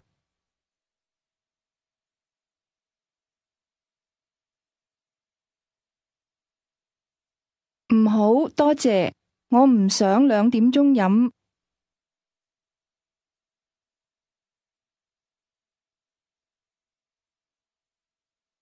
我唔想2點鐘飲。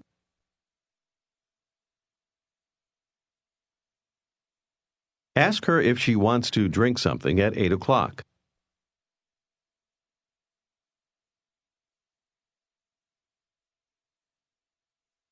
你想唔想8點鐘飲一啲嘢啊？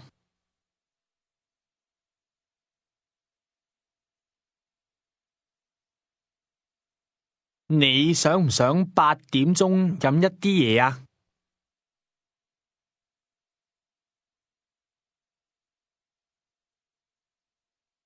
Ask, at 8 o'clock or at 9 o'clock?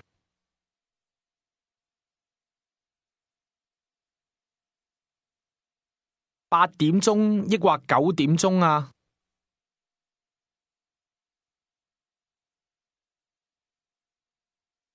She answers, impossible. Listen and repeat. 唔得。得。得。唔得。唔得。 The tone in that falls from the mid-level, then rises to the high level. Say again, impossible. 唔得。 Ask, when do you want to drink something?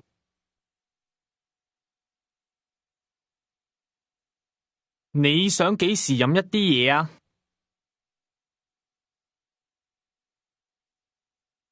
She answers, I don't want to drink with you. 我唔想同你飲。Say, you don't want to drink with me.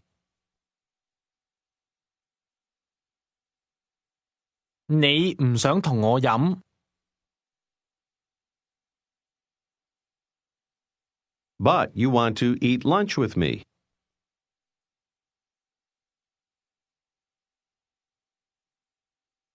但係你想同我食晏。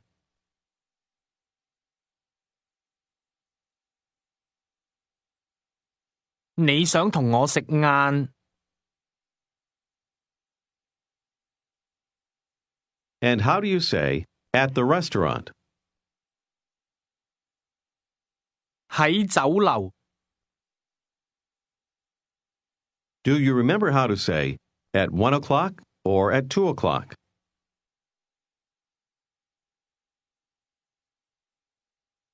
1點鐘或者2點鐘。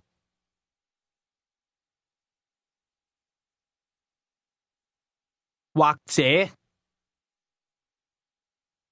Now ask, when do you want to eat? 你想幾時食啊？你想幾時食啊？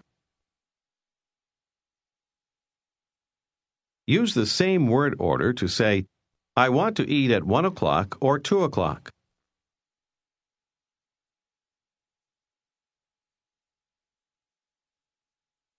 我想1點鐘或者2點鐘食。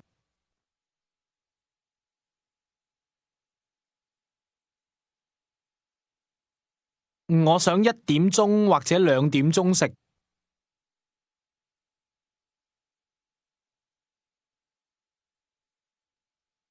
Ask, how about you? 你呢？你呢？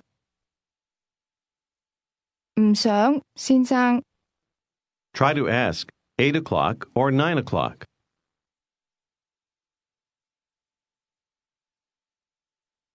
8點鐘抑或9點鐘啊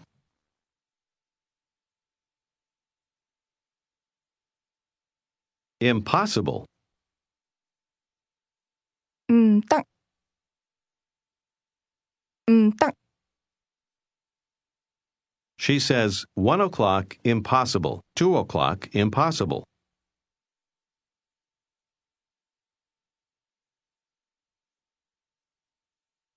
1點鐘唔得，2點鐘唔得。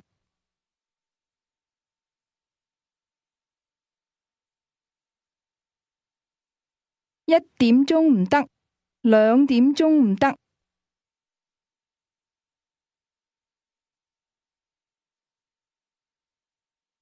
Now she adds for good measure. 8 o'clock impossible, 9 o'clock impossible. Say it for her.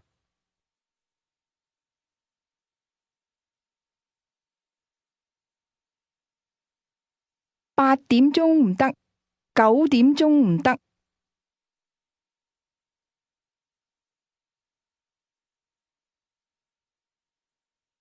Ask, at what time?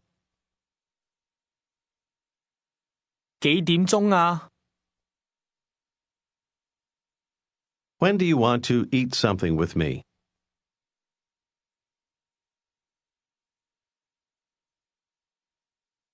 你想幾時同我食一啲嘢啊？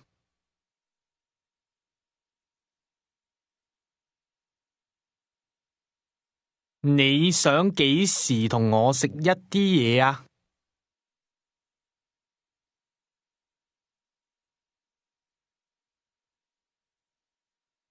She says, you can't understand. 你唔識聽， What can't I understand? Try it. 我唔識聽乜嘢啊？我唔識聽乜嘢啊？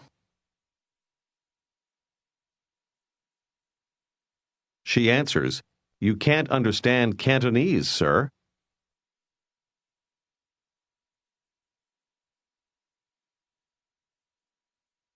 你唔識聽廣東話，先生。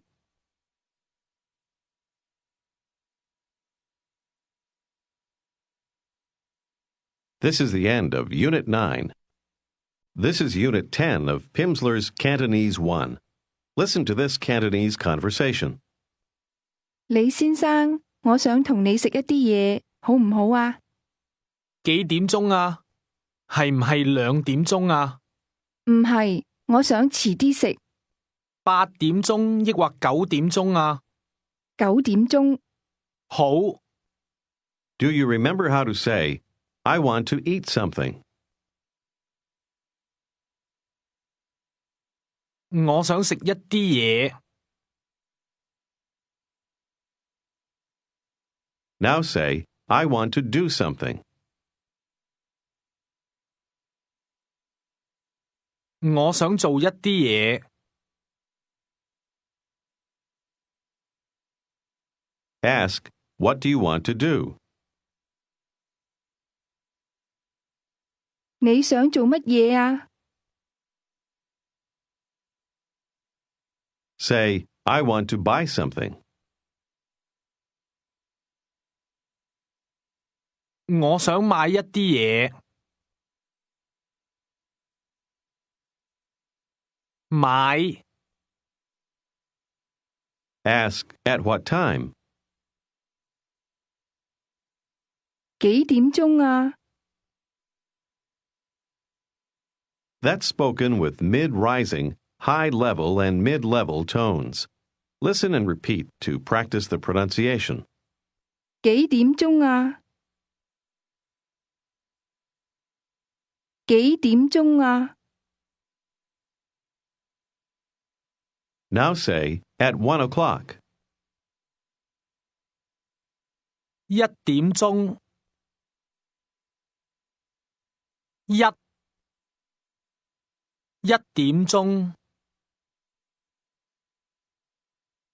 Now ask, is it at 9 o'clock?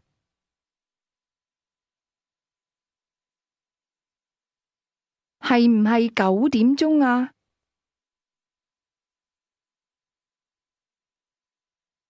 係唔係9點鐘啊？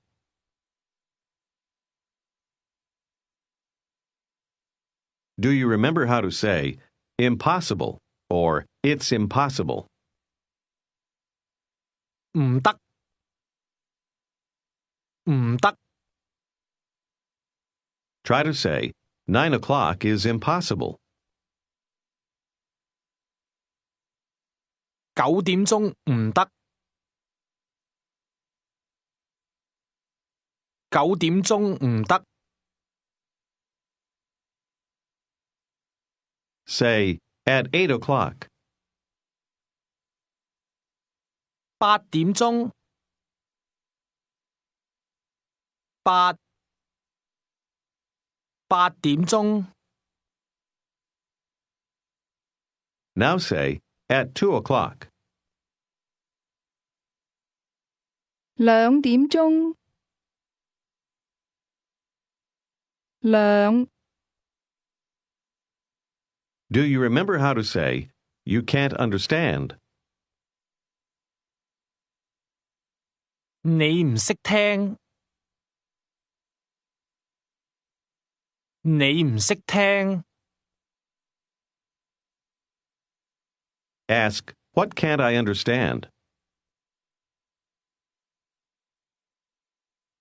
我唔識聽乜嘢啊？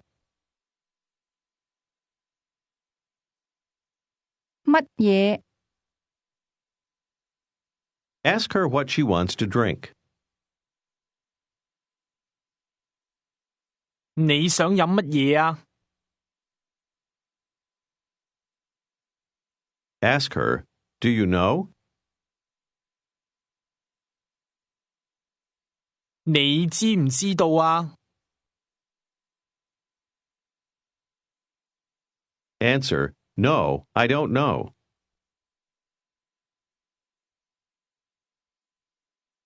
唔知，我唔知道。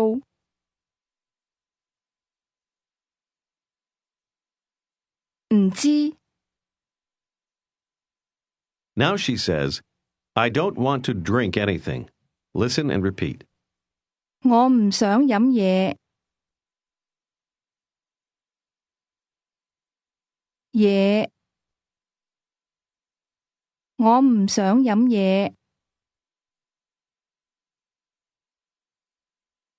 What is the Cantonese word for thing or anything?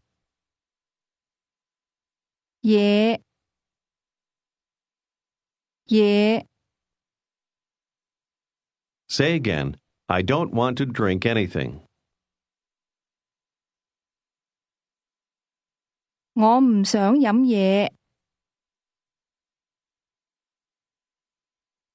How do you ask, do you want to drink something?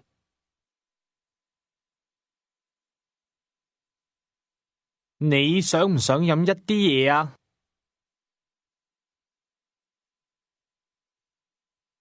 一啲嘢 How would she answer? No, thank you, but I want to eat something.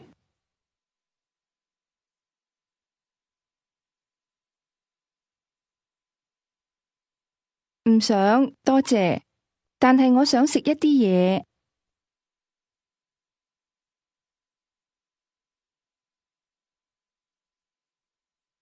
Ask, do you want to drink something?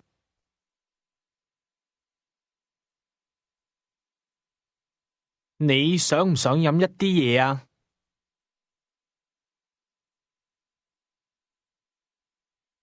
Do you remember how to ask, do you want wine or beer?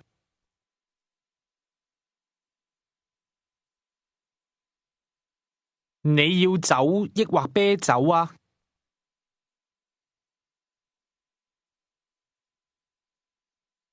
Try to ask me if I want to drink something or to eat something.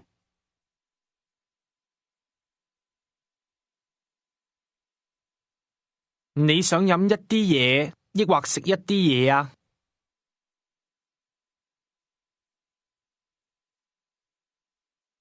你想飲一啲嘢抑或食一啲嘢啊？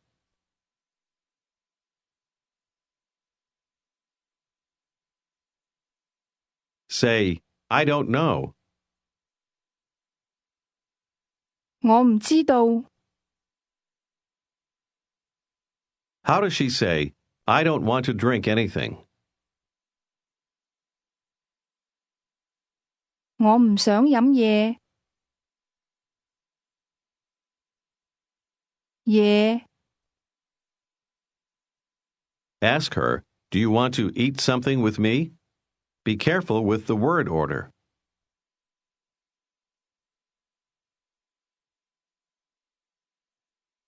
你想唔想同我食一啲嘢啊？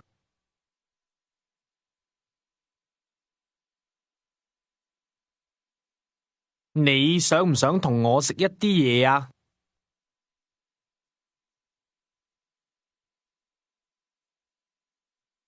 Say, yes, I want to go to your place to eat.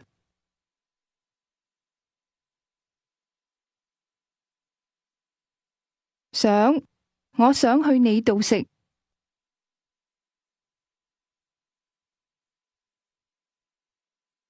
Ask, when?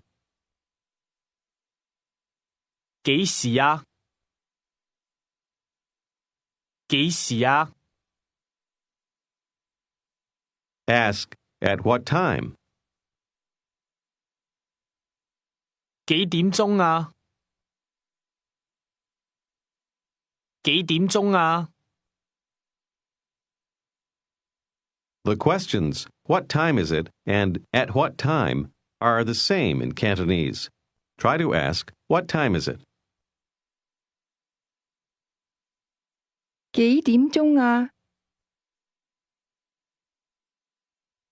What time is it now? Literally, now what time is it? 而家幾點鐘啊？而家幾點鐘啊？ Say, it's 1 o'clock. 一點鐘。一點鐘。 Tell me that it's 9 o'clock. 9點鐘。 Ask again, what time is it now? 而家幾點鐘啊？ Answer that it's 2 o'clock. 2點鐘。2點鐘。 Here's how to say, it's 5 o'clock. Listen and repeat. 5點鐘。5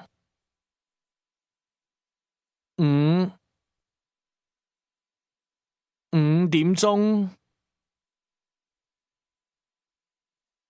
The Cantonese number 5 is pronounced with a low, rising tone. Say 5.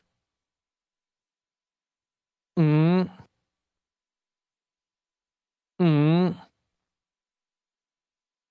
Tell me that it's 5 o'clock. 5點鐘。2點鐘。Ask what time it is. 幾點鐘啊？ Listen and repeat the answer. It's 3 o'clock. 3點鐘。三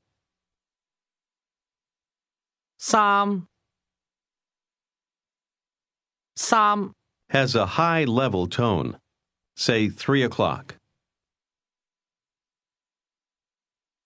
3點鐘。Now tell me that it's 5 o'clock. 5點鐘。5 Listen and repeat. 4 o'clock. 4點鐘。四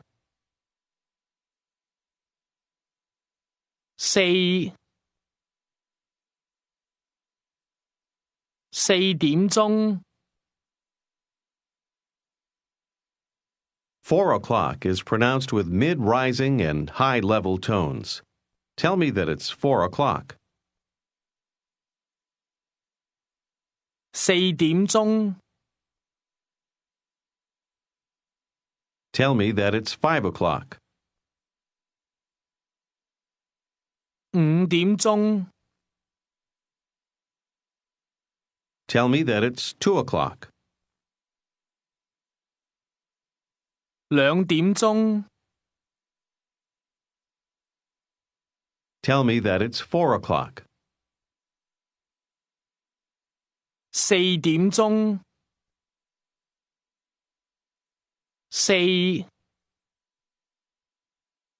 Now ask me if it's 9 o'clock. Ask, it is, isn't. 係唔係9點鐘啊？9 Say, no, now it's 3 o'clock.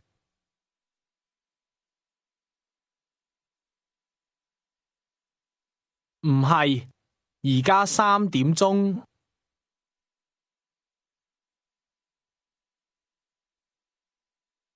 3點鐘。 Tell me it's 8 o'clock. 8點鐘。 Say 4 o'clock. 4點鐘。 Ask what time it is. 幾點鐘啊？幾點鐘啊？ Say, it's 5 o'clock. 5點鐘。 Say, 9 o'clock. 9點鐘。 3 o'clock. 3點鐘。 5 o'clock. 5點鐘。 Now say 4 o'clock or 5 o'clock.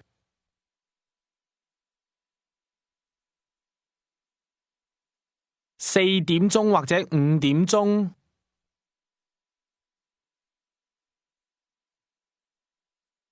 或者4點鐘或者5點鐘。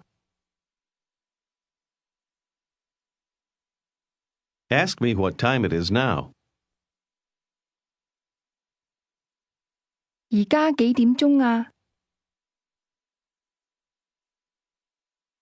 Say, I don't know, but I want to eat something.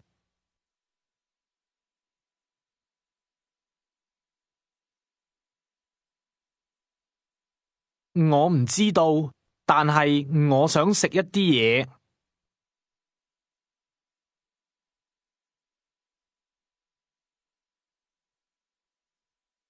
Ask me if I want to eat something with you.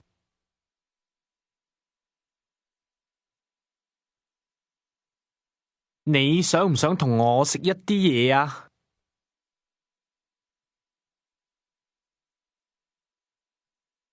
一啲嘢。How would I answer? No, thank you. I don't want to eat anything.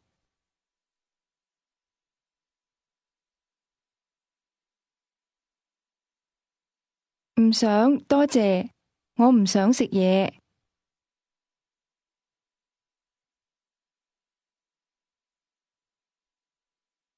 嘢。How would she say, not now, later, okay?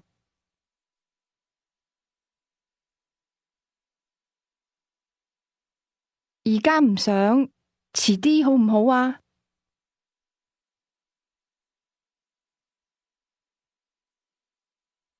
？I'm going to eat lunch now. Listen and repeat. 我而家會食晏。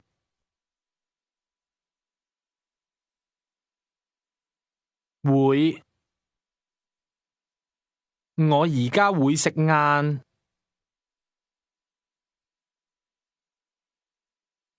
Did you hear the mid-rising tone in the word going to? Try to say, you're going to eat lunch now. 你而家會食晏。Try to ask, are you going to eat something? 你會唔會食一啲嘢啊？唔會。會唔會？你會唔會食一啲嘢啊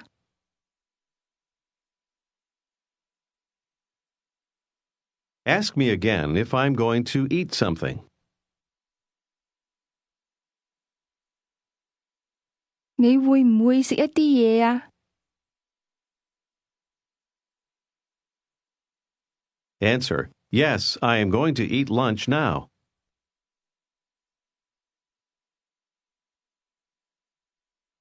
會，我而家會食晏。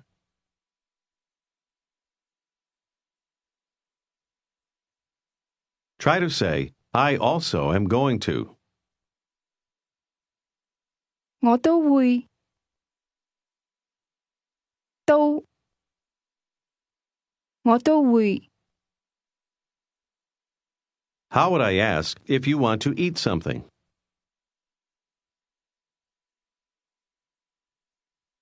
你想唔想食一啲嘢啊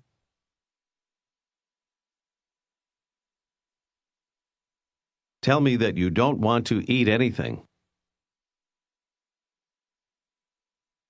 我唔想食嘢。我唔想食嘢。You want to say, as for me, listen and repeat. 我啊。我啊。Now try to say, as for me, I'm going to eat lunch now.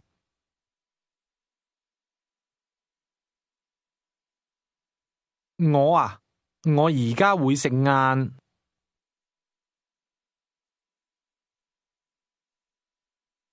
Try to say, I'm going to eat at 5 o'clock. Be careful of the word order. 我會5點鐘食。我會5點鐘食。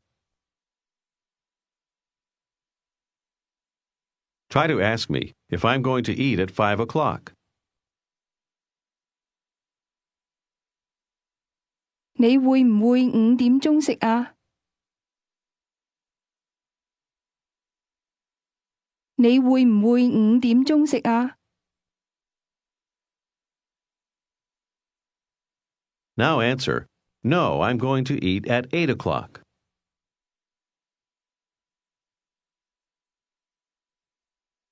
唔會，我會8點鐘食。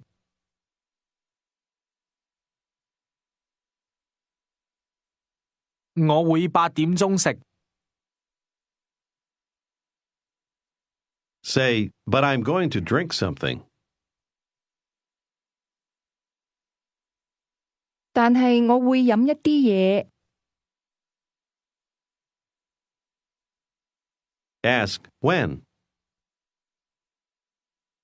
幾時啊？幾時啊？ When do you want to drink something?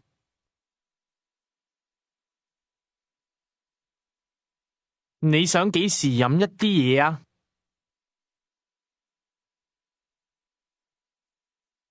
Answer, at 3 o'clock or 4 o'clock.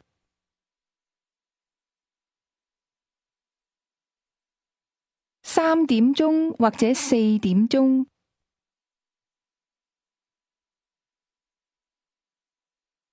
或者3點鐘或者4點鐘。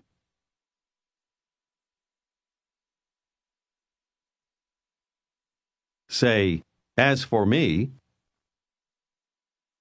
我啊，我啊， as for me, I'm going to drink at 9 o'clock.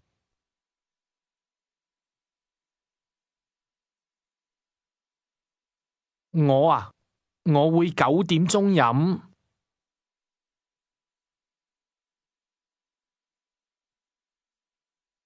Ask, what time is it now? 而家幾點鐘啊？ Say, now it's 1 o'clock. 而家係1點鐘。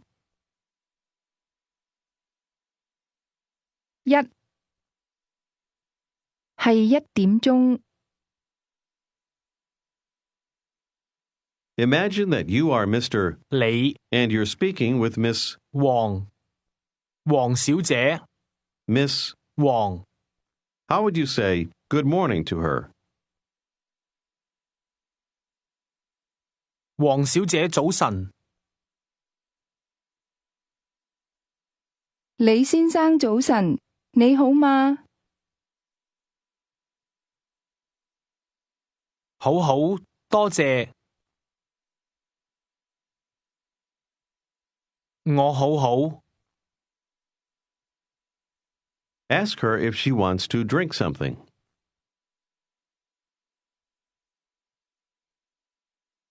你想唔想飲一啲嘢啊？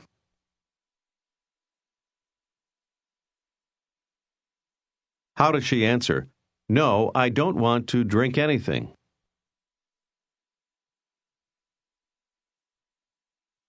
唔想，我唔想飲嘢。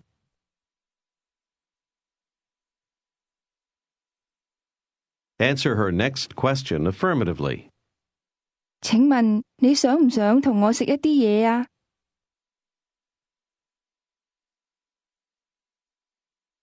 想，我想同你食。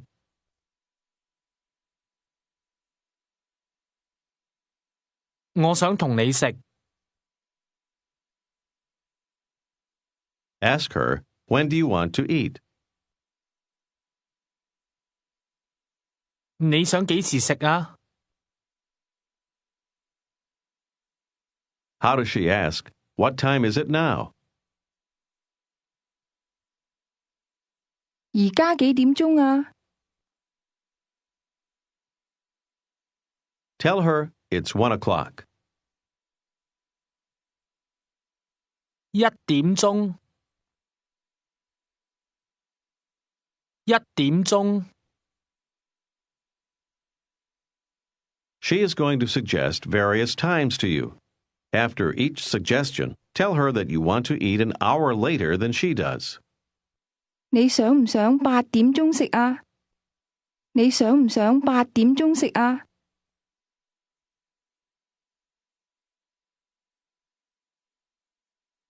唔想，我想9點鐘食。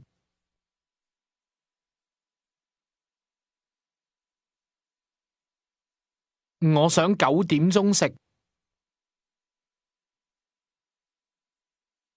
9點鐘唔好，2點鐘好唔好啊？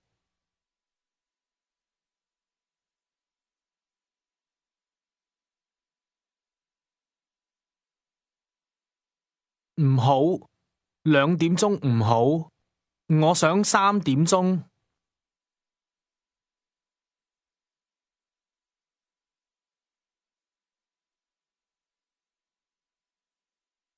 唔好，2點鐘唔好，我想3點鐘。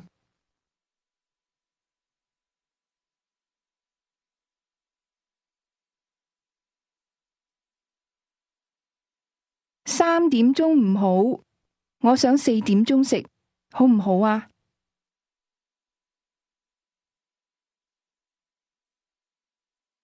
唔好，我想5點鐘食。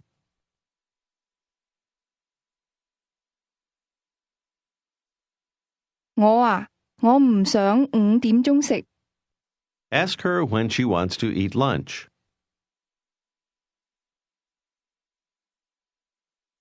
你想幾時食晏啊？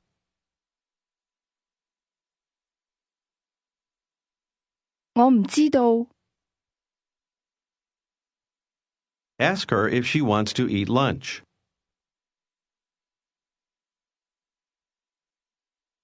你想唔想食晏啊？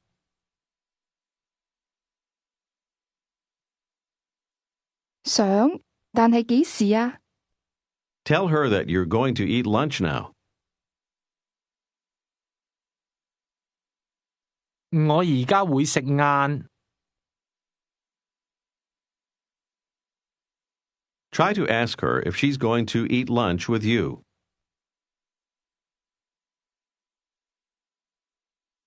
你會唔會同我食晏啊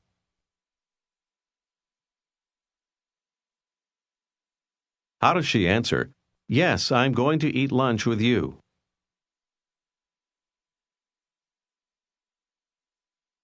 我會同你食晏。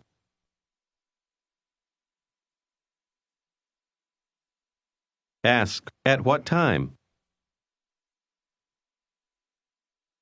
幾點鐘啊？幾點鐘啊？ Try to ask, when do you want to eat lunch with me? Remember the word order.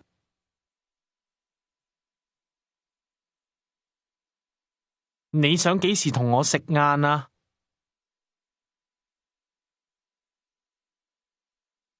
你想幾時同我食晏啊？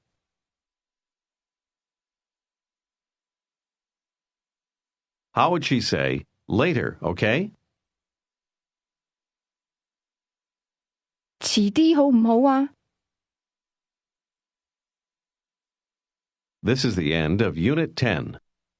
This is Unit 11 of Pimsleur's Cantonese 1. 請聽呢段廣東話對話。 Please listen to this Cantonese conversation. 請聽呢段廣東話對話。黃小姐，你想幾點鐘同我食晏啊？1點鐘。1點鐘唔好，2點鐘好唔好啊2點鐘唔好，3點鐘啦。3點鐘唔好，4點鐘呢？唔好。5點鐘呢？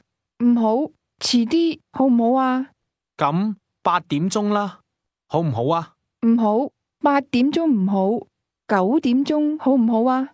唔好，9點鐘唔好。李先生，我唔想同你食。In this conversation, you heard 咁8點鐘啦。 or in that case, let's say 8 o'clock. Listen again. 黃小姐，你想幾點鐘同我食晏啊？1點鐘。1點鐘唔好，2點鐘好唔好啊2點鐘唔好，3點鐘啦。3點鐘唔好，4點鐘呢？唔好。5點鐘呢？唔好，遲啲好唔好啊？咁8點鐘啦，好唔好啊？唔好，8點鐘唔好，9點鐘好唔好啊？唔好，9點鐘唔好。李先生，我唔想同你食。Do you remember how to ask someone what time it is? 幾點鐘啊？ Ask, do you know? 你知唔知道啊？你知唔知道啊？ Answer, I don't know. 我唔知道。But how would she say, yes, I know?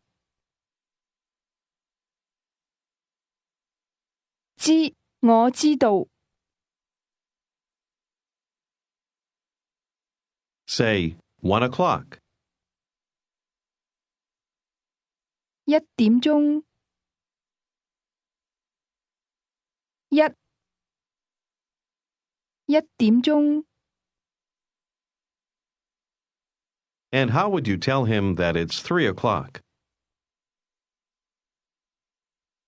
3點鐘。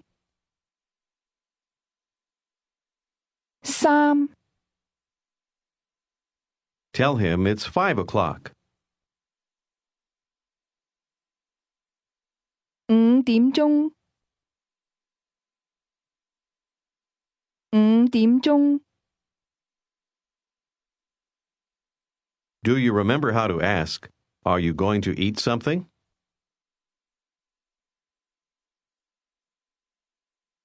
你會唔會食一啲嘢啊？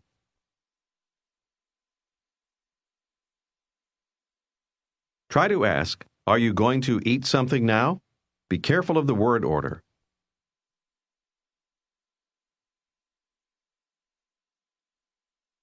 你而家會唔會食一啲嘢啊？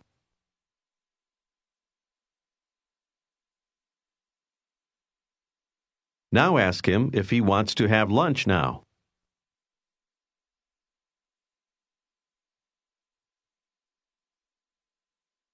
你而家想唔想食晏啊？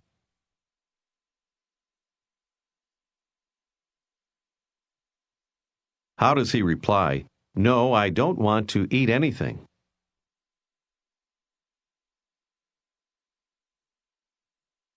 唔想，我唔想食嘢。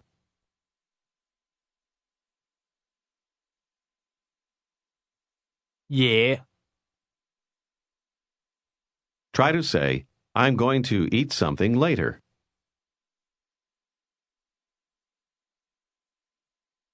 我遲啲會食一啲嘢。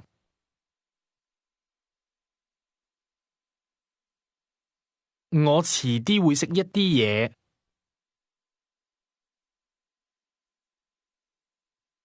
Say, 8 o'clock. 8點鐘。Tell the woman that you're going to eat at 8 o'clock.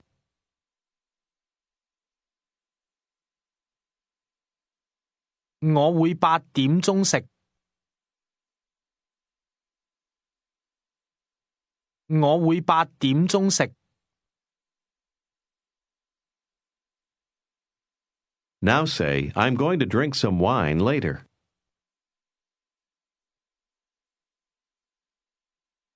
我遲啲會飲一啲酒。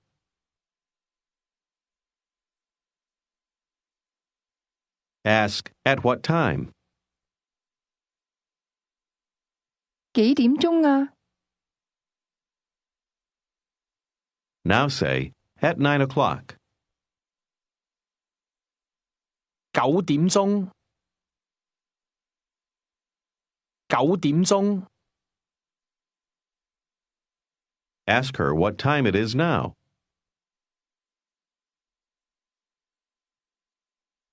而家幾點鐘啊？而家幾點鐘啊？ How does she answer? It's 4 o'clock. 4點鐘。4點鐘。Now say, I'm going to have lunch at 2 o'clock.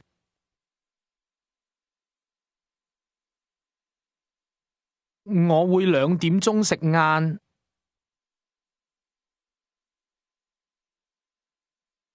Ask her if she wants to have lunch with you.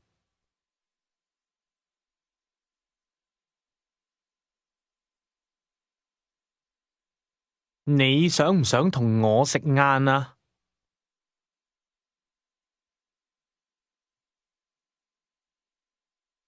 你想唔想同我食晏啊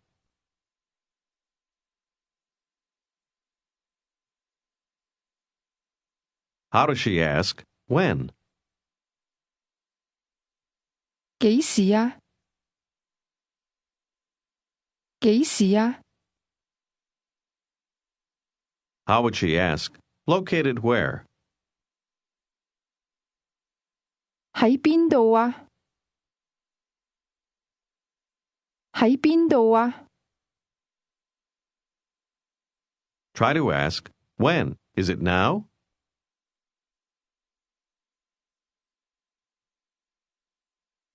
幾時啊？係唔係而家啊？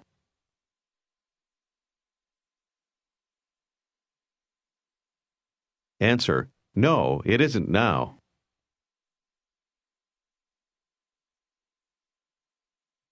唔係而家。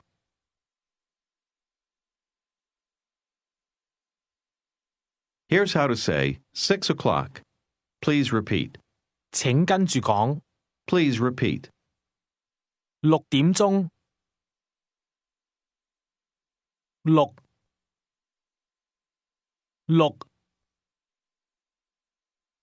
點鐘。Say again, 6, using a low-level tone. 6。Say, at 6 o'clock. 6點鐘。Here's how to say, or at 7 o'clock. 請跟住講。Please repeat. 或者7點鐘。7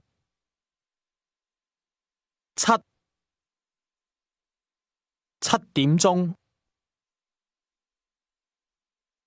7 is pronounced with a high level tone. Say 7 o'clock.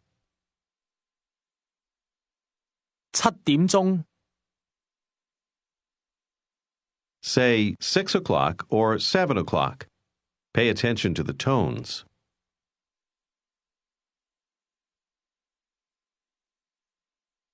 6點鐘或者7點鐘。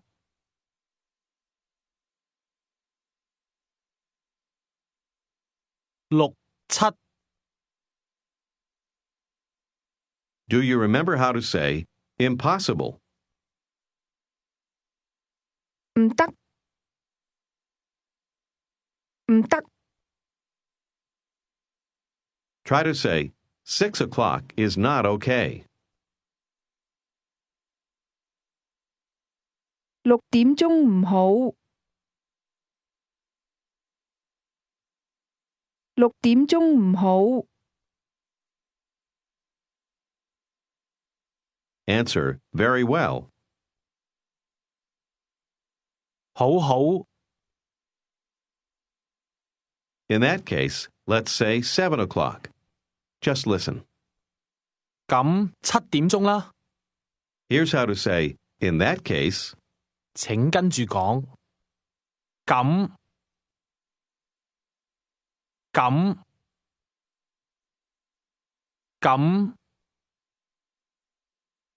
Say, in that case, or then, using a mid-rising tone. 咁。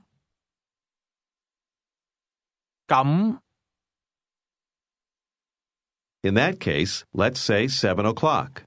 請跟住講。咁7點鐘啦。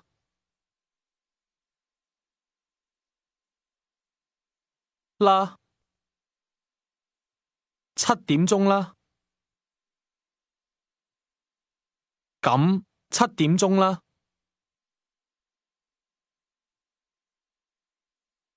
The 啦 at the end of that sentence is pronounced with a high level tone, and it means, let's say. Try to say, in that case, let's say 5 o'clock.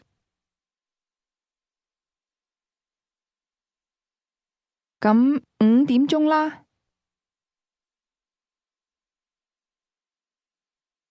Now say, in that case, let's say 8 o'clock. 咁8點鐘啦。啦。 Here's how to say, this evening. 請跟住講。今晚。晚。晚。今。今。今晚。 Say this evening, or literally today evening. 今晚。今。 Did you notice that the first part of that sounds almost like the word meaning in that case? The difference is that the word for in that case is pronounced with a mid-rising tone, while the word for today has a high level tone. Listen and repeat to hear the difference. 咁。今。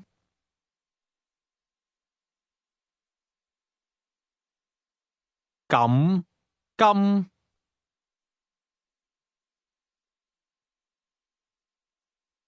Say again, this evening. 今晚。晚。 Here's how to say to eat dinner. 請跟住講。食晚飯。晚飯。食晚飯。 That starts with a low level tone, rises slightly, and then falls again. Say dinner or evening meal. 晚飯。 Try to say, this evening I'm going to eat dinner.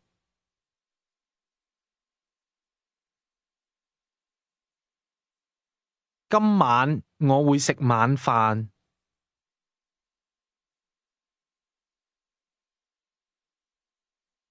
Say, then let's say 7 o'clock. 咁7點鐘啦。咁7點鐘啦。 The woman says, at 10 o'clock. 請跟住講。10點鐘。10。10點鐘。 What's the Cantonese number 10? 10。10。 It's a low level tone. Now say 10 o'clock. 10點鐘。10。 Say this evening. 今晚。 Say, this evening I'm going to eat dinner at 10 o'clock. Remember the word order.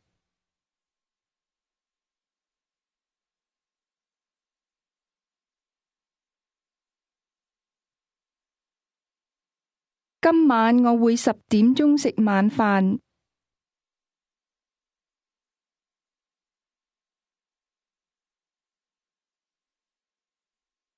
今晚我會10點鐘食晚飯。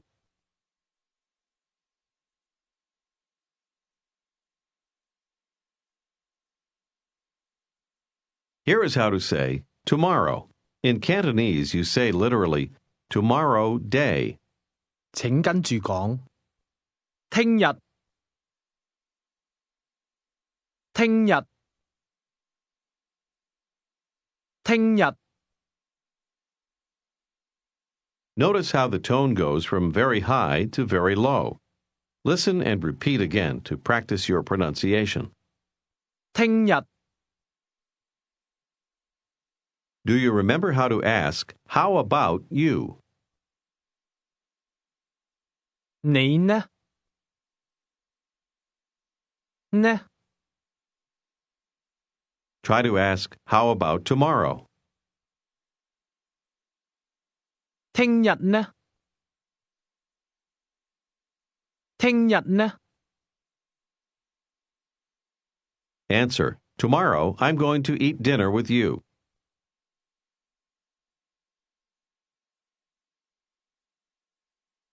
聽日我會同你食晚飯。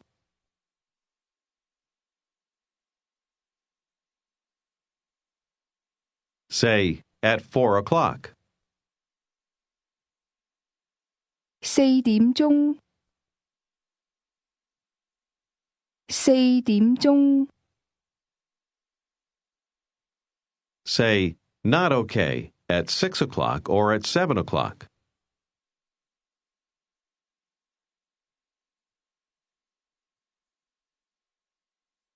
唔好，6點鐘或者7點鐘。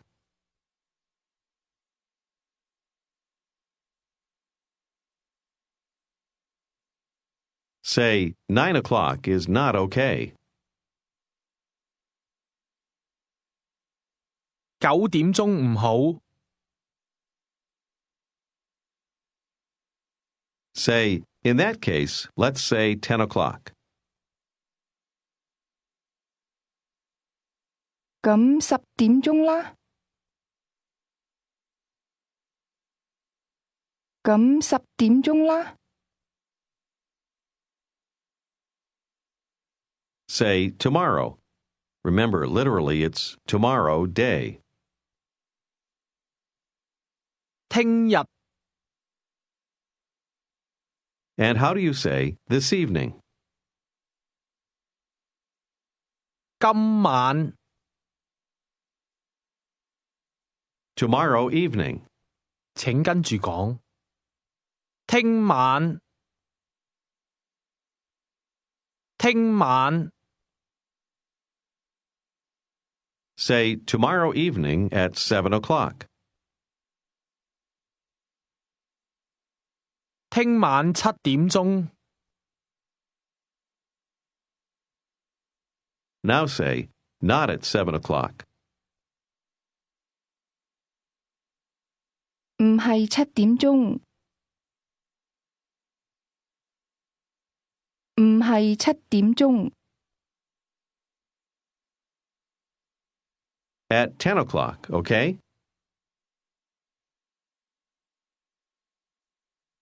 10點鐘好唔好啊？ Here's how to say today. 請跟住講，今日，日，日，今日。Did you match the high and low level tones? Say today. 今日， Say tomorrow. 聽日， Say tomorrow evening. 聽晚。Say this evening. 今晚，今晚。Say again today. 今日，今日。Ask the young woman if she is going to eat dinner.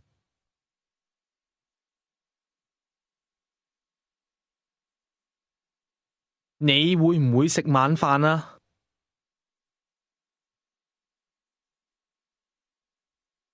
？And how would you ask, "Are you going to eat dinner with me?"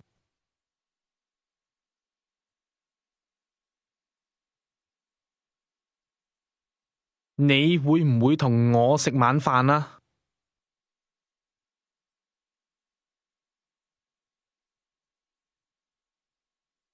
？Answer, "Today, don't want to. Tomorrow, okay?"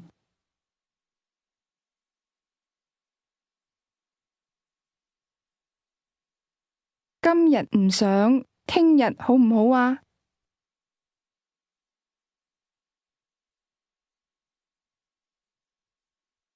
今日唔想，聽日好唔好啊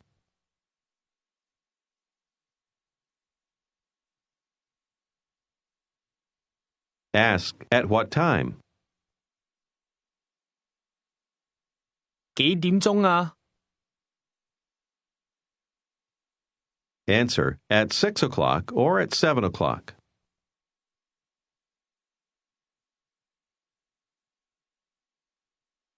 6點鐘或者7點鐘。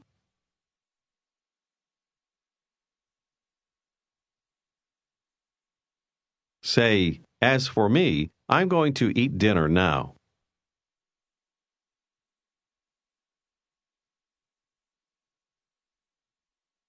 我而家會食晚飯。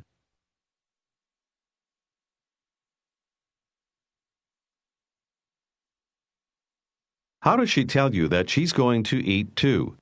Say literally, "I'm also going to." 我都會。我都會。Ask, "Now what time is it?" 而家幾點鐘啊？ Tell her, "Now it's 10 o'clock." 而家係10點鐘。而家係10點鐘。Say, "This evening." Pay attention to the tones. 今晚。今晚。 This evening, I don't want to eat anything.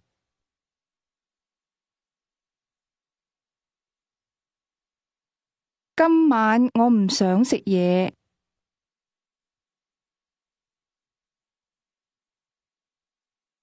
Try to say, "In that case, let's say tomorrow evening." 咁聽晚啦。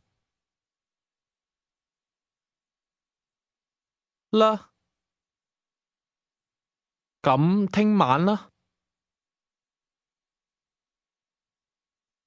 Then let's say at 8 o'clock.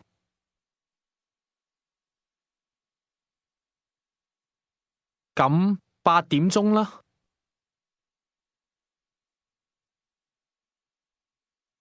Answer, "Okay." 好。而家黃小姐同李先生對話。Now Miss Wong is having a conversation with Mr. Lee. 而家請你同李先生對話。I'll tell you what to say to him, and he'll answer you. First, listen to his question and try to answer it. 你好嗎？你今日好嗎，黃小姐？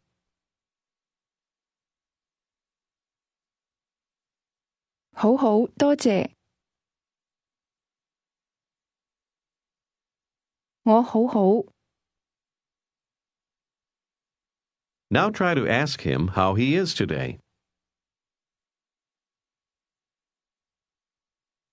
你今日好嗎？我好好，多謝。Ask him what he wants to do. 你想做乜嘢啊？幾時啊？係唔係而家啊？ Ask him what he wants to do this evening.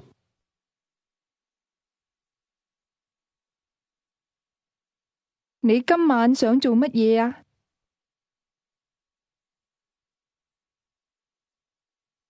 你今晚想做乜嘢啊？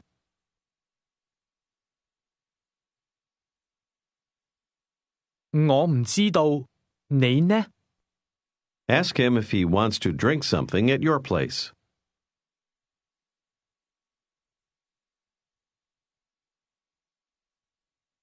你想唔想喺我度飲一啲嘢啊？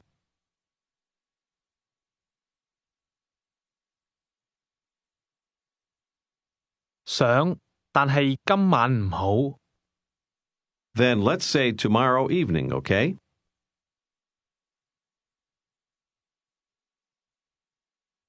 咁聽晚啦，好唔好啊？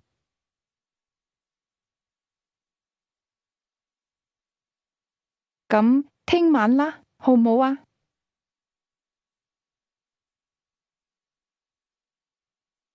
好，聽晚啦。 He'll ask you a question. Answer him using the time 6 o'clock in your answer. 你想幾點鐘食晚飯啊6點鐘。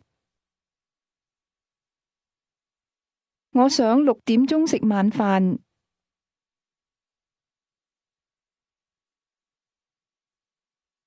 Use the time 7 o'clock in your answer to his next question. 聽晚呢？ 7點鐘。我想聽晚7點鐘食晚飯。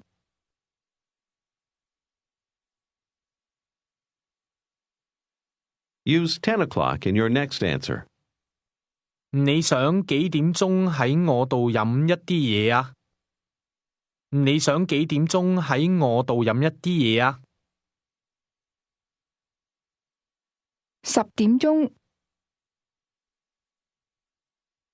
我想10點鐘喺你度飲一啲嘢。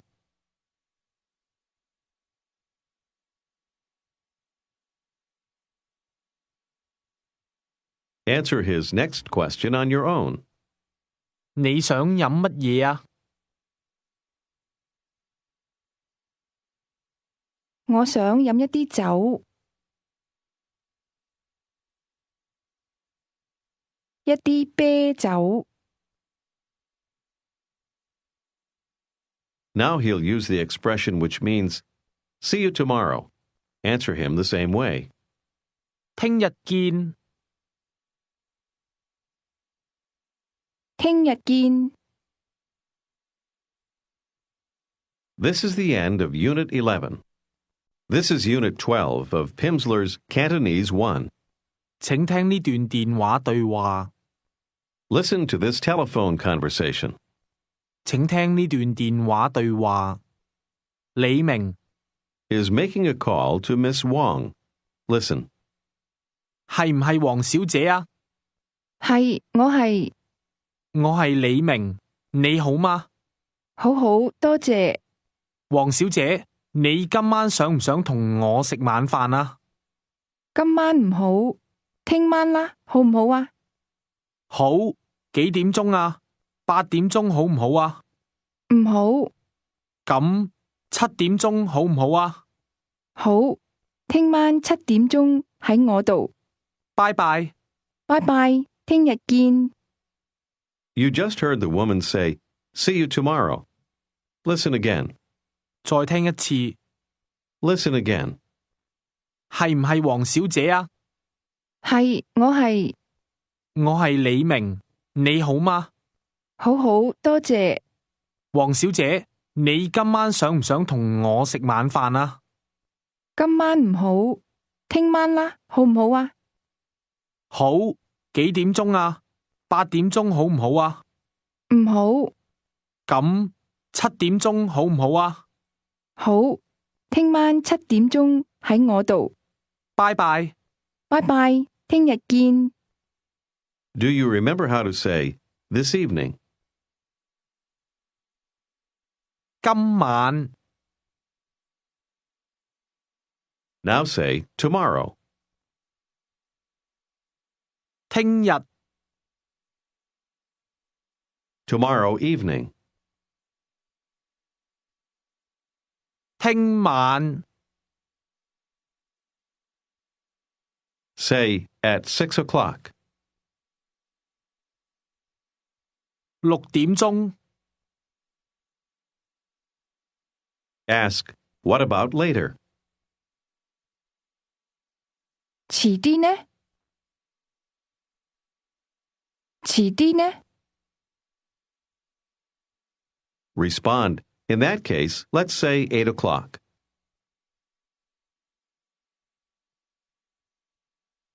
咁8點鐘啦。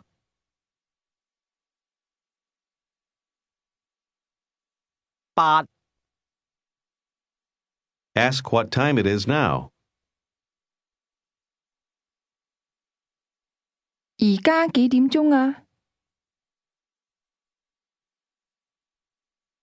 Tell her it's 10 o'clock now. 而家10點鐘。Say, no, now it's 4 o'clock.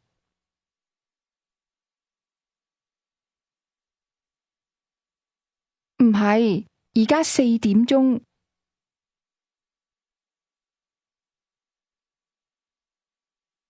4 Say 5 o'clock.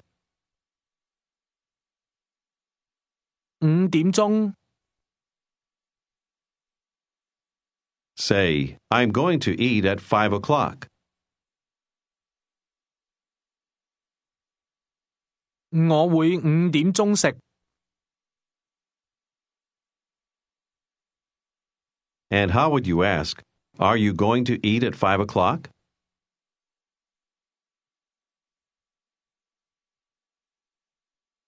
你會唔會5點鐘食啊？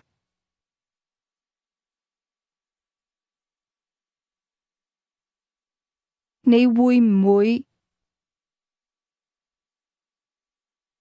How would you answer, yes, with you? 會同你。Tell her this evening you're going to eat with her.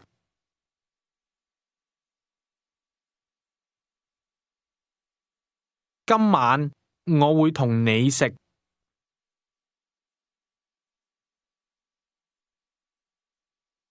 And now say, I want to eat supper with you.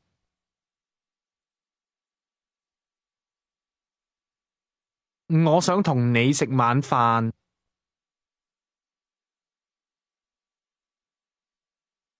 食晚飯。What word means also or to? 都 Say, okay, I too want to eat.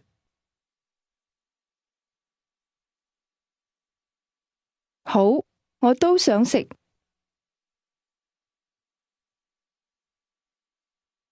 How would you tell her? In that case, let's say 7 o'clock.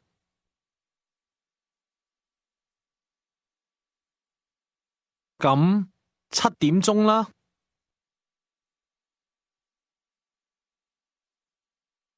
Ask, do you want to drink wine?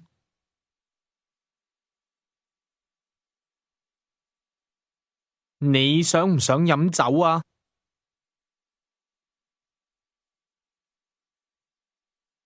Say, no, I want to drink beer.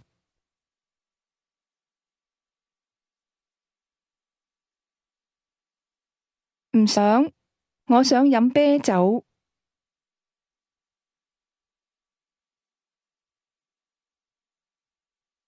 Today, I don't want to drink.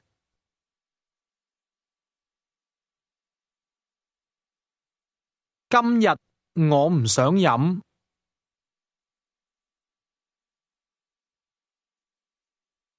Now say, this evening. 今晚 How does she ask you if you want to drink something?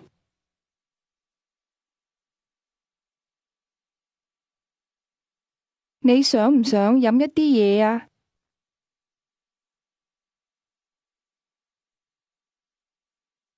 Say, this evening I don't want to drink.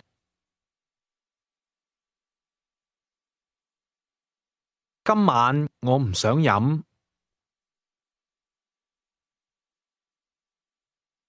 And how would you tell her that you don't want to drink anything?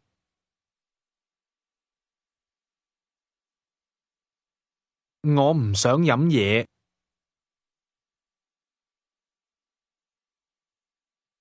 嘢 Try to say, today I'm going to eat at 3 o'clock.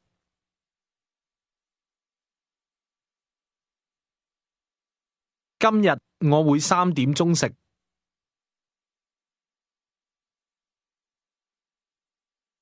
今日我會3點鐘食。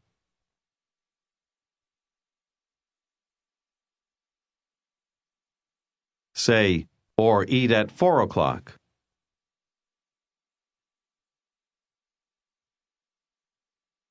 或者4點鐘食。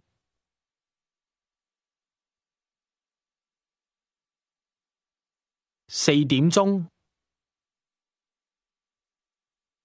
Say, this evening I don't want to drink anything.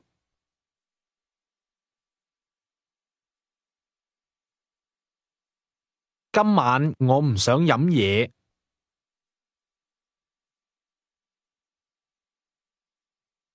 Now say, tomorrow. 聽日。聽日。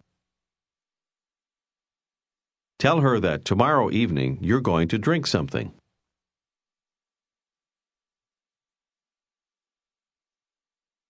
聽晚我會飲一啲嘢。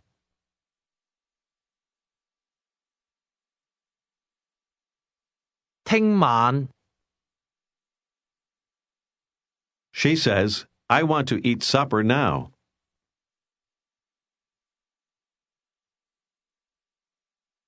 我而家想食晚飯。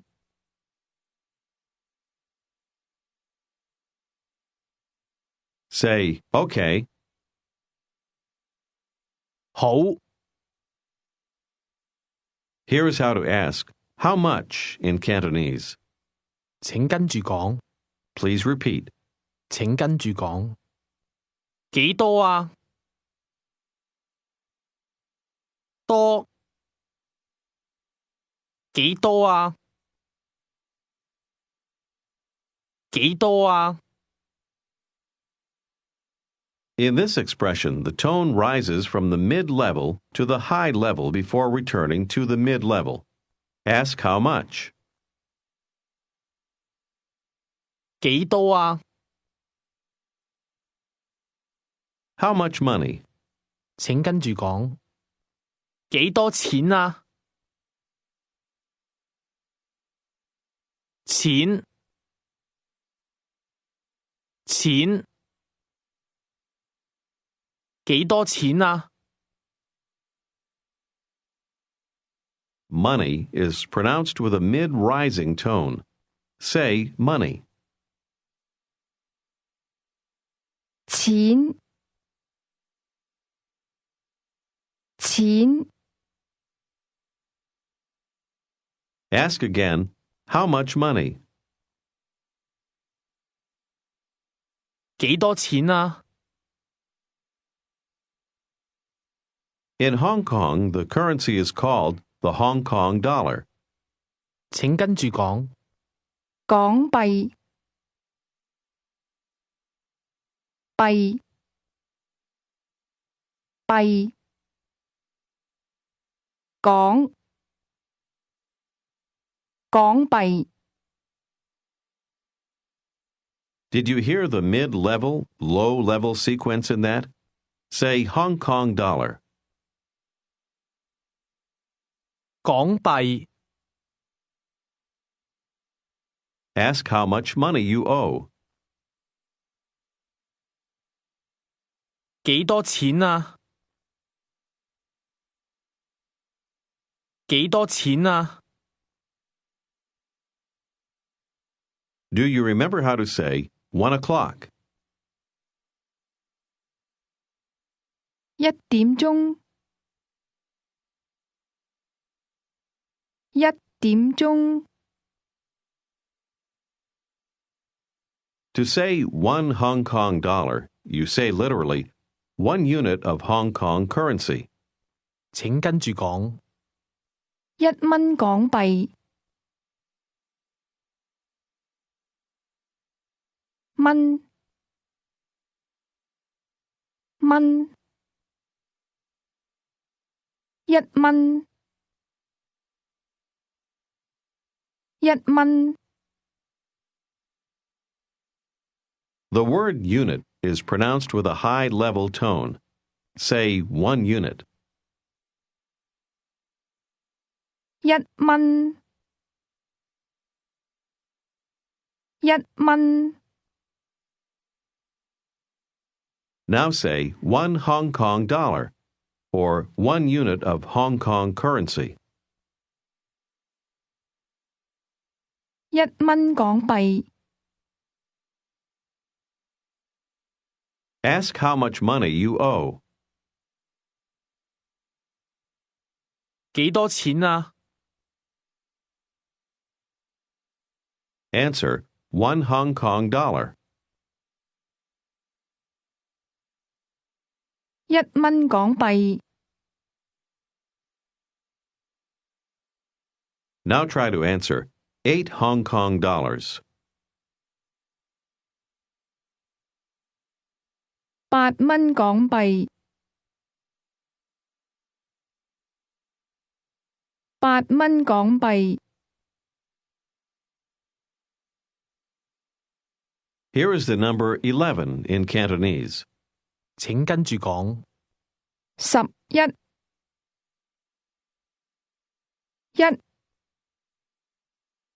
一，十，11，11。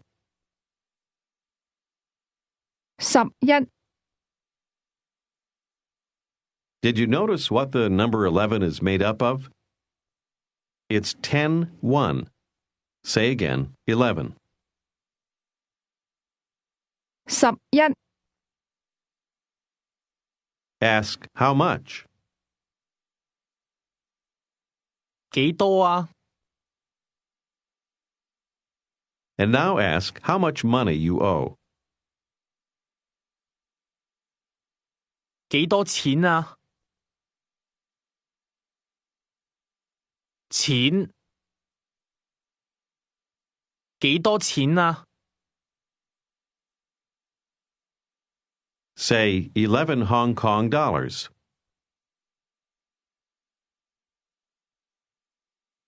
11蚊港幣，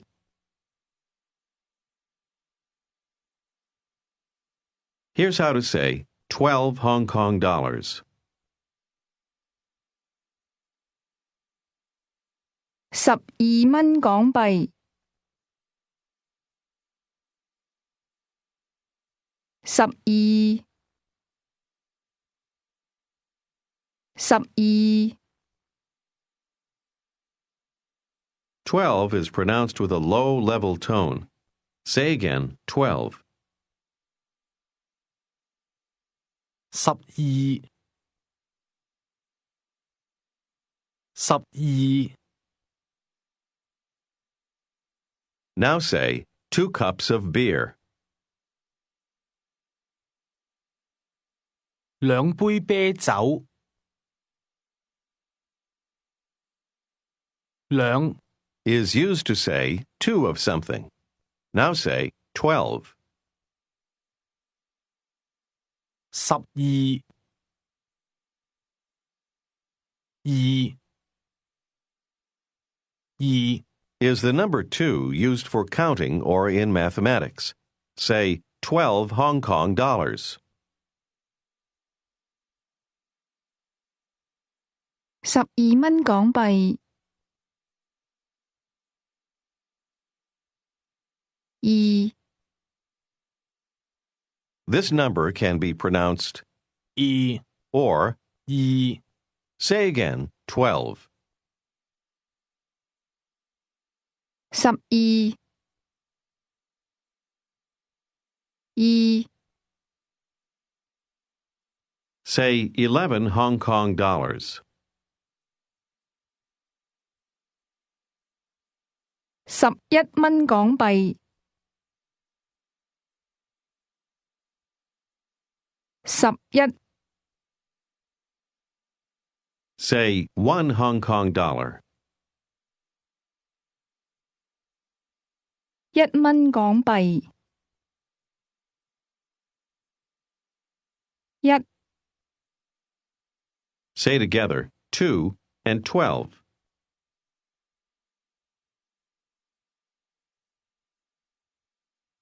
2 12 2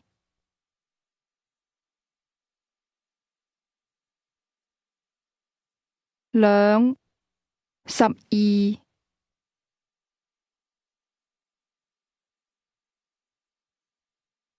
Say 12 Hong Kong dollars.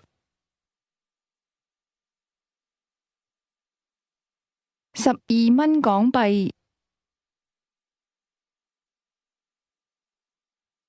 13 is 10.3. Try to say 13 Hong Kong dollars.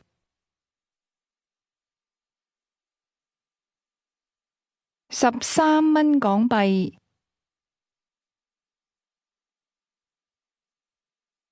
13蚊港幣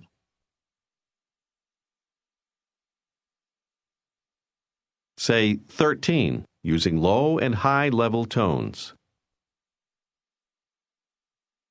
13 Ask how much money you owe. 幾多錢啊？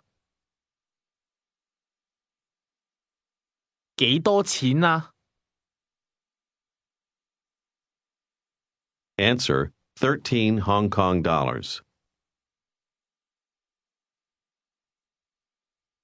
13蚊港幣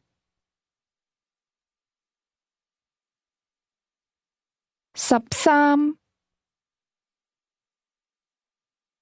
11 Hong Kong dollars.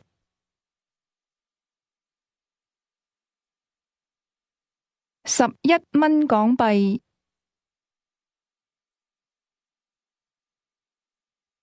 11 Say 10 Hong Kong dollars. 10蚊港幣10蚊港幣 Say 2 Hong Kong dollars. 2蚊港幣2 And what's the Cantonese number 12? 12 2 12 Say again, 10 Hong Kong dollars. 10蚊港幣 Now say the number 10. 10 10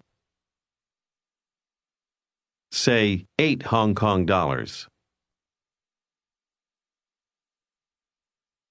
8蚊港幣8 Say 6 Hong Kong dollars. 6蚊港幣 Ask, how much money? 幾多錢啊？錢幾多錢啊？ Say 6. 6 6 Ask, is it 5 Hong Kong dollars?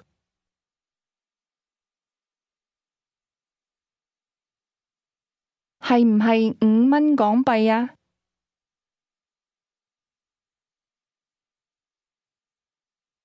？Say, no, it's 4 Hong Kong dollars.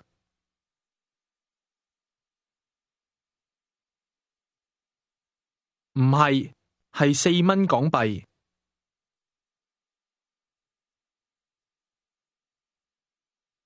係4蚊港幣。Now say 7 Hong Kong dollars. 7蚊港幣。7 Ask, is it 13 Hong Kong dollars?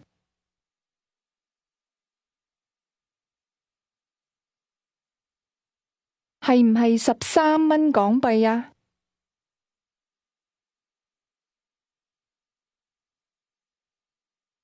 ？13蚊港幣。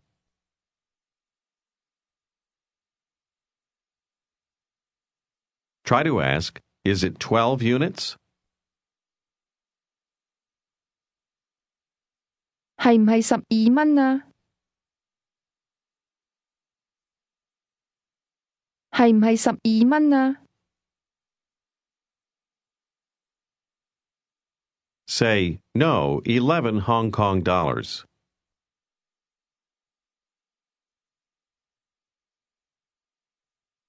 唔係11蚊港幣。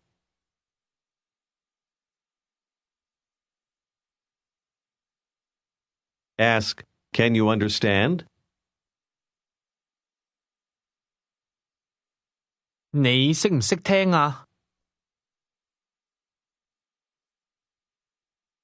How would you answer? Yes, I can understand now.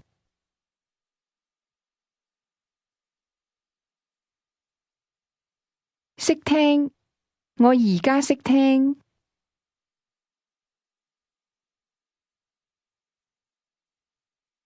Do you remember how to say 1 Hong Kong dollar? 1蚊港幣。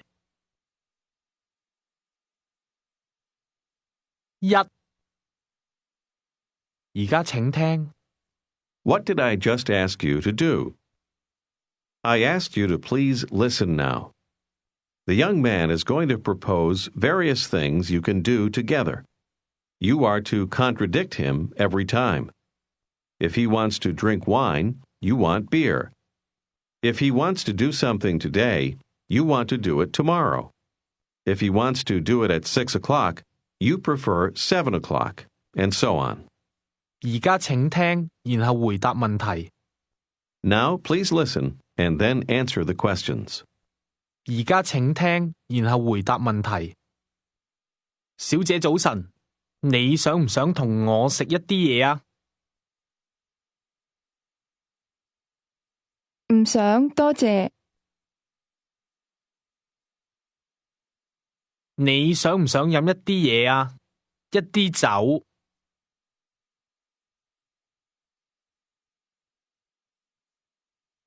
唔想，我想飲一啲啤酒。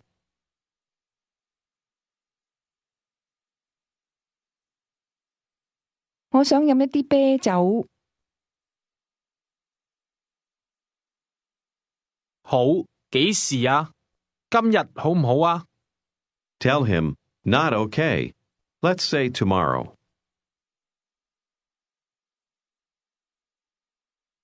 唔好，聽日啦。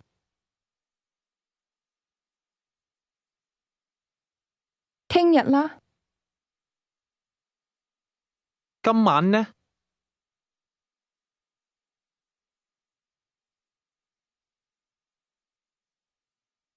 唔好，今晚唔好，聽晚啦。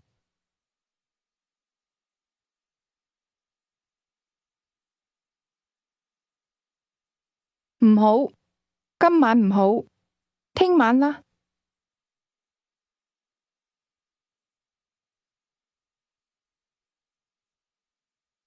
幾點鐘啊？ 5點鐘好唔好啊？ Say 5 o'clock is not okay. Let's say 6 o'clock.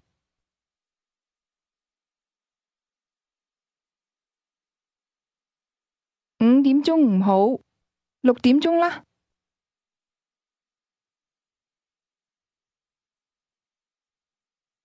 唔好，7點鐘啦。Tell him that 7 o'clock is not okay. Suggest 8 o'clock.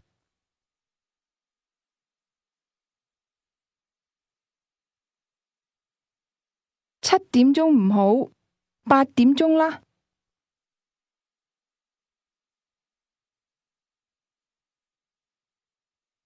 7點鐘唔好，8點鐘啦。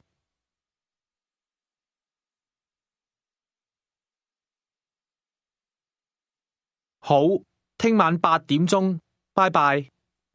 Now you'll have a conversation with a young woman. She is a saleswoman in a store.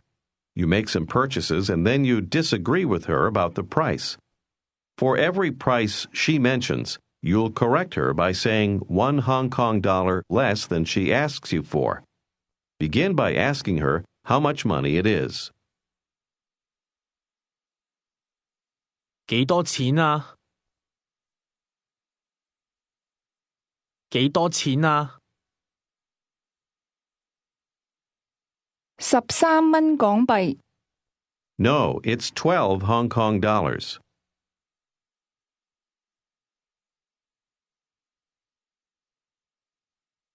唔係，係12蚊港幣。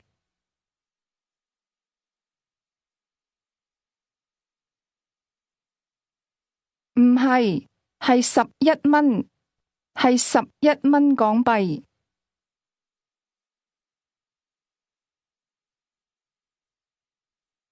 唔係11蚊，係10蚊。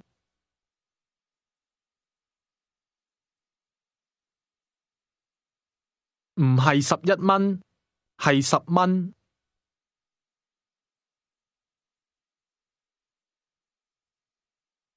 10蚊唔得，8蚊港幣好唔好啊？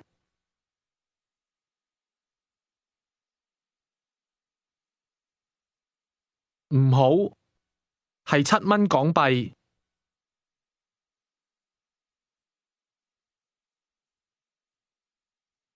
好，咁7蚊港幣啦。拜拜。This is the end of Unit 12. This is Unit 13 of Pimsleur's Cantonese 1. 請聽呢段電話對話。Listen to this telephone conversation. 黃小姐，早晨。李先生，早晨，你好嗎？好好，多謝。黃小姐，你今晚做乜嘢啊？今晚我唔知道。我6點鐘同你食晚飯好唔好啊？唔好，我今晚會同劉小姐食晚飯。你想唔想遲啲飲一啲嘢啊？想，但係我想喺我度飲，好唔好啊？好，幾點鐘啊9點鐘或者遲啲10點鐘，好唔好啊？好，10點鐘喺你度。拜拜。You just heard the woman say, 我今晚會同劉小姐食晚飯。 or I'm going to eat dinner with Miss Lau tonight.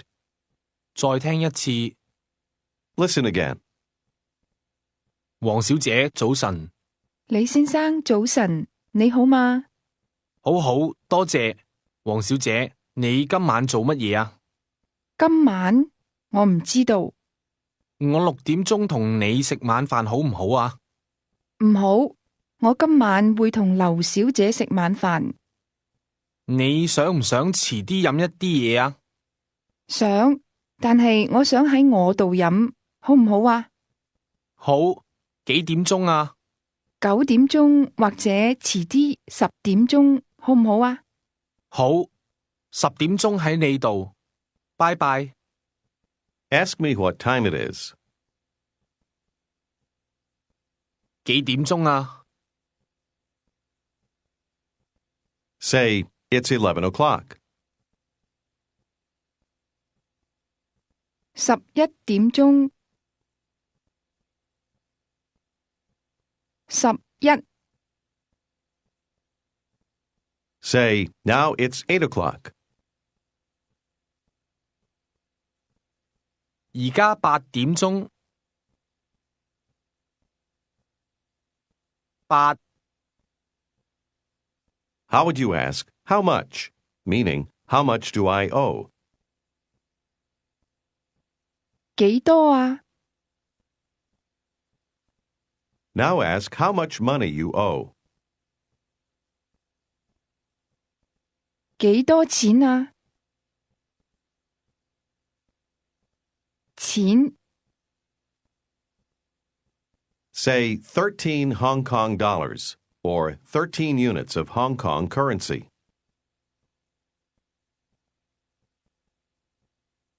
13蚊港幣。13 Try to say, no, it's 12 units.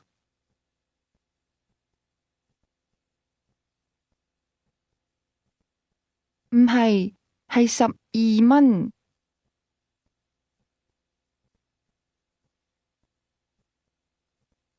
12 How would you ask, 2 units or 12 units?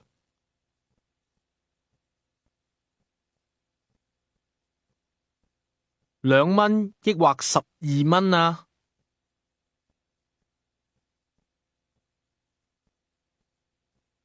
？2 12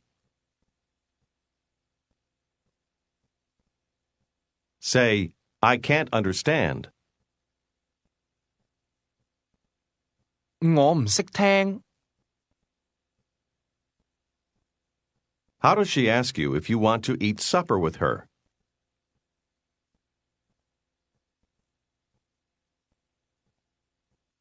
你想唔想同我食晚飯啊？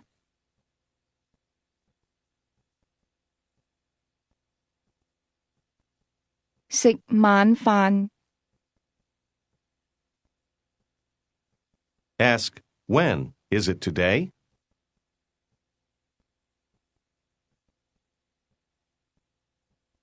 幾時啊？係唔係今日啊？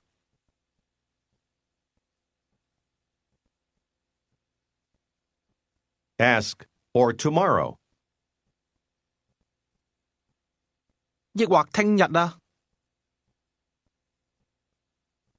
聽日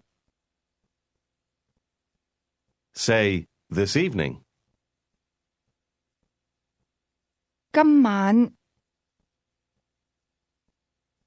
今晚 Say, tomorrow evening. 聽晚 Ask, at what time? 幾點鐘啊？ Say, 6 o'clock or 7 o'clock.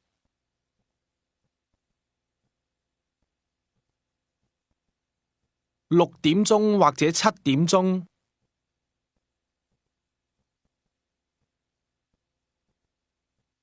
Ask, is it today? 係唔係今日啊？ Do you remember how to say, impossible? 唔得，唔得。Say, I don't want to eat supper with you.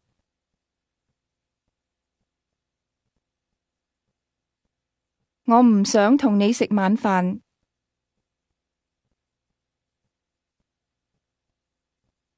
Do you remember how to say hello in Cantonese? 你好，你好。 And how would you ask the woman how she is? 你好嗎？你好嗎？ Very well, thanks. 好好，多謝。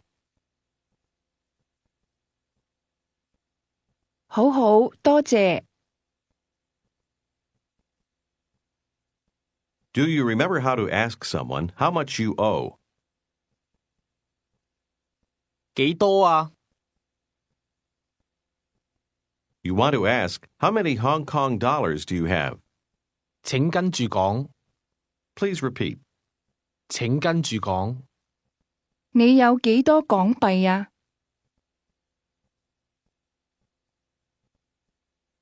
有。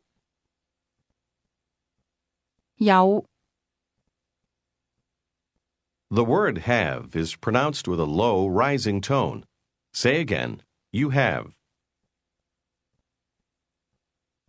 你有。 Listen and repeat. How many Hong Kong dollars? 幾多港幣啊？幾多港幣啊？幾多港幣啊？ You only use the word units with specific numbers, not to ask how much or how many. Now ask, how many Hong Kong dollars do you have?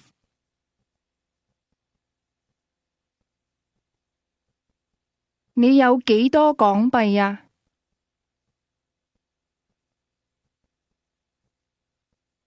What's the Cantonese number 11? 11。Now try to tell her that you have 14 Hong Kong dollars.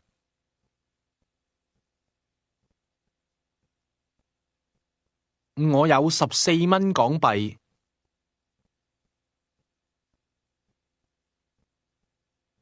14。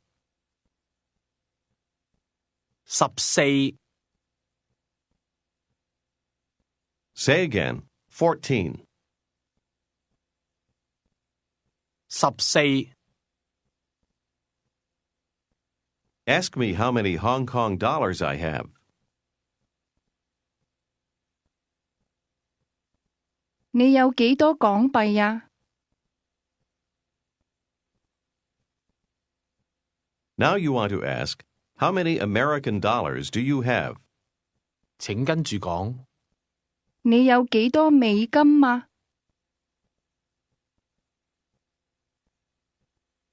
美金。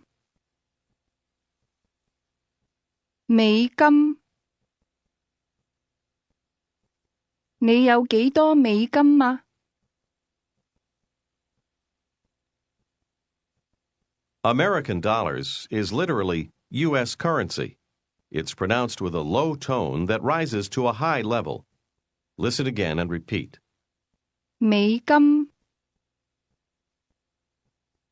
Say, I have 14 American dollars, or 14 units U.S. currency.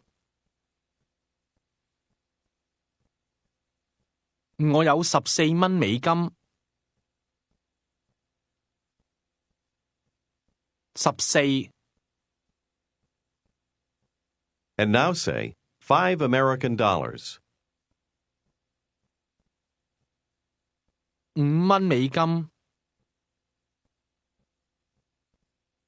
Try to say, 15. 15。15。Tell me that you have 15 American dollars.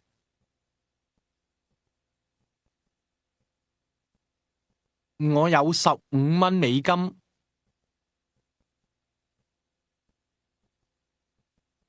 15。 Ask how many Hong Kong dollars I have.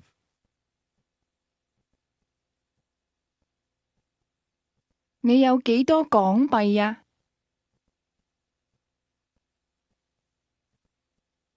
Say, I have 15 Hong Kong dollars.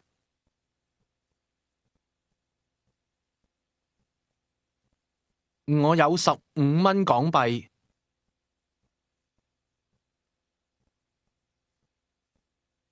15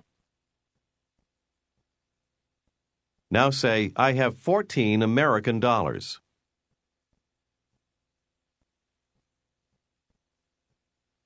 我有14蚊美金。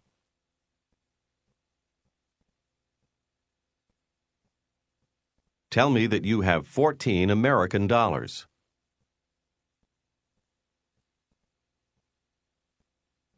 我有14蚊美金。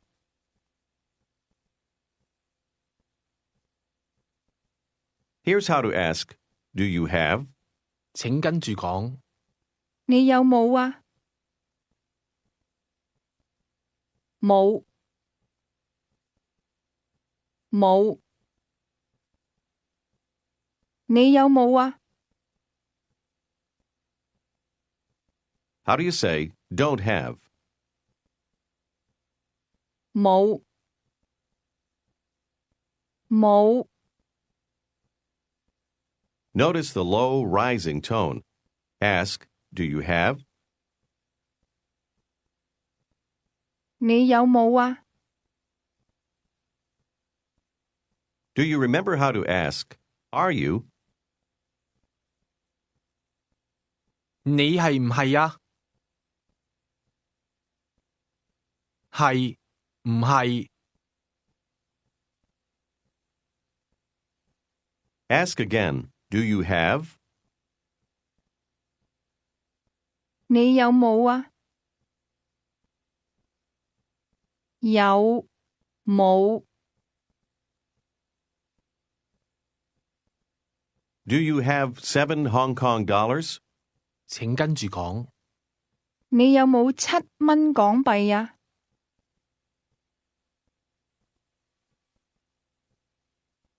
Now ask me if I have 6 Hong Kong dollars.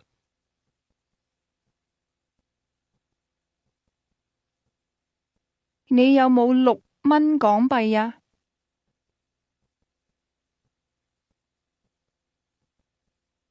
6 Try to ask if I have 16 Hong Kong dollars.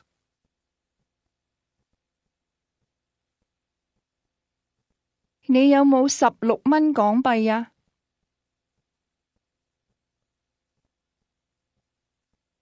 16 16 16 is pronounced with 2 low-level tones. Say again, 16. 16 Now try to answer, no, I have 13 Hong Kong dollars.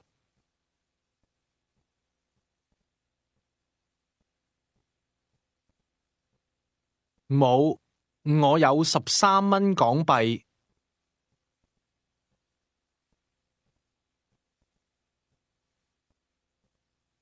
13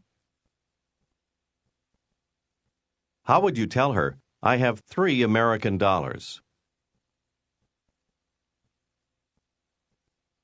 我有3蚊美金。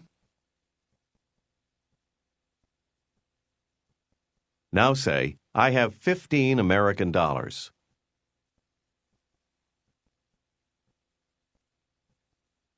我有15蚊美金。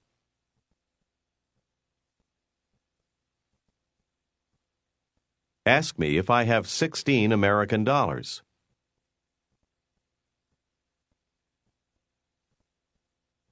你有冇16蚊美金啊？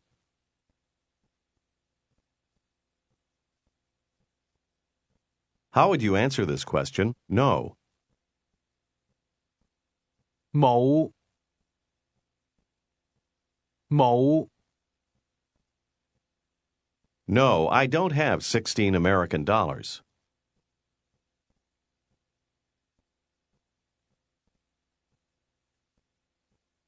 冇，我冇16蚊美金。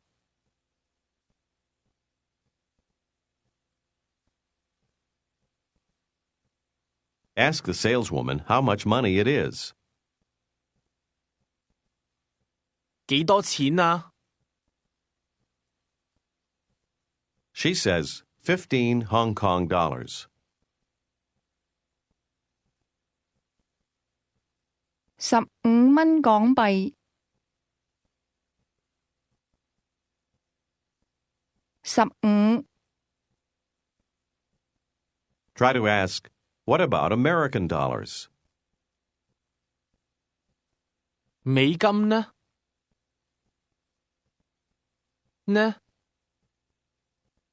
美金呢？ Say 14 Hong Kong dollars. 14蚊港幣。Say, I have 10 American dollars. 我有10蚊美金。Ask, do you have 5 American dollars?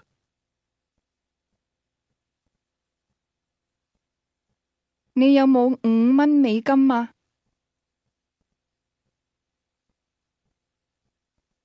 ？5蚊美金。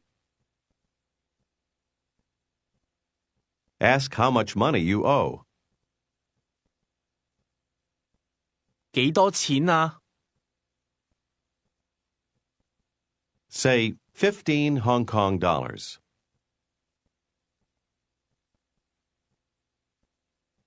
15蚊港幣。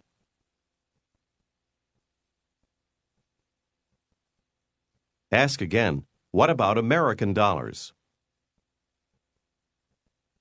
美金呢？美金呢？ Say 5 American dollars. 5蚊美金。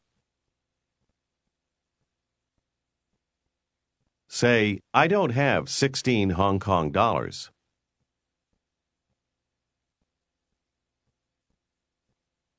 我冇16蚊港幣。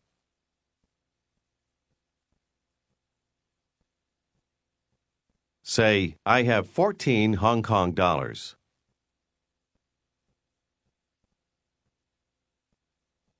我有14蚊港幣。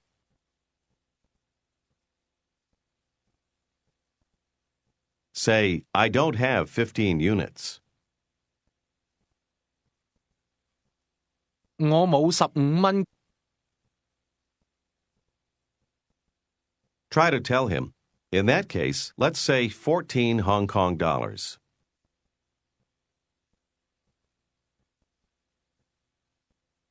咁14蚊港幣啦。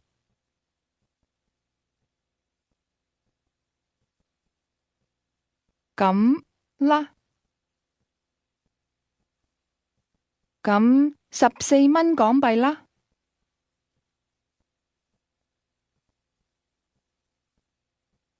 Say, thank you, goodbye. 多謝，拜拜。多謝，拜拜。Now let's have a discussion with the saleswoman again. Ask her how much money you owe. 幾多錢啊？幾多錢啊？ How does she tell you? 11 Hong Kong dollars.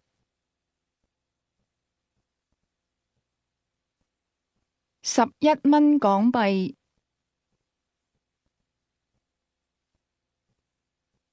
Here is the Cantonese word for plus.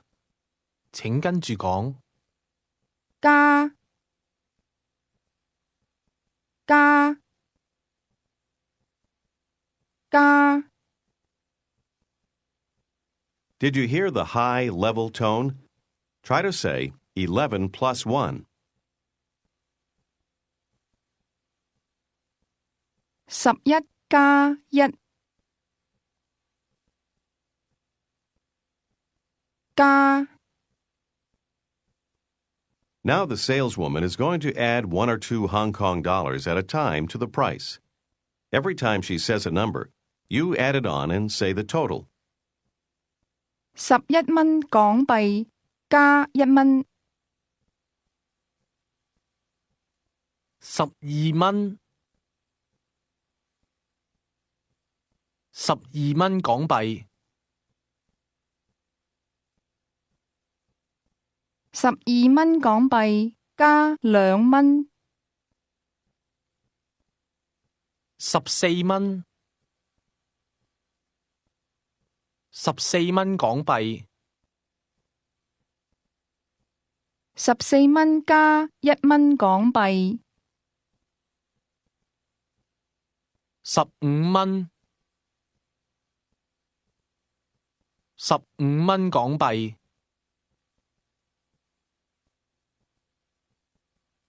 15蚊港幣加1蚊， 16蚊， 16蚊港幣， 16蚊港幣，你有冇16蚊港幣啊？ Tell her you don't have any Hong Kong dollars. 我冇港幣，我冇港幣。 Ask, what about American dollars? How much money is it?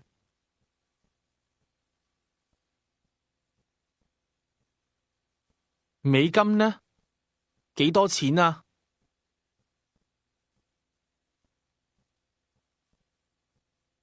美金呢？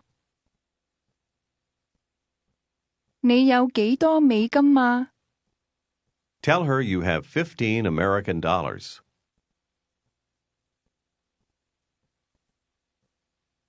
我有15蚊美金。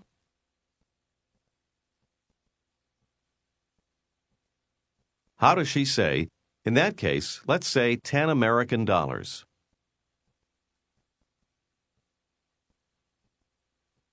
咁10蚊美金啦。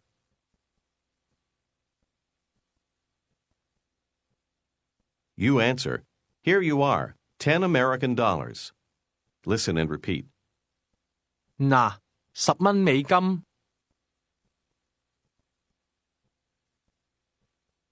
嗱。 The Cantonese word that means here, or here you are, is pronounced with a mid-falling tone. Say, here you are, 10 American dollars.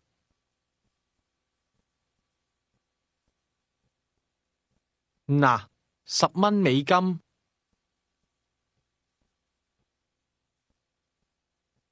嗱。 Now imagine you're in a cafe in Hong Kong. You're going to talk to the man behind the counter. Respond to what he says to you. 你好，你好，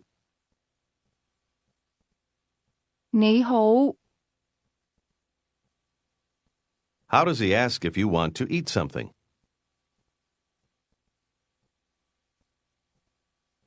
你想唔想食一啲嘢啊？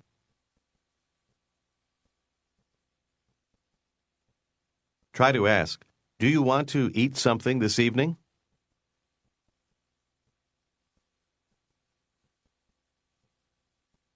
你想唔想今晚食一啲嘢啊？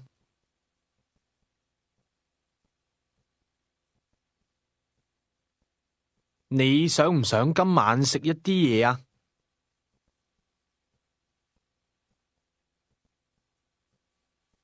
Yes, I want to eat supper.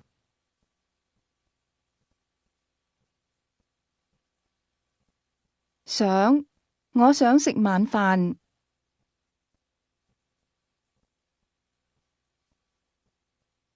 我想食晚飯。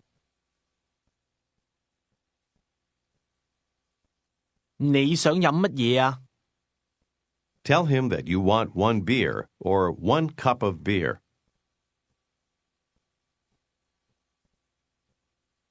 我要一杯啤酒。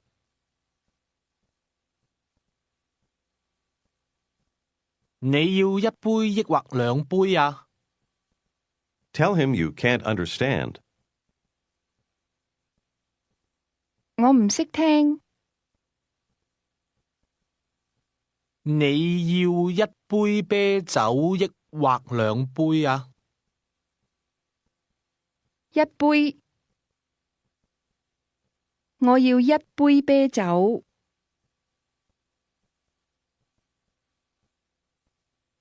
How does he say, "Okay, here you are, one beer"?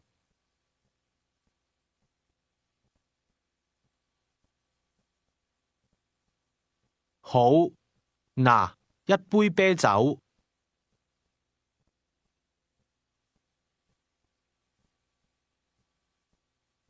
Ask him how much money it is. 幾多錢啊？12蚊港幣。Tell him you don't have any Hong Kong dollars. 我冇港幣。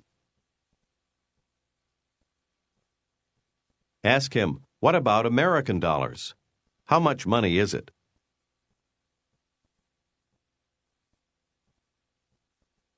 美金呢？幾多錢啊？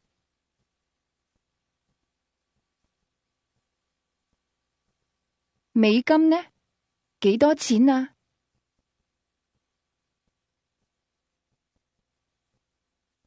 美金？我唔知道。Tell him, as for me, I know. 我知道。我知道。Tell him you have 15 American dollars.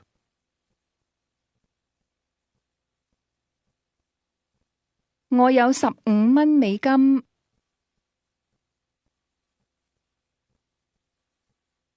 And tell him you want 5 beers.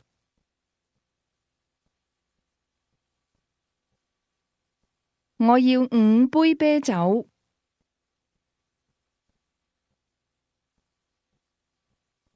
Okay, here you are, 5 beers.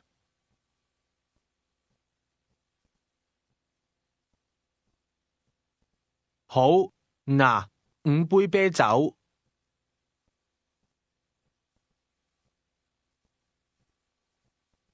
This is the end of Unit 13. This is Unit 14 of Pimsleur's Cantonese 1. 請聽呢段廣東話對話。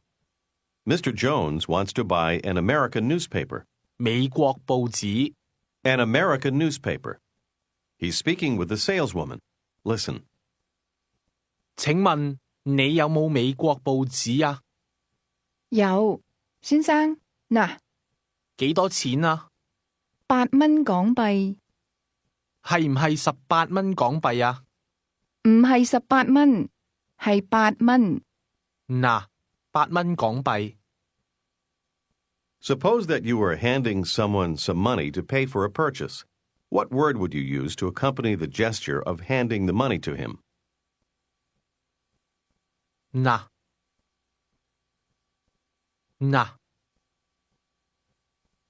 Try to say, "Here's 13 Hong Kong dollars."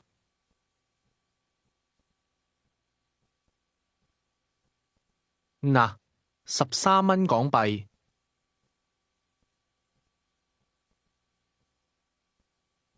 13蚊。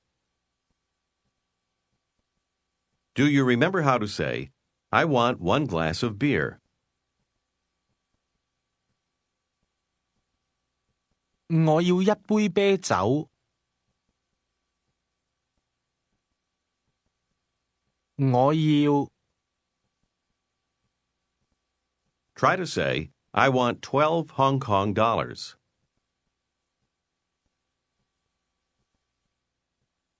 我要12蚊港幣。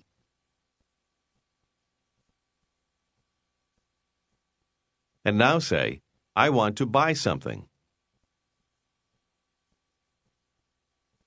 我想買一啲嘢。Here's 14 Hong Kong dollars.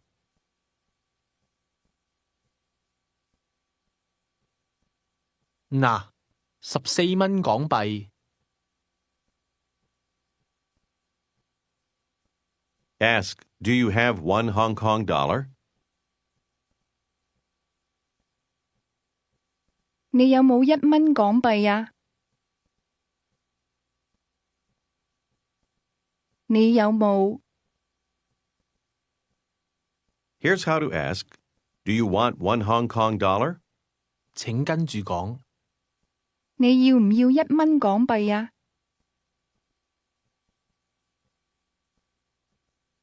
唔要。要唔要？要唔要？ What part of that means don't want? 唔要。 Did you hear how the speaker's tone fell and then rose a little? Now tell me that you don't want one Hong Kong dollar. 我唔要1蚊港幣。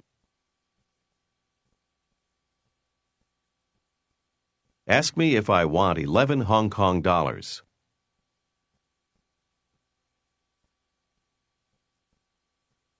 你要唔要11蚊港幣啊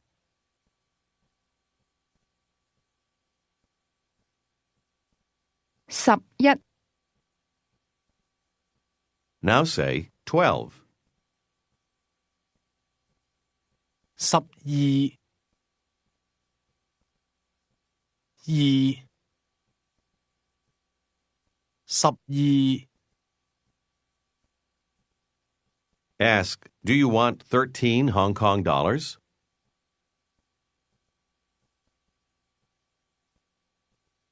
你要唔要13蚊港幣啊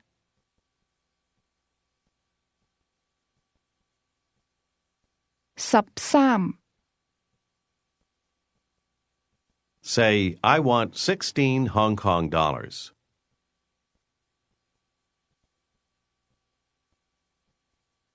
我要16蚊港幣。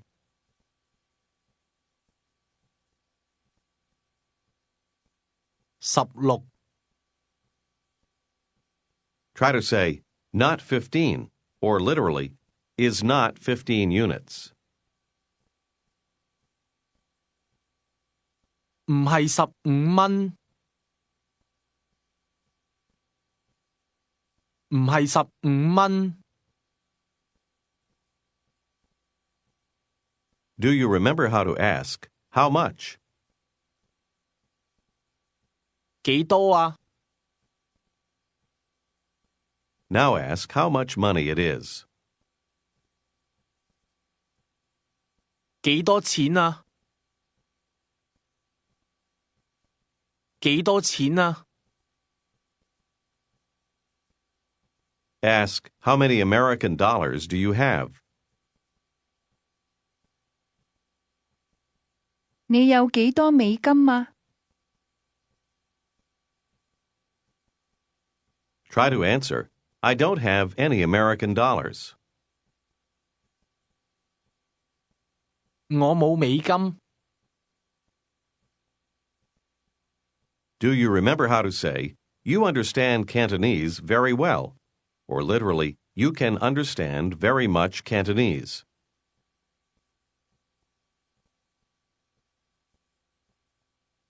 你識聽好多廣東話。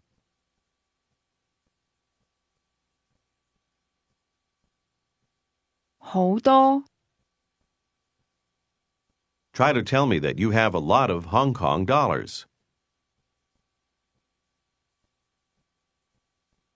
我有好多港幣。我有好多港幣。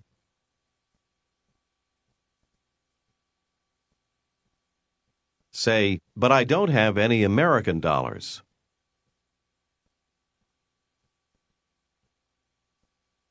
但係我冇美金。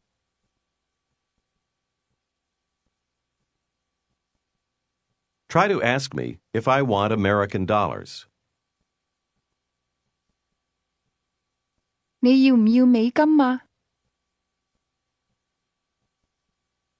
你要唔要啊？ Answer this question, no. 唔要，唔要，我唔要美金。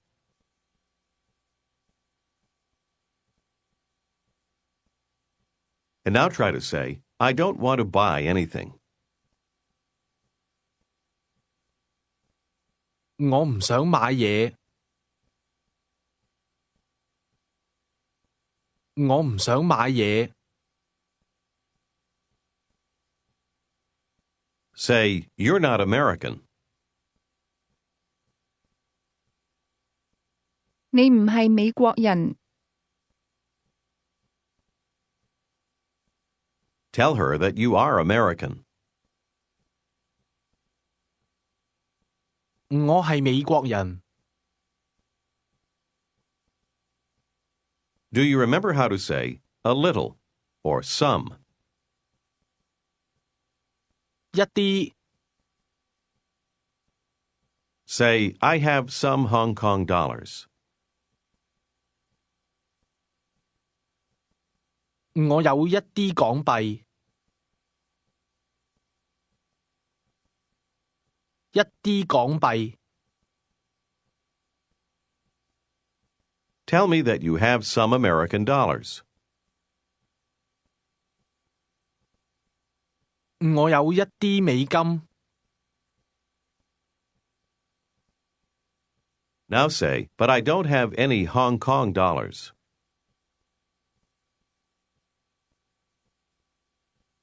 但係我冇港幣。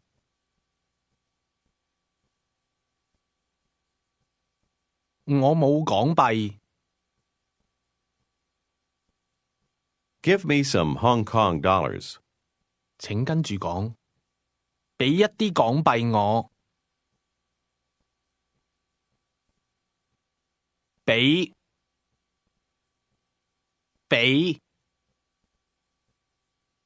Say again, give. 俾。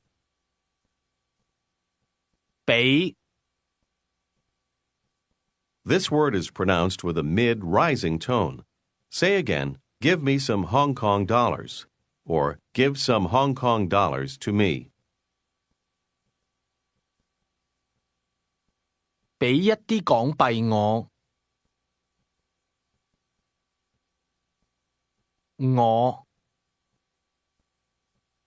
How do you say to me? 我。Now try to ask me to give some American dollars to you.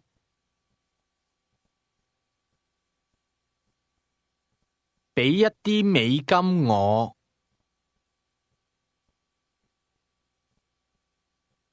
Try to say, okay, here's 3 American dollars.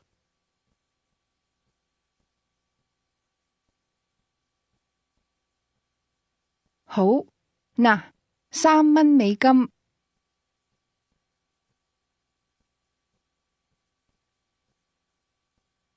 好，嗱，3蚊美金。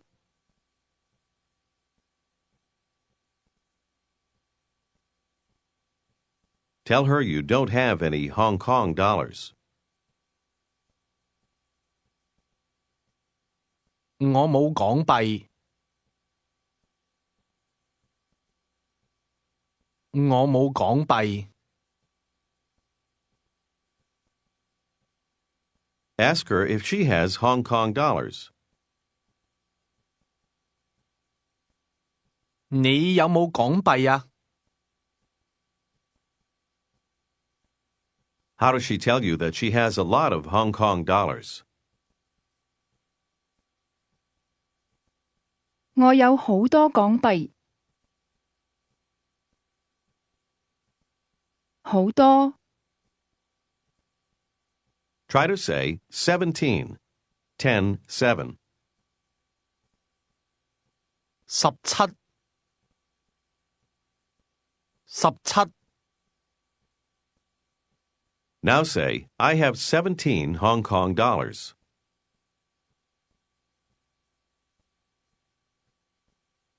我有17蚊港幣。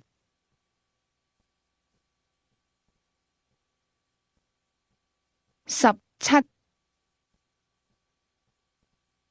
17 begins at a low level and then rises to end on a high level. Now say 18 with low and mid-level tones. 18 18 Now try 19, also low to mid-level. 19 19 Say, I have 19 American dollars.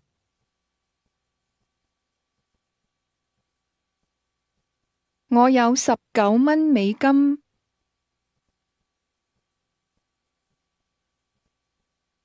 How does she tell you that she has a lot of Hong Kong dollars? 我有好多港幣。好多。Now ask her how many Hong Kong dollars she has.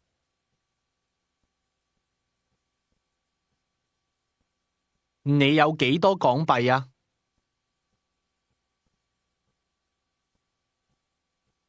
Say 18 units. 18蚊。18蚊。Try to say, no, it isn't. It's 17 units.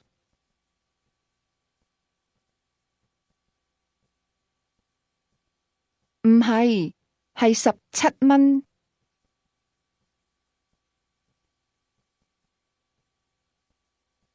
17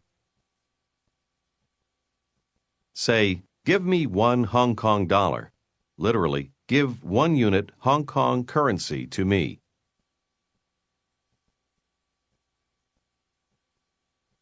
俾1蚊港幣我。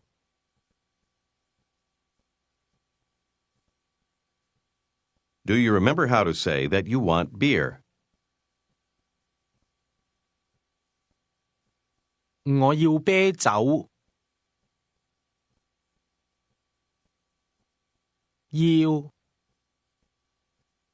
我要啤酒。Say, I don't have any beer. 我冇啤酒。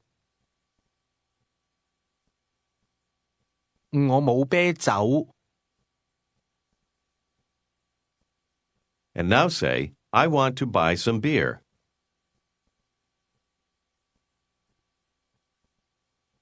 我想買一啲啤酒。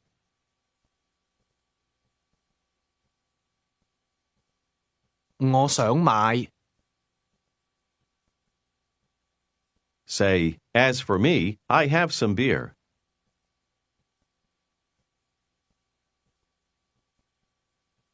我有一啲啤酒。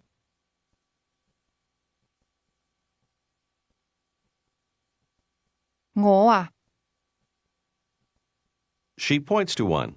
How does she say, here's 1 beer?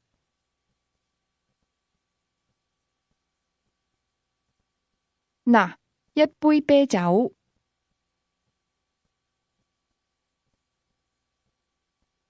嗱，一杯啤酒。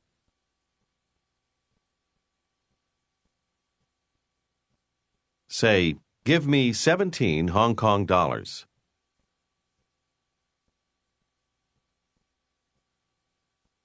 俾17蚊港幣我。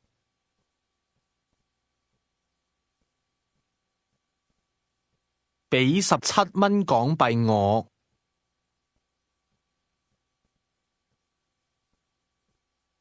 Tell her that you want some wine. 我要一啲酒。我要。And how would you say, I am going to buy some wine?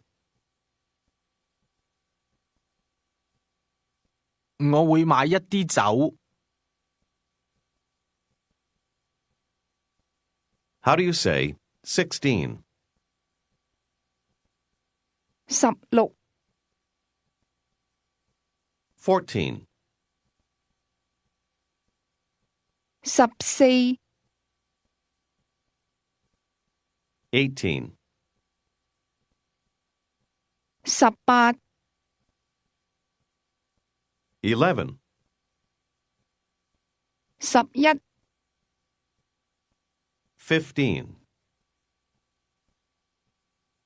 15、19, 19、13, 13、17, 17。Ask me if I have any American dollars. 你有冇美金啊？你有冇美金啊？ Answer, no, I don't have any American dollars. 冇，我冇美金。我冇美金。Try to ask, what about Hong Kong dollars? 港幣呢？港幣呢？ Say, a lot, or very much. 好多。好多。Ask, how much? 幾多啊？ How much money? 幾多錢啊？幾多錢啊？ Say, 19 units. 19蚊。Try to say, it isn't very much. 唔係好多。唔係好多。 Now let's review how to ask for directions. Say, excuse me. 請問。Remembering the word order, ask, where is Boundary Street?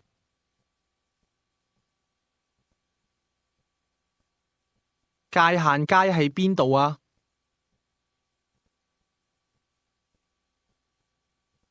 界限街喺邊度啊？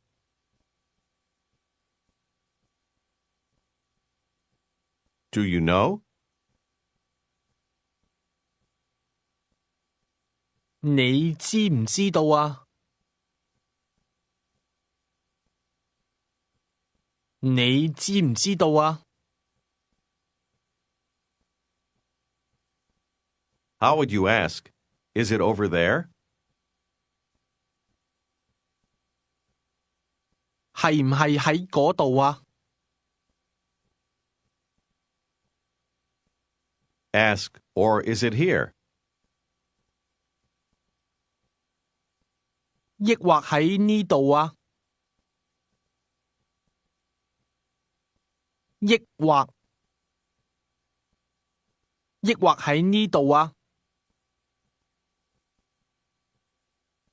How would she say, it's over there? 喺嗰度。 Thank her. 多謝。Thanks a lot.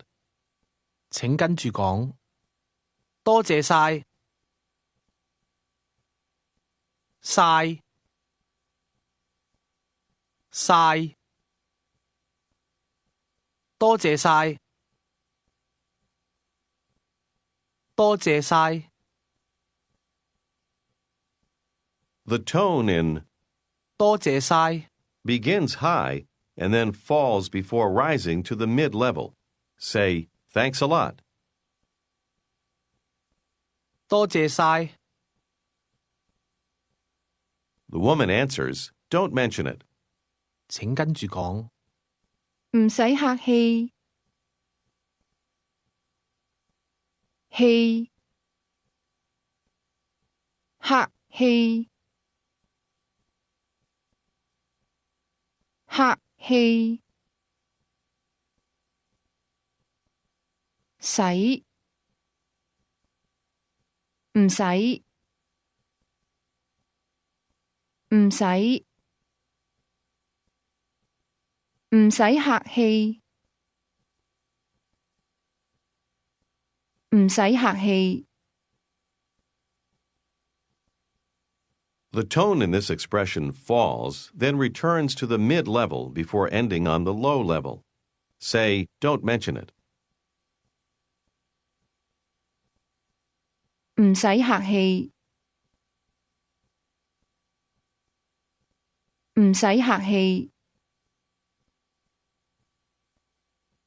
An American woman is talking to her husband. They are in Hong Kong. How does she say, I am going to buy something? 我會買一啲嘢。Say, give me 15 American dollars.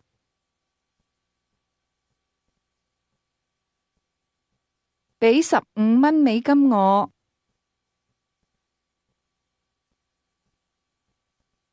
俾15蚊美金我。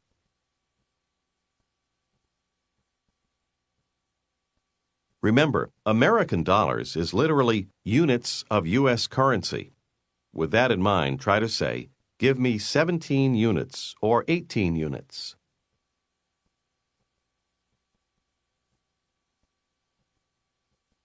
俾17蚊或者18蚊我。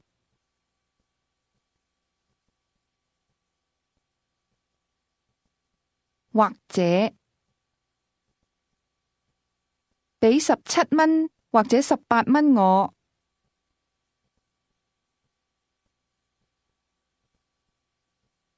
How does she ask him if he has any Hong Kong dollars? 你有冇港幣啊？你有冇港幣啊？ Now he tells her that no, he doesn't have any Hong Kong dollars.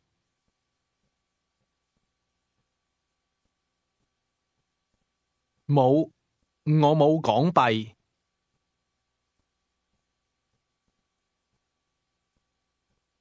How does he say, I have a lot of American dollars? 我有好多美金。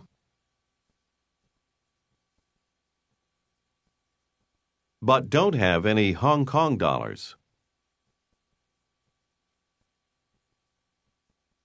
但係冇港幣。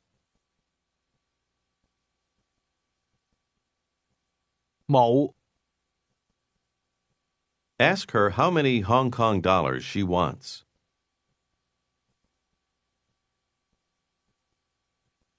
你要幾多港幣啊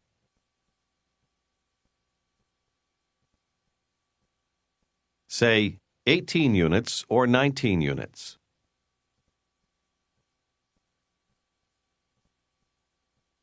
18蚊或者19蚊。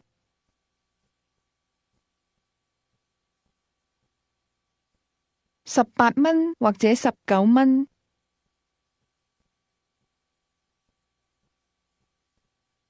How does she ask you to give her 19 units?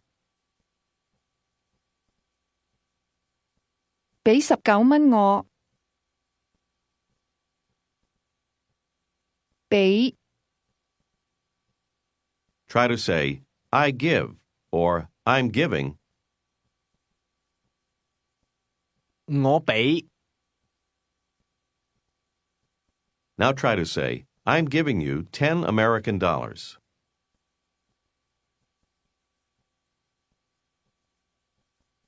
我俾10蚊美金你。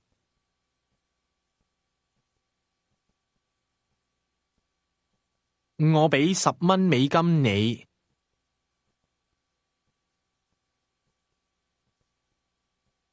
Thanks a lot. 多謝晒，多謝晒。How would you respond? Don't mention it. 唔使客氣，唔使客氣。Ask him if he has any Hong Kong dollars. 你有冇港幣啊？ Answer, No, I don't have any Hong Kong dollars.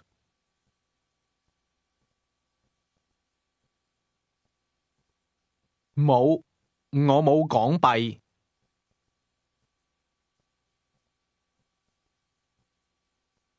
What Cantonese word means then, or in that case? 咁咁 Now say, in that case, give me some American dollars.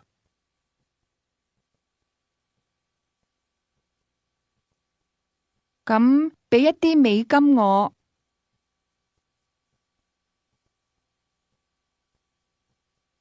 咁俾一啲美金我。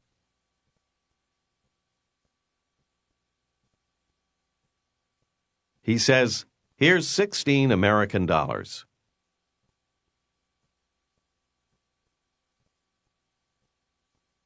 嗱，16美金。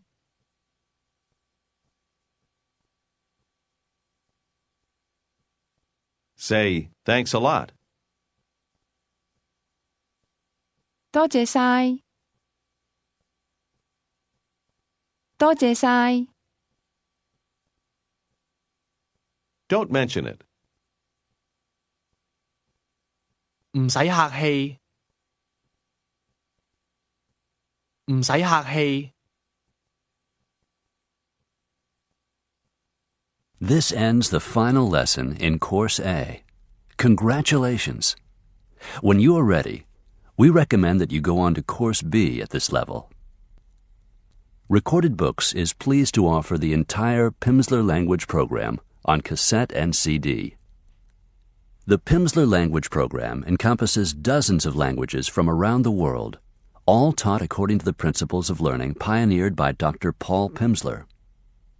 You will find information on the other languages included in the Pimsleur language program in the Recorded Books catalog, and many of the tapes and CDs are contained in the collection of your local library. Recorded Books is a publisher of a wide range of audiobooks, including bestsellers, mysteries, classics, histories, and more. For a copy of our latest listing, please call us using the toll-free number found on the back of the book. You can order by phone with any major credit card, or by writing to us, or by faxing us. Don't forget to ask about easy 30-day rentals by mail. On our website, you can browse the catalog, hear about the latest releases, place orders, or tune into narrator profiles and author interviews. So visit us there at www.recordedbooks.com. And thank you for being a Recorded Books reader. This is Unit 15 of Pimsleur's Cantonese 1. 請聽呢段鐘先生同鐘太嘅對話。Please listen to this conversation between Mr. Jones and Mrs. Jones. 請聽呢段鐘先生同鐘太嘅對話。拜拜，拜拜，你去邊度啊？我會去買一啲嘢。但係你冇港幣。我冇港幣，但係我有一啲美金。你有幾多美金啊？我唔知道，14蚊或者15蚊。我俾10美金同一啲港幣你。嗱，而家你有19港幣，你有幾多美金啊？我而家有好多錢，多謝晒 Matthew。 Do you remember how to say, give me some Hong Kong dollars? 俾一啲港幣我。Suppose you didn't understand what was said. Try to ask, what did you say? Literally, you speak what? 你講乜嘢啊？你講乜嘢啊？ Ask someone if he has any American dollars. 你有冇美金啊？ Ask him if he has any wine. 你有冇酒啊？ How does he tell you he doesn't have any wine? 我冇酒。我冇酒。 Say, but I have beer.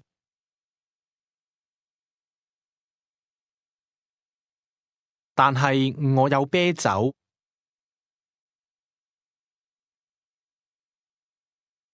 Try to say, in that case, let's say 1 beer. Remember, it's 1 cup of beer.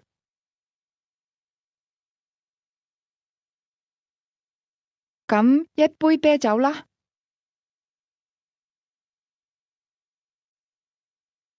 咁一杯啤酒啦。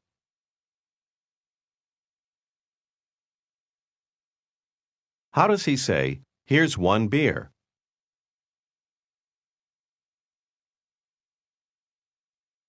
嗱，一杯啤酒。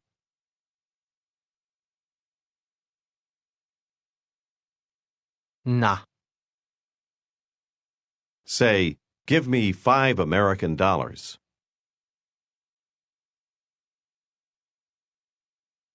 俾5蚊美金我。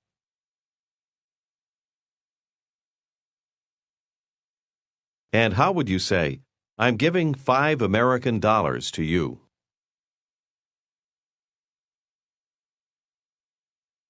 我俾5蚊美金你。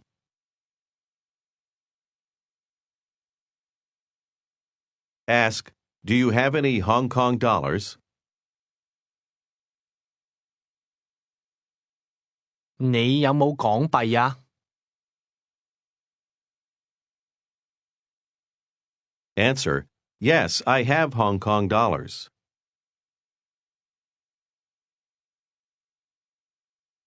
有，我有港幣。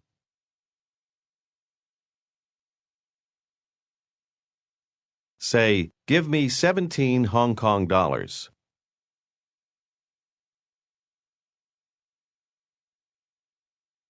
俾17蚊港幣我。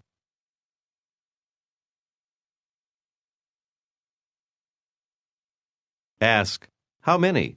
Is it 18 units?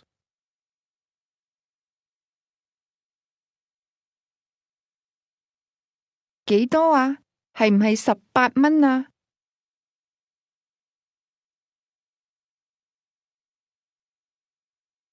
Answer, no, it's 16 units.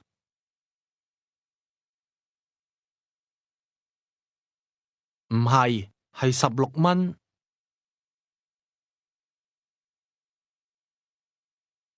Say, here's 15 Hong Kong dollars.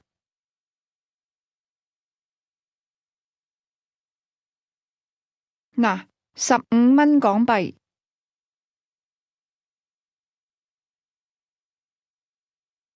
15 Say, it's 14 units. 係14蚊。14。 Say, in that case, give me 1 Hong Kong dollar.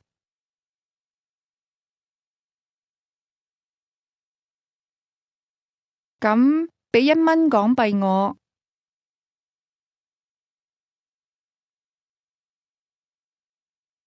Ask how much money it costs. 幾多錢啊？ Try to say, it's not a lot. 唔係好多，唔係好多。Here's how to say for you. 請跟住講，俾你嘅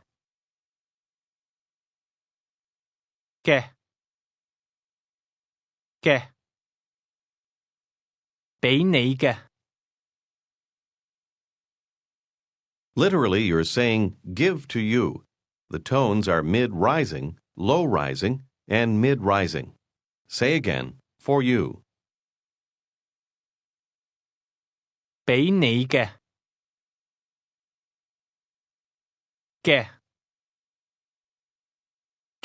Has no literal meaning in English. Now try to say, for me. 俾我嘅，俾我嘅。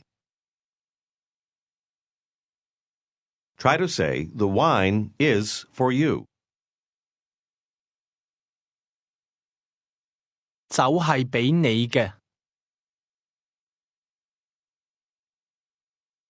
多謝， And how would you say, thanks a lot? 多謝晒，多謝晒。Do you remember how to say, don't mention it? 唔使客氣，唔使客氣。Now say, but the beer is for me.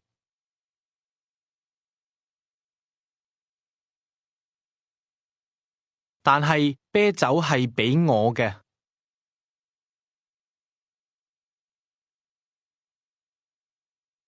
Ask how much money you owe. 幾多錢啊？ Do you remember how to say 18 units or 19 units?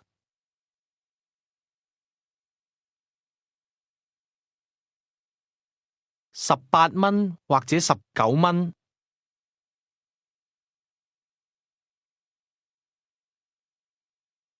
You want to ask, how much is one beer?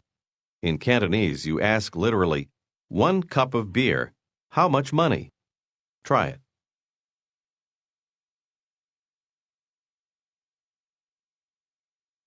一杯啤酒幾多錢啊？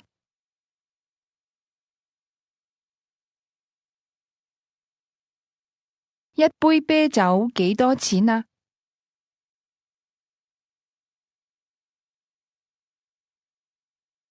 Say, 1 Hong Kong dollar, 1 cup. Obviously, a beer will cost more than 1 Hong Kong dollar, and prices will vary.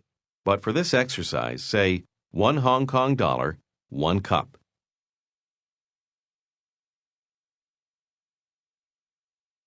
1蚊港幣一杯。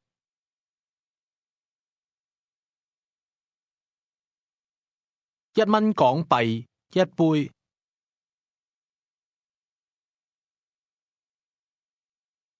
Say, the wine is 2 units. 酒係2蚊。Say, give me 3 Hong Kong dollars.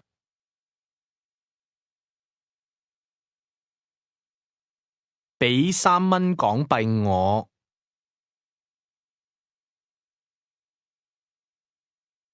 Here's how to say, I can't. 請跟住講，我唔可以，可以，二，可以，可以，唔可以，我唔可以。Now try to say, I can. 我可以，可以，可以。 Begins with a mid-rising tone, then drops to a low level before rising again. Say again, I can. 我可以， What other Cantonese word means can? 識 Is used to say can understand. 識聽 Literally, that means know how to, while 可以 means able to. Say again, I can, meaning I am able to. 我可以，可以， Now say, you can. 你可以 And now say, you know. 你知道， Do you remember how to ask, do you know? 你知唔知道啊？知， Using the same pattern, try to ask, can you? 你可唔可以啊？可唔可以？可唔可以？你可唔可以啊？ Notice the short form in that question. Ask again, can you? 你可唔可以啊？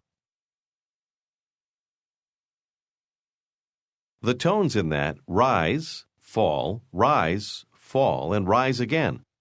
Listen and repeat to match the speaker's pronunciation. 你可唔可以啊？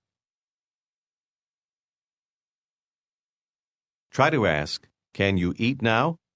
Be careful of the word order.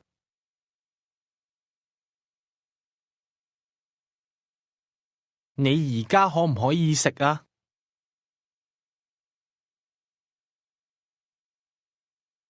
你而家可唔可以食啊？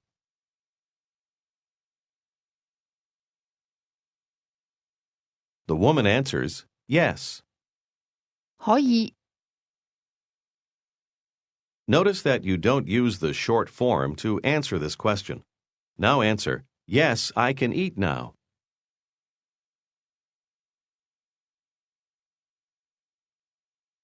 可以，我而家可以食。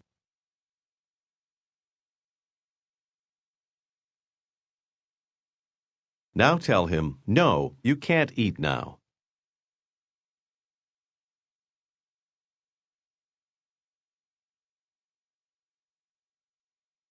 唔可以，我而家唔可以食。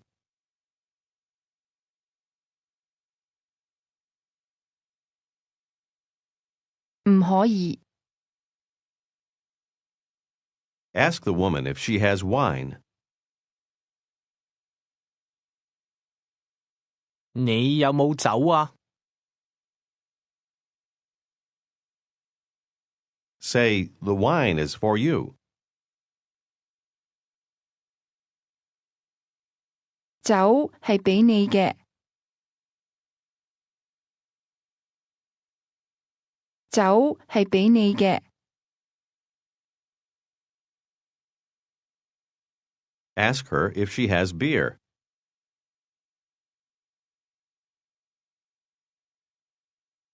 你有冇啤酒啊？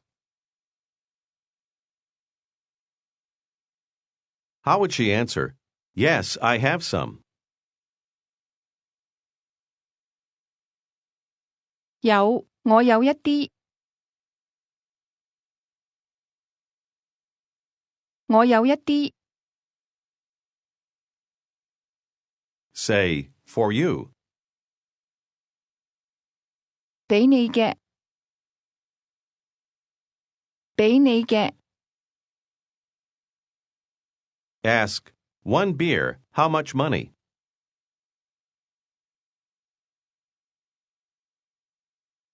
一杯啤酒幾多錢啊？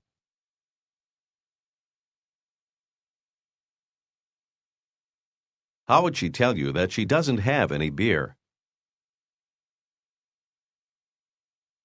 我冇啤酒。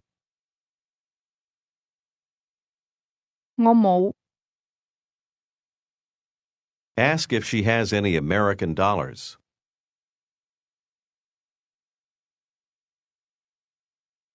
你有冇美金啊？ Suppose she does have some. What would she say?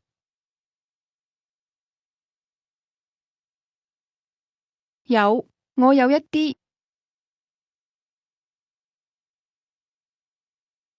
How does she say, I have a lot? 我有好多。Suppose she doesn't have any. What would she say? 冇，我冇。Now say, I want some. 我要一啲。要。我要。Tell the man that you are giving 14 units to him.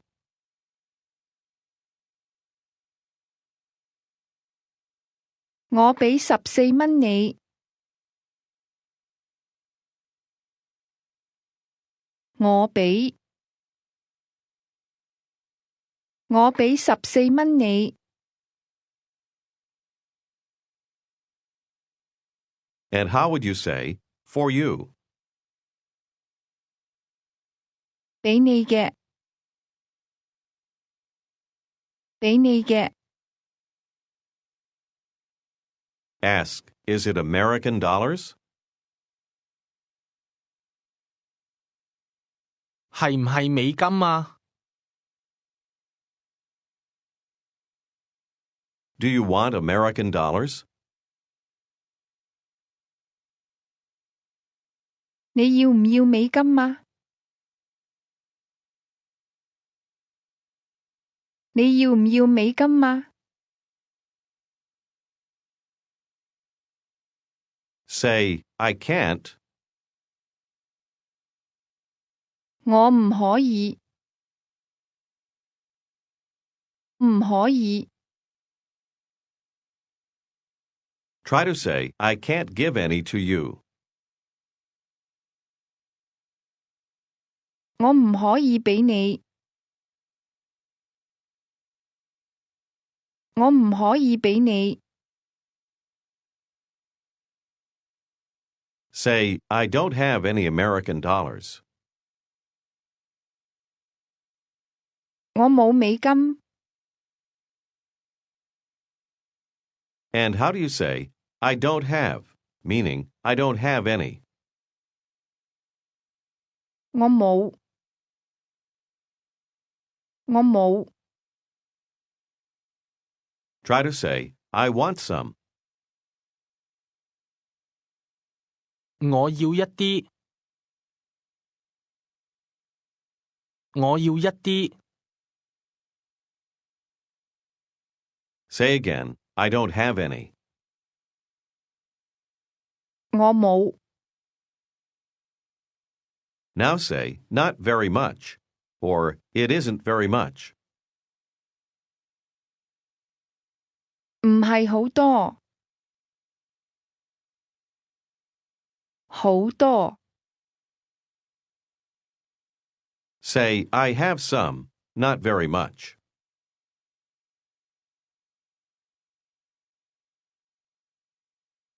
我有一啲，唔係好多。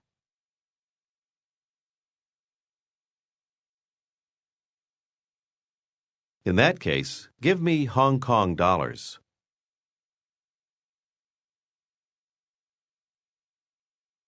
咁俾港幣我啦。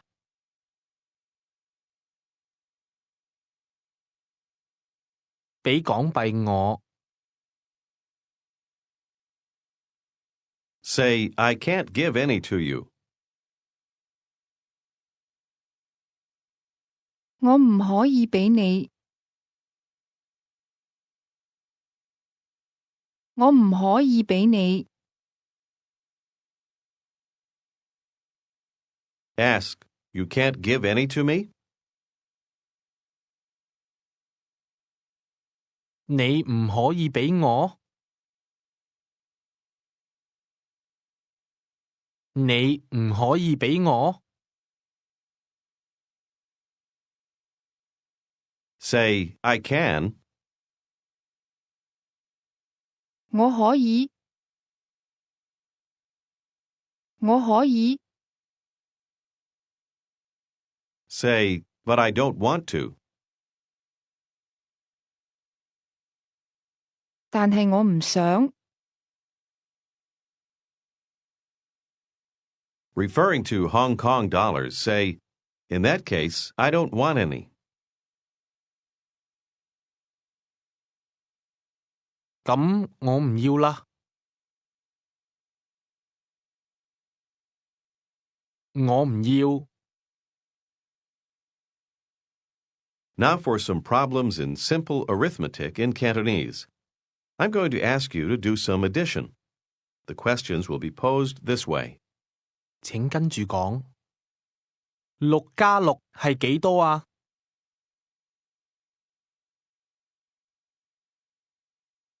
？6加6係幾多啊？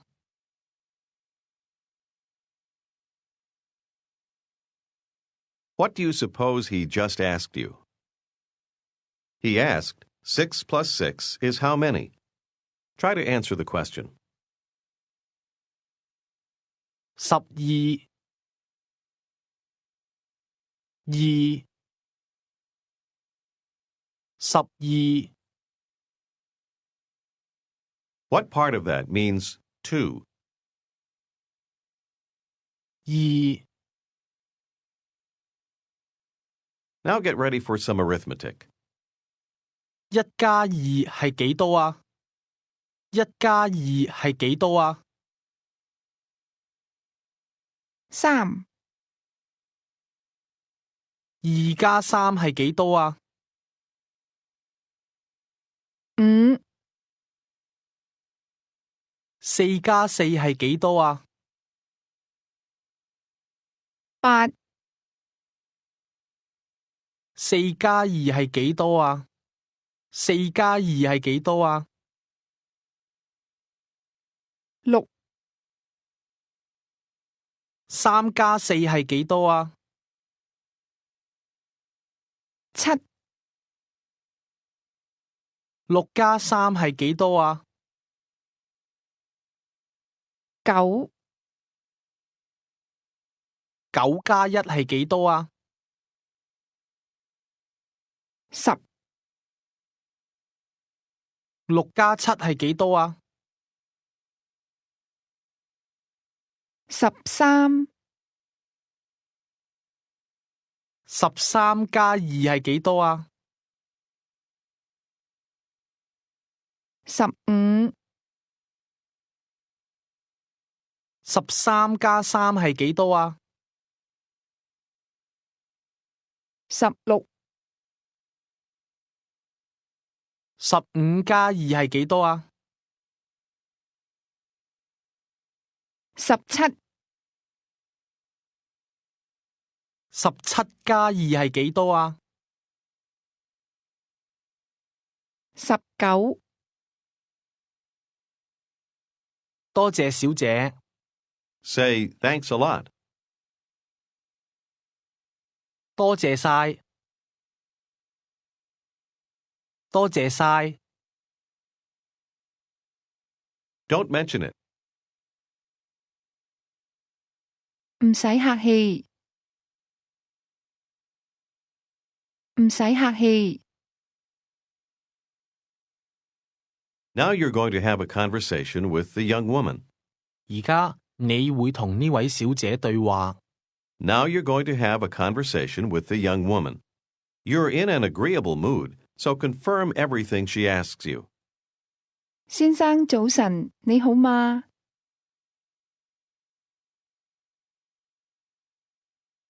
好好，多謝。你想唔想同我食飯啊？想，多謝。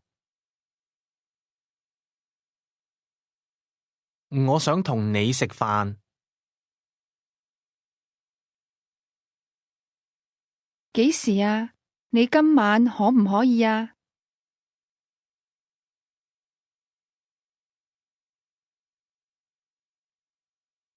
可以，我今晚可以。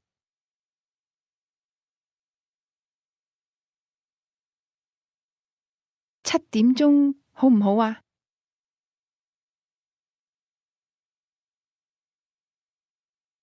好，7點鐘好。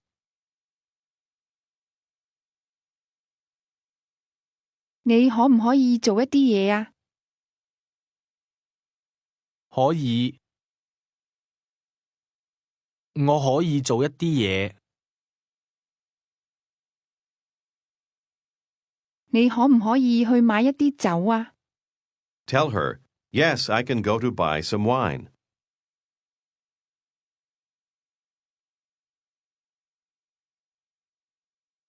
可以，我可以去買一啲酒。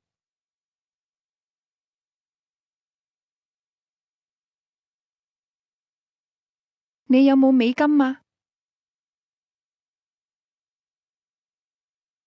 有，我有。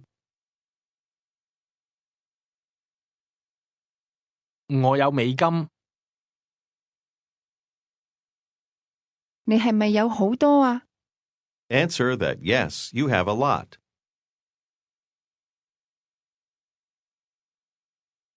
係，我有好多。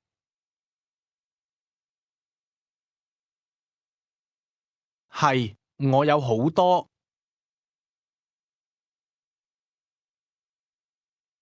港幣呢？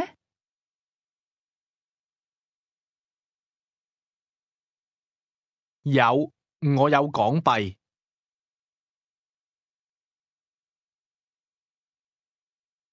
咁你可唔可以買好多酒啊？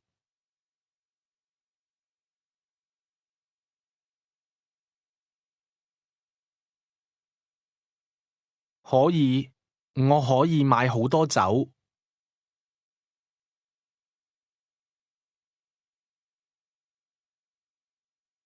我可以買好多酒。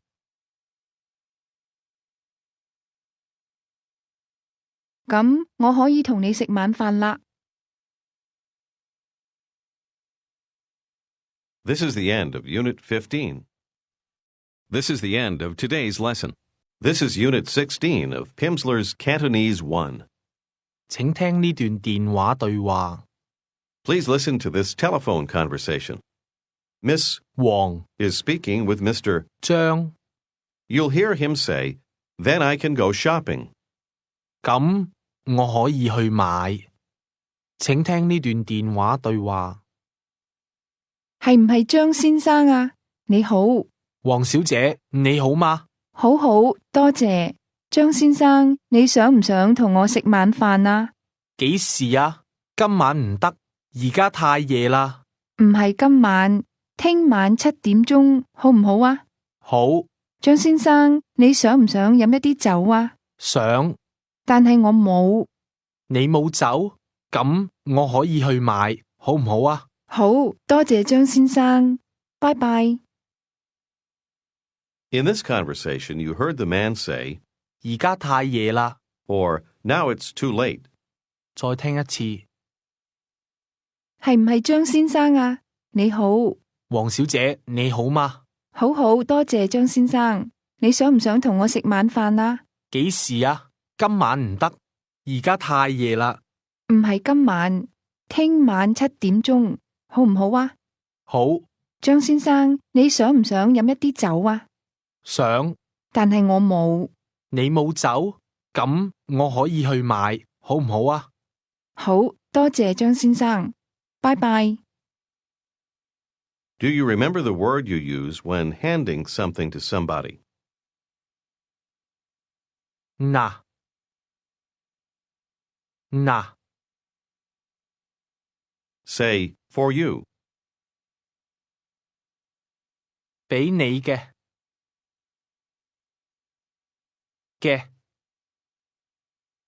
俾你嘅。You want to ask, is it for me? 請跟住講。係唔係俾我㗎？㗎 The 㗎 at the end is a combination of 嘅啊 ask again if it's for you. 係唔係俾我㗎？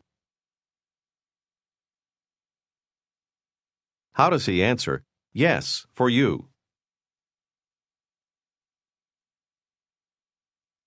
係俾你嘅。俾你嘅。Thank you very much. 多謝晒。 Don't mention it. 唔使客氣。Do you remember how to ask, what did you say? Or literally, you speak what? 你講乜嘢啊？乜嘢？ Try to ask, what is it? Literally, is what? 係乜嘢啊？係乜嘢啊？ Say, I don't know. 我唔知道。Ask him how much money it is. 幾多錢啊？ How would he say, 10 Hong Kong dollars? 10蚊港幣。Ask, what about American dollars? How much money?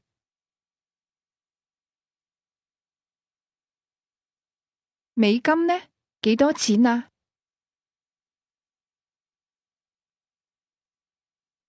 He says, give me Hong Kong dollars. 俾港幣我。Tell him you don't have any Hong Kong dollars. 我冇港幣。 He answers, I can't understand. 我唔識聽。How do you say, I can, in the sense of I am able to? 我可以。可以。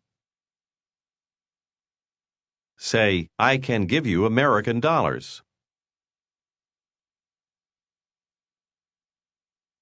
我可以俾美金你。俾 Ask me if I want any American dollars. 你要唔要美金啊？ Say, I don't want any American dollars. 我唔要美金。唔要。And now just say, no, I don't want any.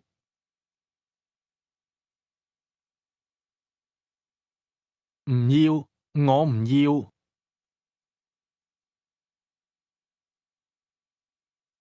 我唔要。Say, I give, or I'm giving. 我俾 Now say, I'm giving you 17 American dollars.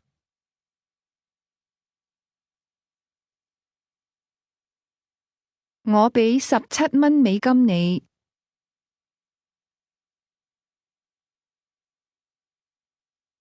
17蚊。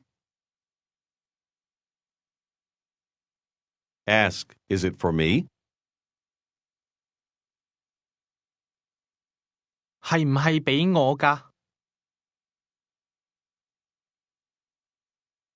Try to say, that's a lot of money, or literally, a lot of money. 好多錢，好多錢， $18 American dollars. That's a lot of money.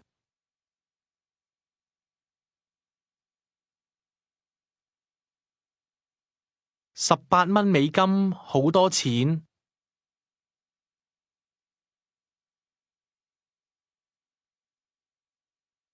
He says, it's too much. First, the word too. 請跟住講，太多啦，太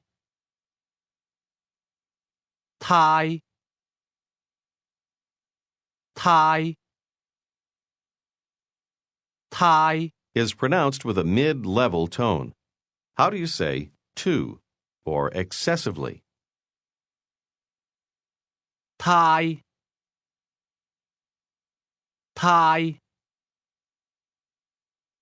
It's too much. 請跟住講，太多啦，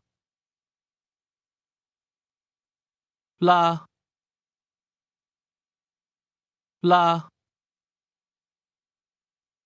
多啦，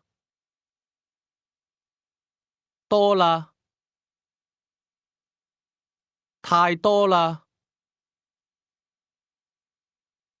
The 啦 sound at the end of that is a particle which has no equivalent in English, but which is used with too. Say again, it's too much. 太多啦， Now try to say, it's too much money. 太多錢啦，太多錢啦。 Ask me how much money I have.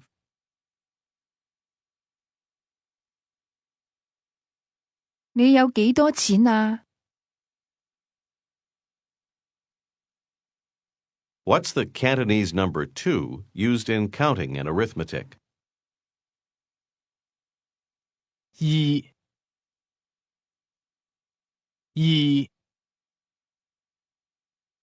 The number 20 is literally 210. Try it. 20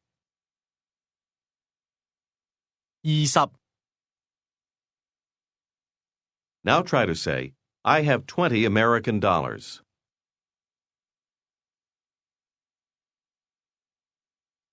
我有20蚊美金。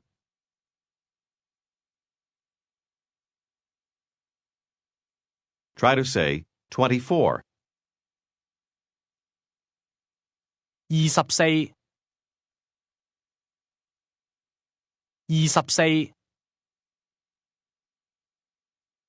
Try to tell me you have 25 American dollars.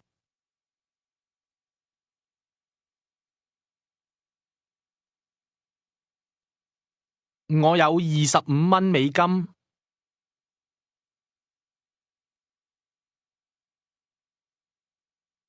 Now say the number 28.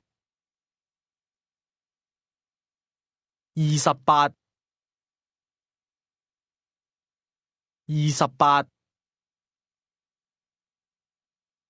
Say, that's a lot of money.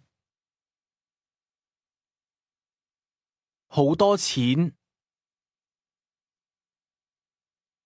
Say again, a lot, or literally very much. 好多 And how do you say, it's too much? 太多啦，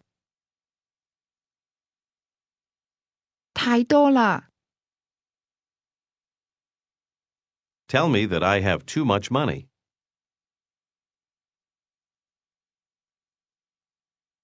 你有太多錢啦。太多錢啦。Can you guess how you would say 30? 30 30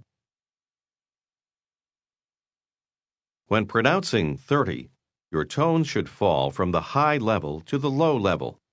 Say again, 30. 30 Tell me that you have 30 Hong Kong dollars.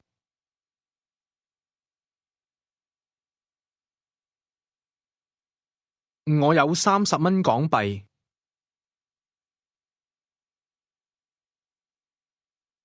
Now tell me that you have 39 Hong Kong dollars.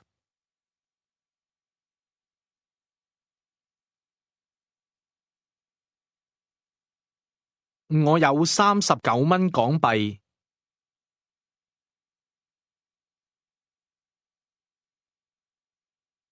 39 Try to say, no, it's 29 units.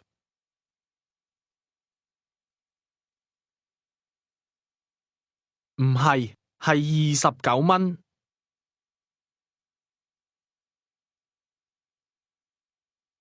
29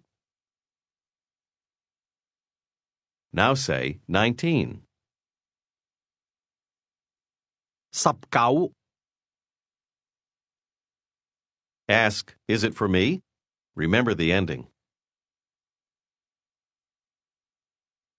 係唔係俾我㗎？ How do you say, that's too much? 太多啦。啦。太多啦。 Try to ask, is it too much? 係唔係太多啦？ No, but it's enough. 請跟住講。唔係，但係夠啦。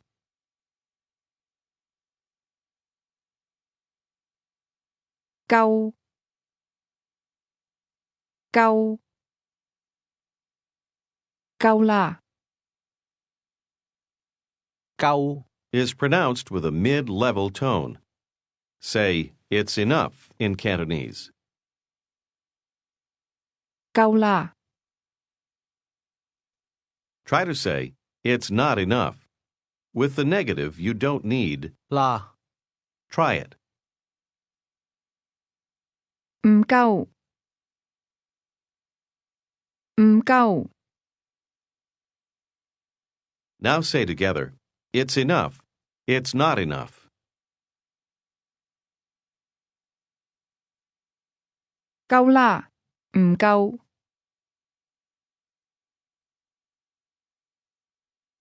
Say, 35, it's enough.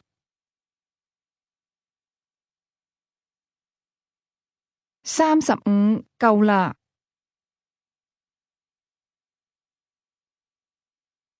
Say, it's too much.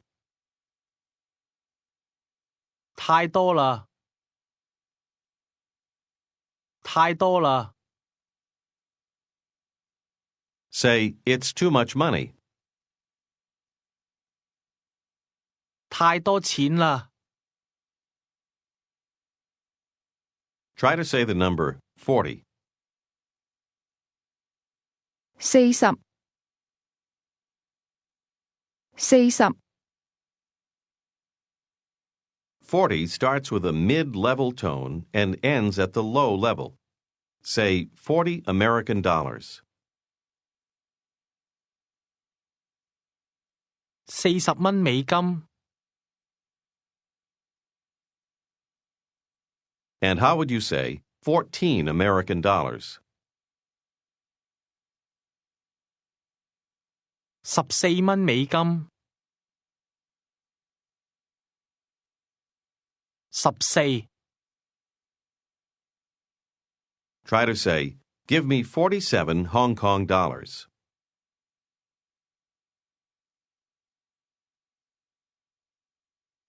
俾47蚊港幣我。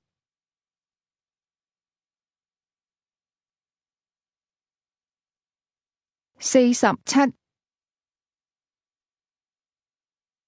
Say 46. It's enough.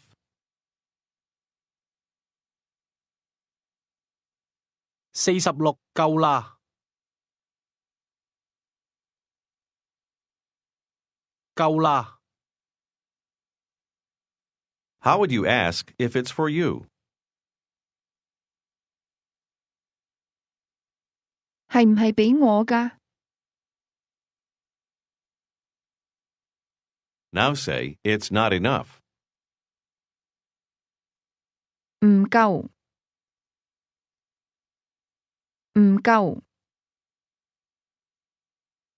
Say, I want 48 Hong Kong dollars.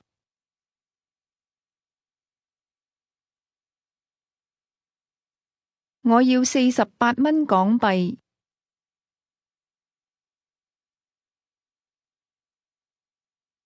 48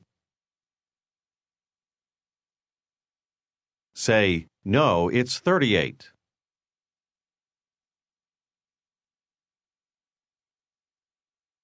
唔係，係38。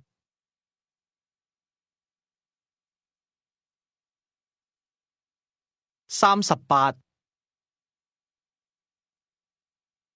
Now say 28. 28 28 Ask, how many American dollars do you want?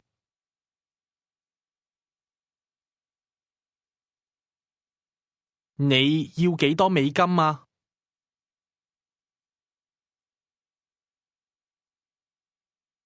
Now say, give me some American dollars. 俾一啲美金我。Say, I can't.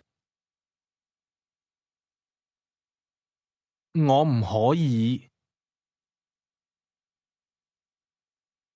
我唔可以。Say, I don't have any American dollars. 我冇美金。Say, I don't have any. 我冇。我冇。Try to ask, do you have any money? 你有冇錢啊？ And how would you tell me that you want to buy something?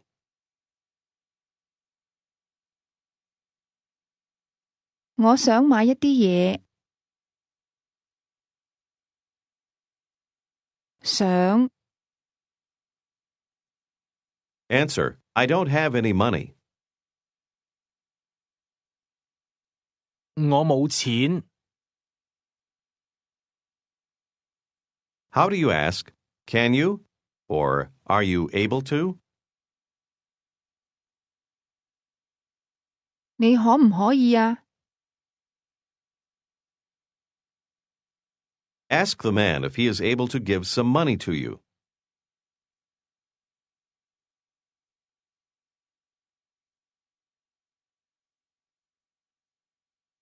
你可唔可以俾一啲錢我啊？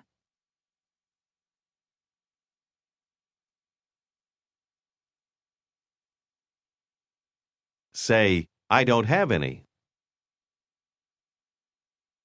我冇。我冇。Try to say, yes, you have. Some is understood. 有，你有。你有。Say, you have a lot. 你有好多。Say, okay, here's 25 Hong Kong dollars.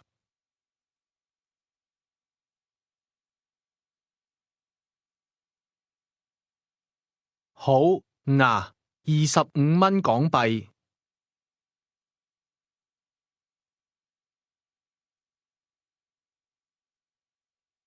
Ask, is it for me? 係唔係畀我㗎？係唔係畀我㗎？係，畀你嘅。Say, thank you very much. 多謝晒，多謝晒。Respond, don't mention it. 唔使客氣，唔使客氣。Now some arithmetic in Cantonese. Do you remember the number 2 used for counting? 二，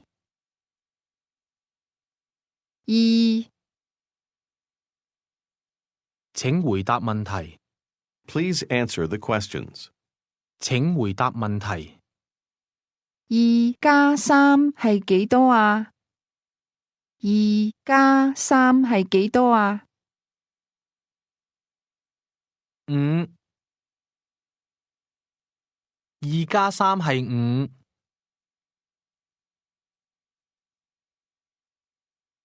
五加三係幾多啊？八。八。八加五係幾多啊？13。13。11加四係幾多啊？15。15。13加四係幾多啊？17。17。16加四係幾多啊？20。20。20加六係幾多啊？26。26。28加四係幾多啊28加四係幾多啊？32。32。32加二係幾多啊32加二係幾多啊34。34。33加十係幾多啊33加十係幾多啊43。43。It's enough. It's enough.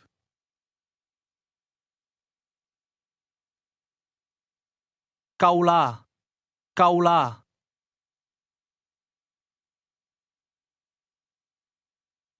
而家你會同呢位先生對話。Now you're going to have a conversation with the gentleman. 而家你會同呢位先生對話。Please answer affirmatively. The secret of the conversation is that you should listen for the verb. For example, if he says, "Can you do so-and-so?" then you answer, "Yes, I can." If he says, "Do you have so-and-so?" then you answer, yes, I have, and so on. Let's begin. 請問你有冇錢啊？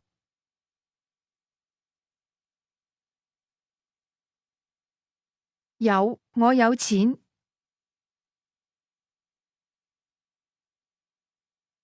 我有。你係唔係有好多錢啊？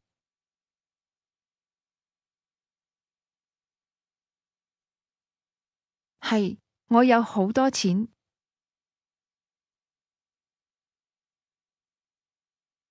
你有冇美金啊？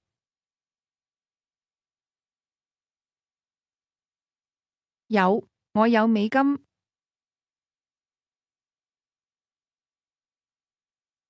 你想唔想而家做一啲嘢啊？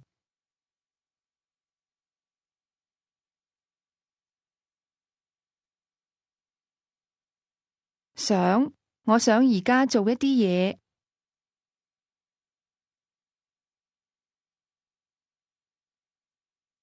你想唔想同我飲一啲嘢啊？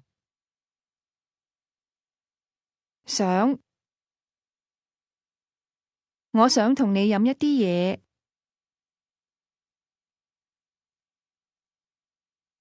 你想唔想飲啤酒啊？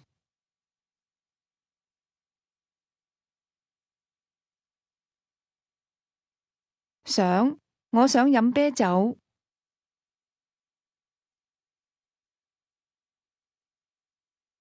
但係我冇，你可唔可以買啤酒俾我啊？可以，我可以買一啲啤酒俾你。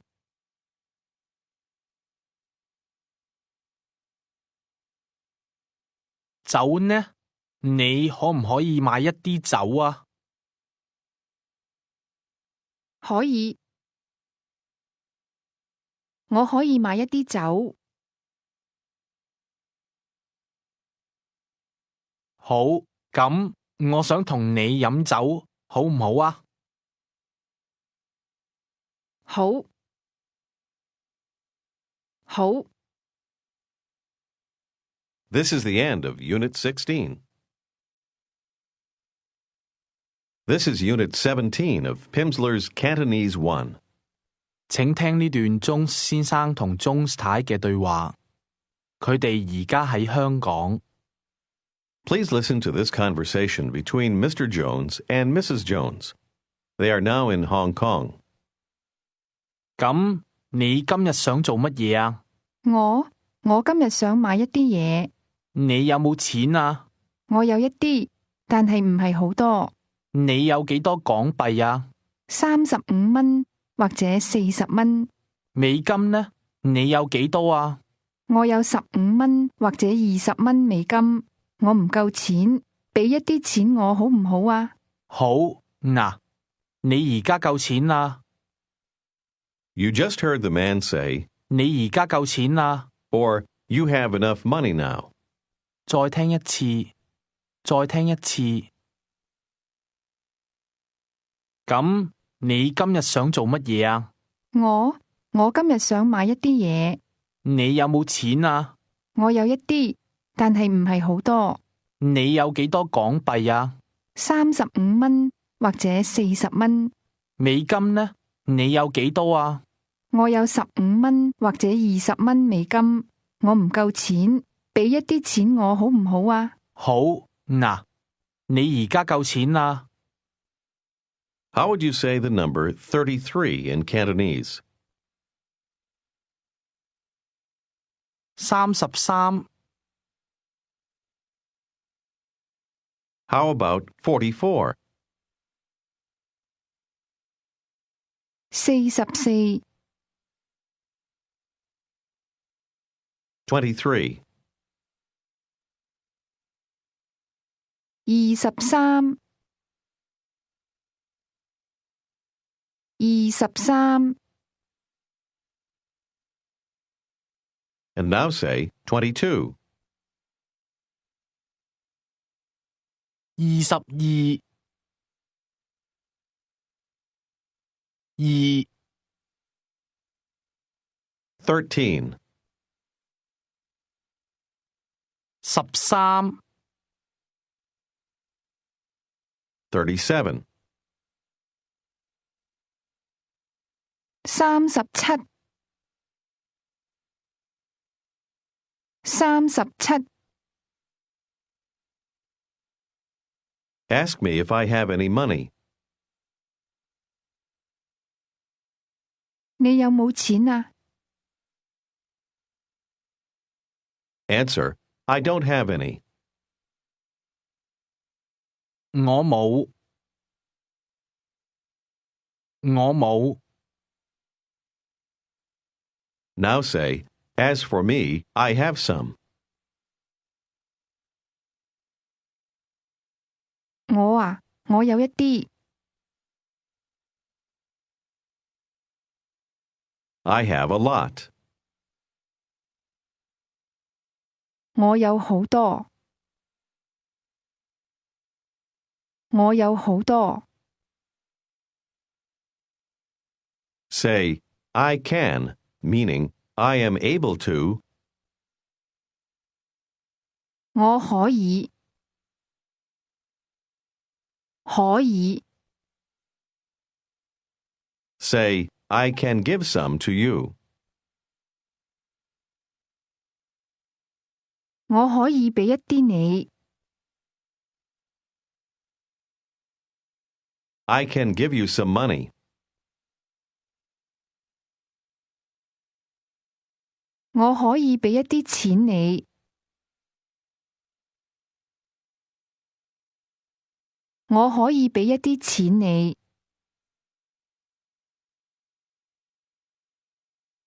Do you remember how to ask, can you? 你可唔可以啊？可唔可以？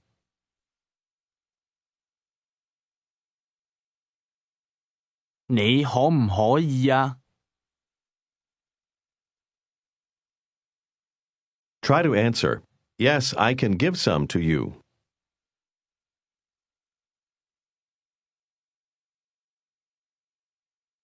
可以，我可以俾一啲你。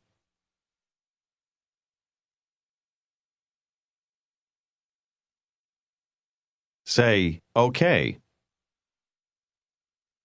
好， Say, it's for you. 係俾你嘅。係俾你嘅。Ask, is it for me? 係唔係俾我㗎？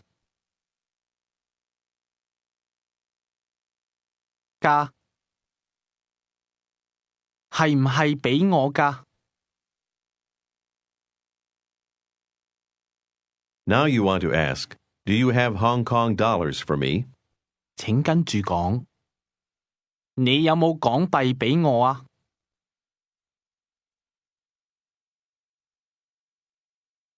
啊，俾我啊！你有冇港幣俾我啊？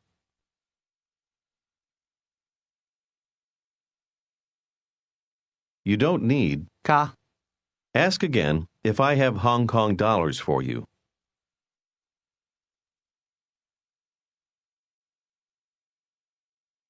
你有冇港幣俾我啊？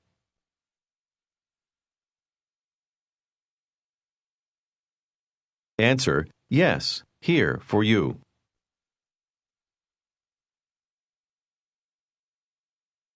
有，嗱，俾你嘅。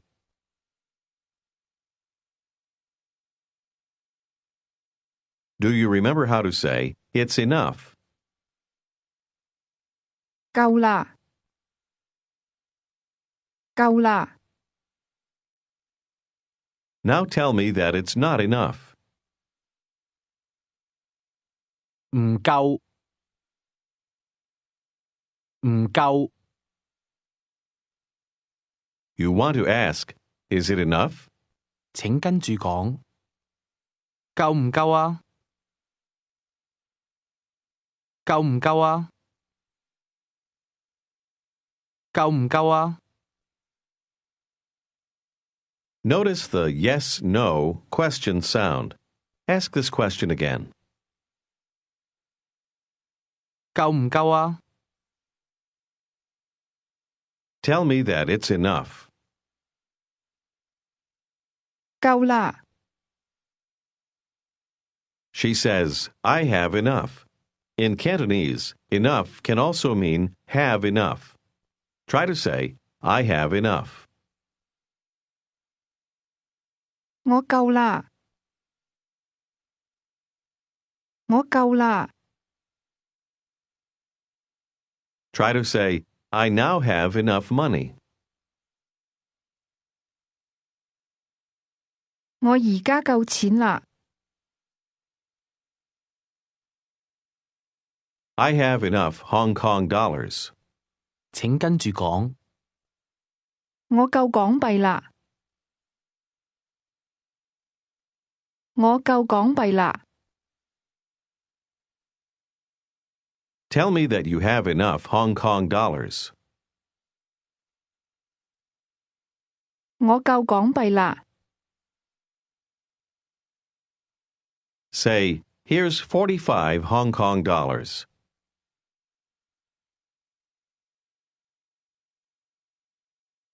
嗱，45蚊港幣，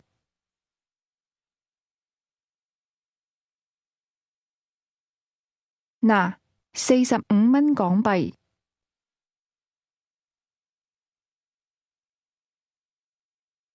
Ask, is it enough? 夠唔夠啊？夠唔夠啊？ Say, it's too much. 太多啦，太多啦， Say, it's too much money. 太多錢啦， Say, give me 4 Hong Kong dollars. 俾4蚊港幣我， And now say, 40. 40， 40， Try to say, now I have 41 Hong Kong dollars.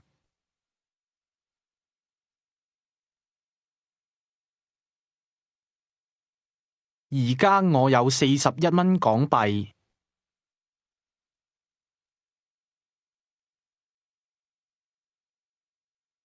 41， Say, 21. 21， Say, 23. 23， Say, 31. 31， Now try to say the number 50 in Cantonese. 50， 50， Notice how the tones fell from the mid-level to a low level. Now try to say 51. 51， 51， Now try to say 60. 60， Notice the low-level tones. Say again, 60. 60， Say 50. 50， Say 57.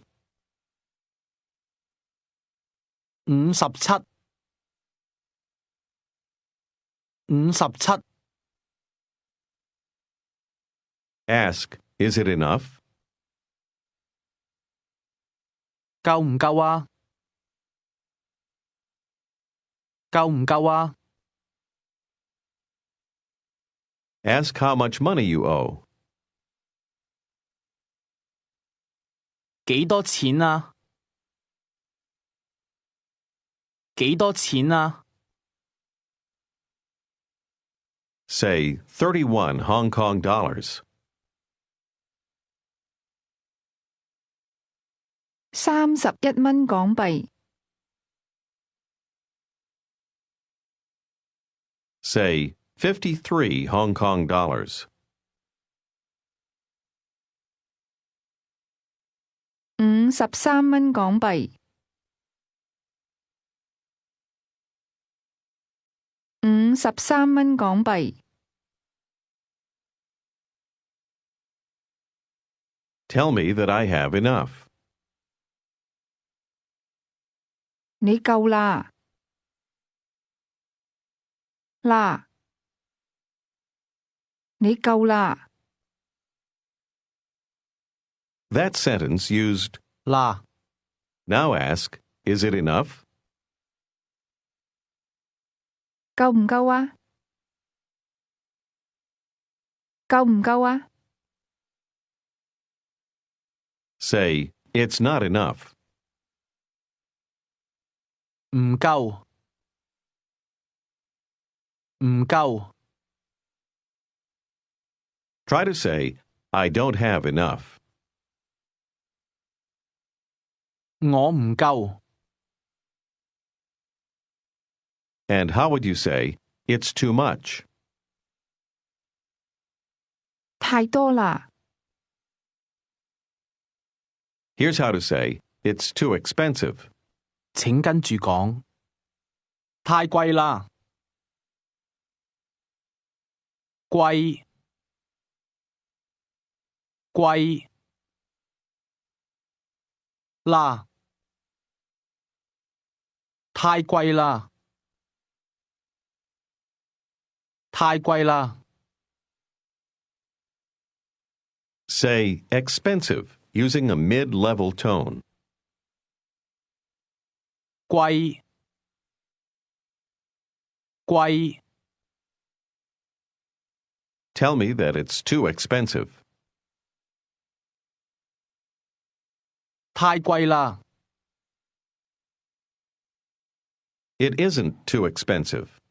請跟住講。唔係太貴。唔係太貴。 You drop the 啦。 to say not too expensive. Say, it isn't too expensive. 唔係太貴。 Say together, it's too expensive. It isn't too expensive.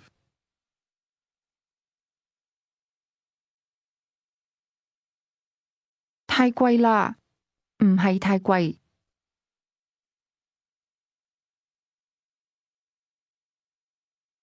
Say 61. 61。 Say, I'm giving you 61 Hong Kong dollars.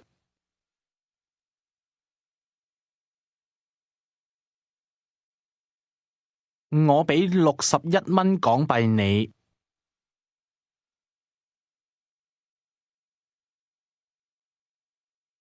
我俾61蚊港幣你。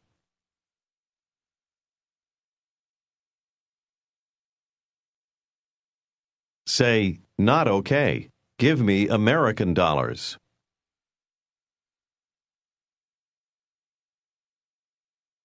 唔好，俾美金我。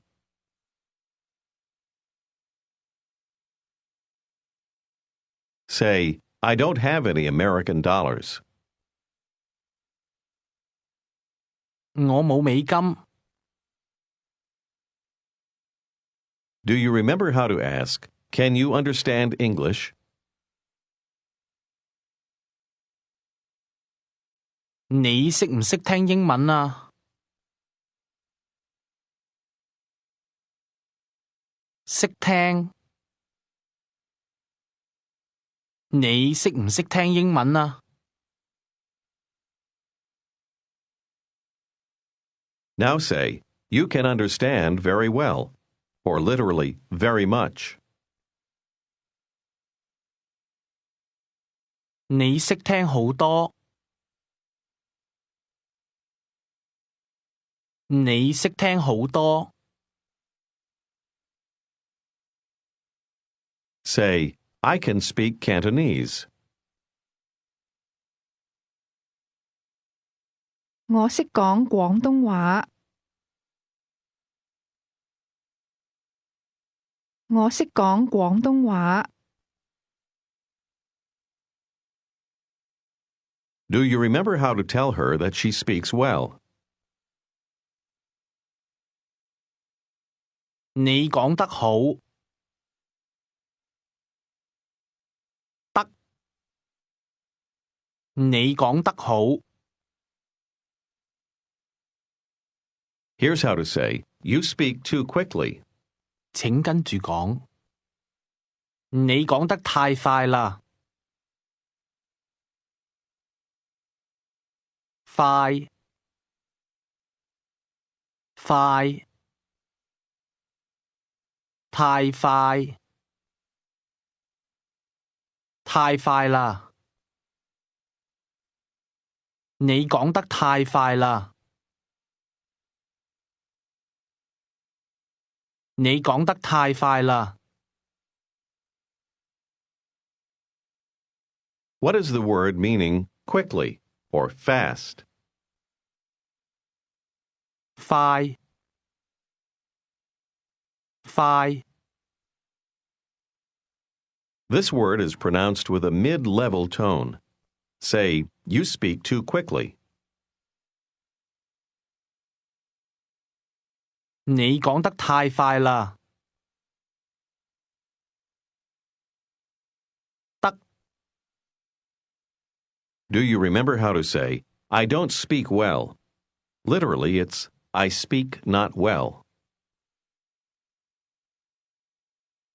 我講得唔好。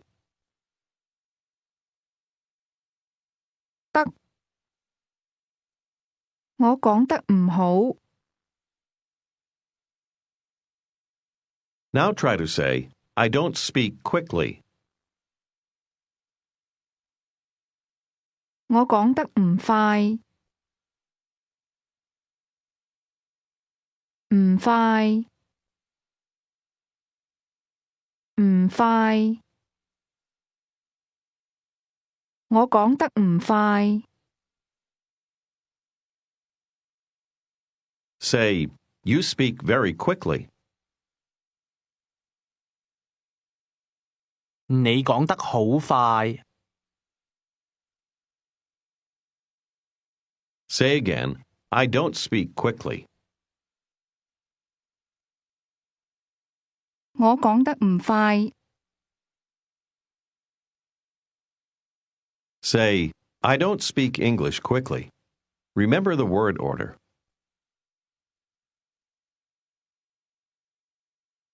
我英文講得唔快。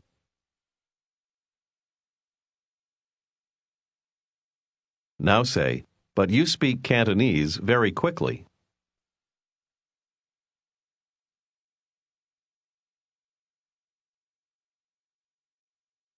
但係你廣東話講得好快。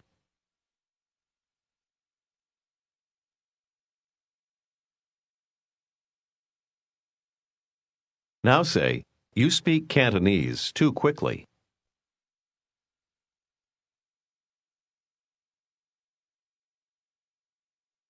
你廣東話講得太快啦。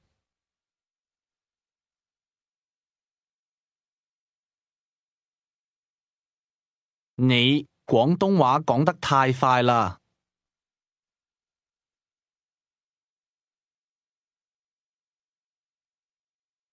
Do you remember how to say, expensive? 貴。Say, the wine is very expensive. 酒好貴。酒好貴。Do you remember how to say, "It's too expensive"? 太貴啦！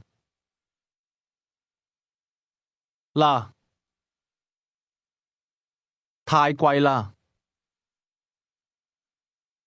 And how would she say, "It isn't too expensive"?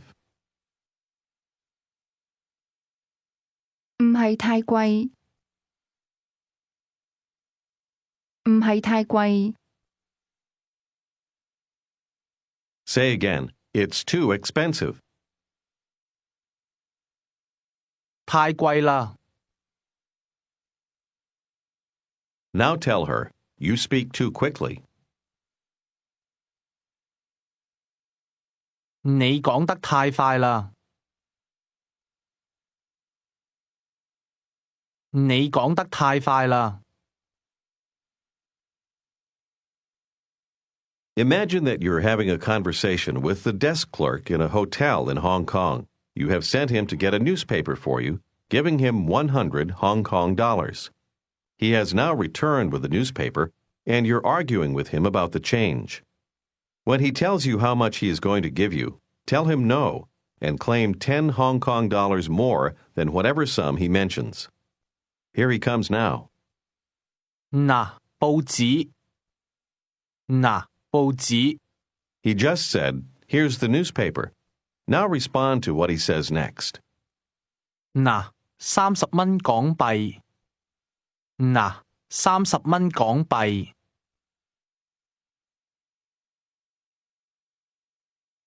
唔係，係40蚊。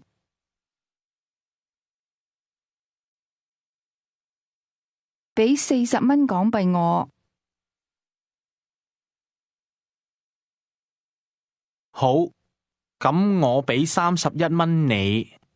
咁我俾31蚊你。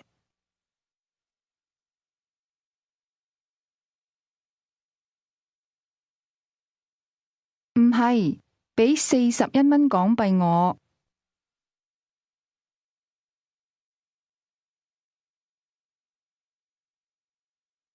41蚊港幣。俾41蚊港幣我。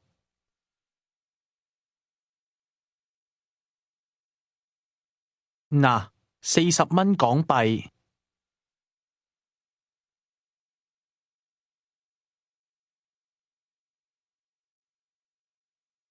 唔係40蚊，係50蚊港幣。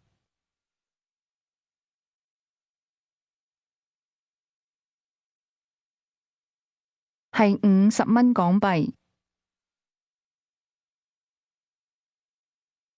好，嗱，46蚊港幣。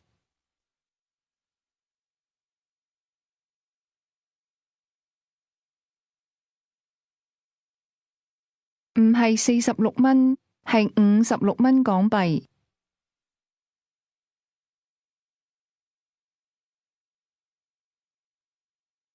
俾56蚊港幣我。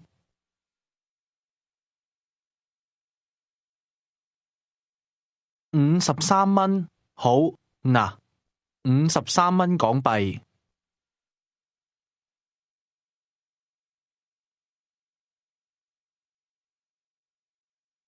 唔係53，係63。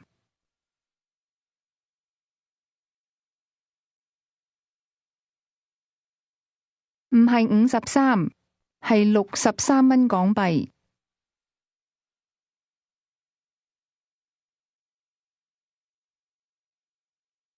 你唔識聽廣東話。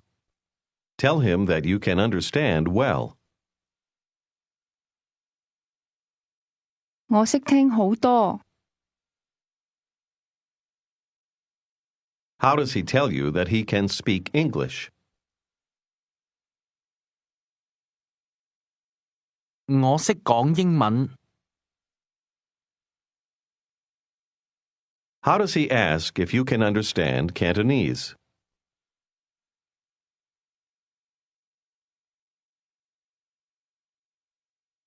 你識唔識聽廣東話啊？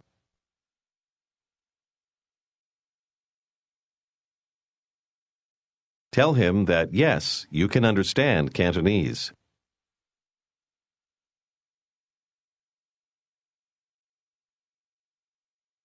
識，我識聽廣東話。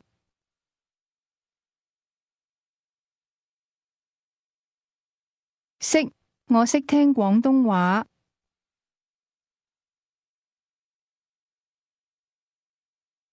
我係唔係講得太快啊？我係唔係講得太快啊？ How would you answer, No, you're not speaking quickly?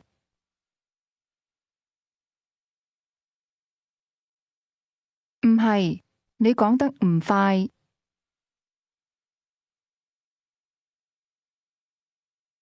你講得唔快。Tell him to give you some money. 俾一啲錢我。俾一啲錢我。係唔係51蚊啊？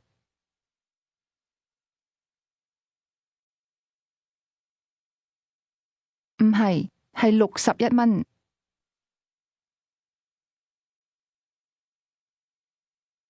Now tell him to give you 61 Hong Kong dollars.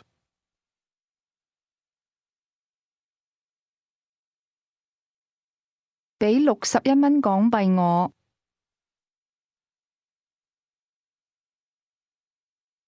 好，嗱，61蚊港幣。He asks, Is it enough? 夠唔夠啊？夠唔夠啊？ Say, Thank you. Now it's enough.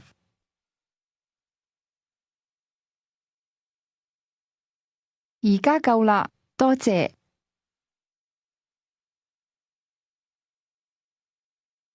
This is the end of Unit 17. This is Unit 18 of Pimsleur's Cantonese 1. 請聽呢段對話。Charles and his friend Anne are in Hong Kong. She wants to buy a hat. 呢頂帽。This hat. 請聽。Charles，乜嘢啊？我想買一啲嘢。你想買乜嘢啊？呢頂帽幾多錢啊？100蚊港幣。100蚊港幣，12蚊美金，唔係好貴。咁你俾一啲錢我，好唔好啊？好，嗱，60蚊港幣夠唔夠啊？夠啦，多謝。我而家買呢頂帽。拜拜。It would be very nice if she could get her hat for 100 Hong Kong dollars. 100. 100。For this conversation, let's assume that she can. 再聽一次。Charles，乜嘢啊？我想買一啲嘢。你想買乜嘢啊？呢頂帽幾多錢啊？100蚊港幣。100蚊港幣，12蚊美金，唔係好貴。咁你俾一啲錢我，好唔好啊？好，嗱，60蚊港幣夠唔夠啊？夠啦，多謝。我而家買呢頂帽。拜拜。Do you recall the number 50 in Cantonese? 50。How about 60? 60。Try to say 61. 61。How does she ask? Is it for me? 係唔係俾我㗎？係唔係俾我㗎？ Say, It's too expensive. Remember the ending. 太貴啦！太貴啦！ Say, It's not too expensive. 唔係太貴。唔係太貴。Do you remember how to say 32 or 33?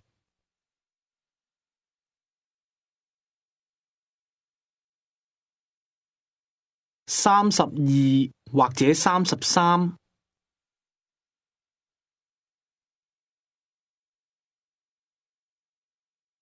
Say very expensive. 好貴，好貴， Now tell him that it's too expensive. 太貴啦， Tell her that she is speaking too quickly. 你講得太快啦，你講得太快啦，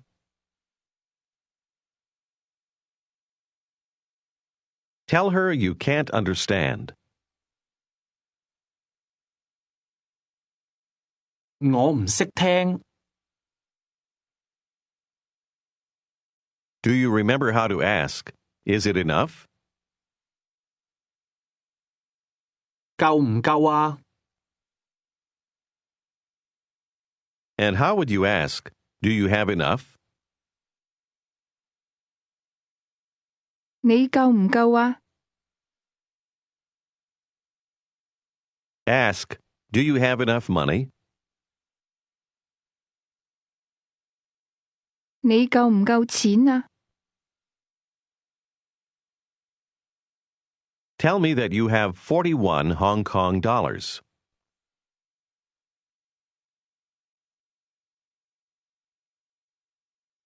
我有41蚊港幣，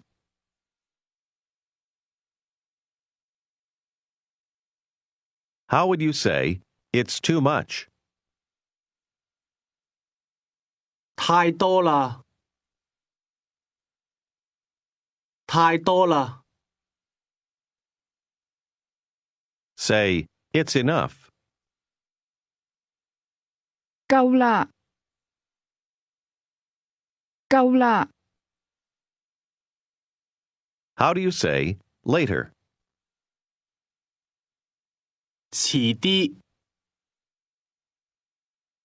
遲啲， You're saying something like late more. Try to say more expensive. 貴啲，貴啲， Here, it's more expensive. 喺呢度貴啲。 Ask me if I have enough money.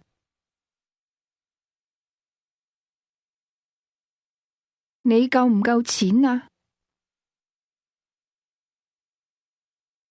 Try to answer this question, yes.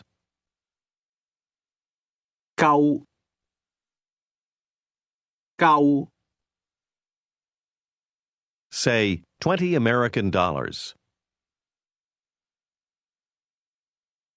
20蚊美金， Say 42 Hong Kong dollars.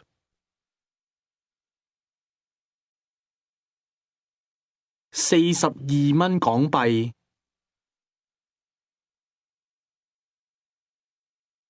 42，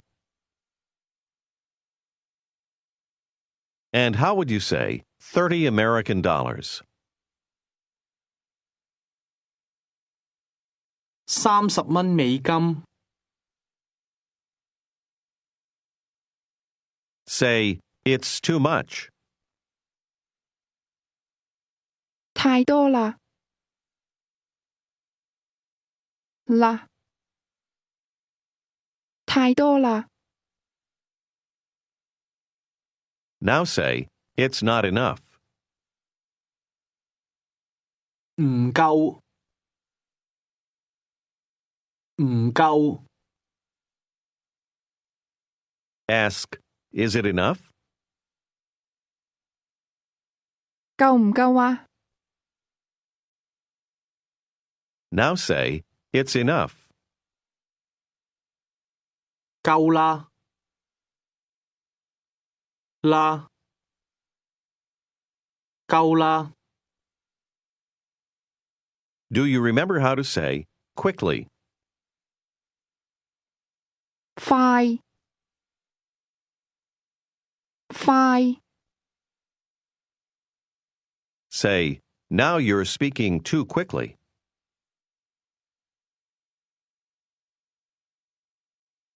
而家你講得太快啦，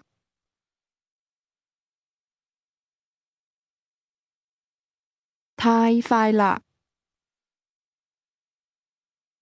What Cantonese word means sir or mister? 先生， Listen and repeat, my husband. 我先生，我先生，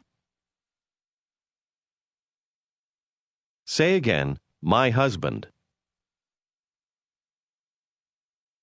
我先生。 My husband speaks very quickly.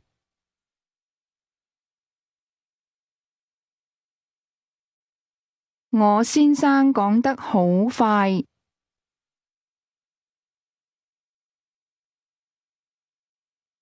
Here's how to say, my wife. 請跟住講，我太太，太太，太，太太，太太。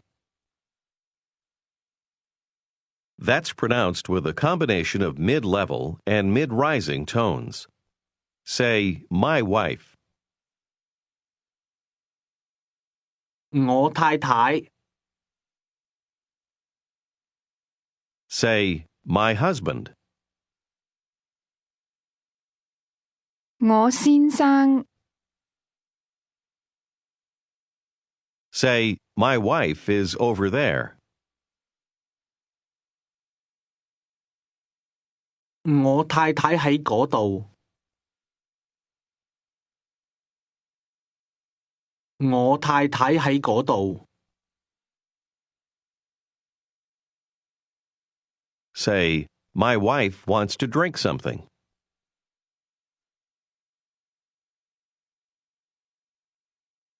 我太太想飲一啲嘢。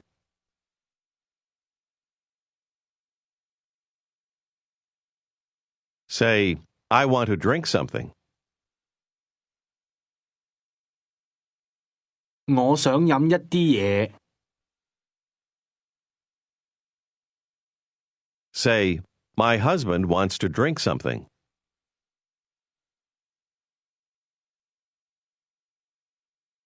我先生想飲一啲嘢。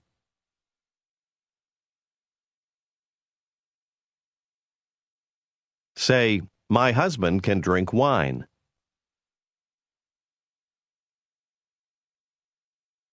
我先生可以飲酒。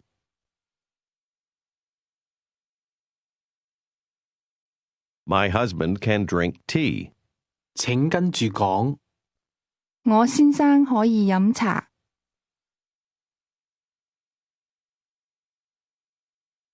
茶，茶，飲茶。我先生可以飲茶。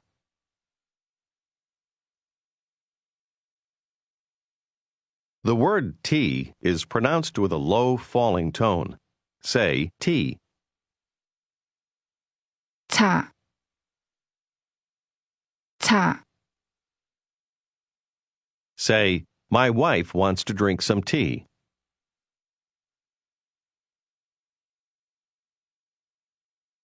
我太太想飲一啲茶。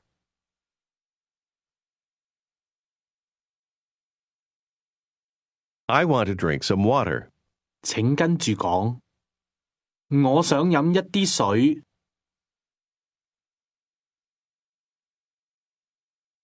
水水一啲水 Water is pronounced with a mid-rising tone.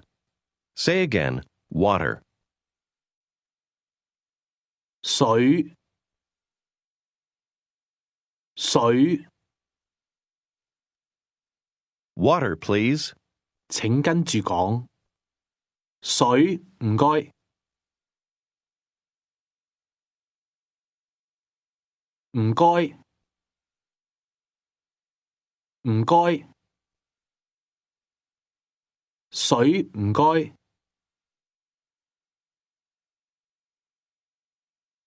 The word please starts with a mid-falling tone and then rises to the high level. Say again, water, please. 水唔該 Now say, my husband wants to drink some water.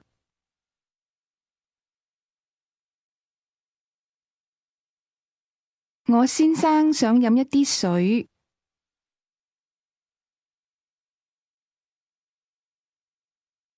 一啲水。Say, I want tea, please.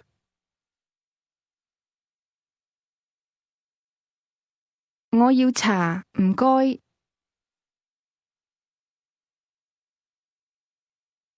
唔該。我要茶，唔該。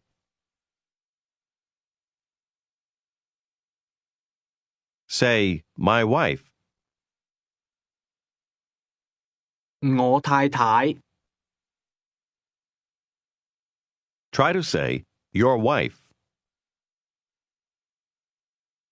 你太太。你太太。Say, your wife is here. 你太太喺呢度。Say, your husband is here. 你先生喺呢度 Ask, where's my wife?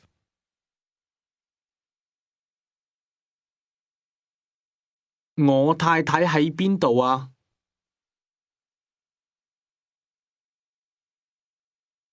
Say, your wife isn't here.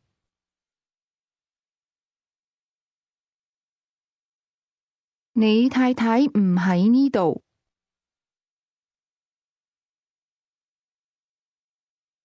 Say, your husband now wants to eat something.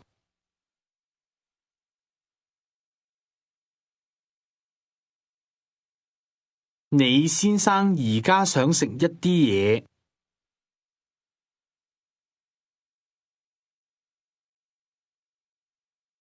你先生而家想食一啲嘢。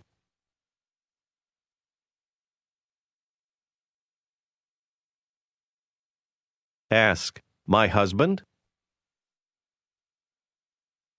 我先生。Say, my wife wants to drink some water.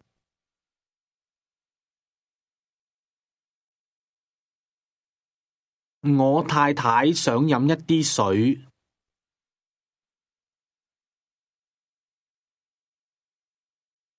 我太太想飲一啲水。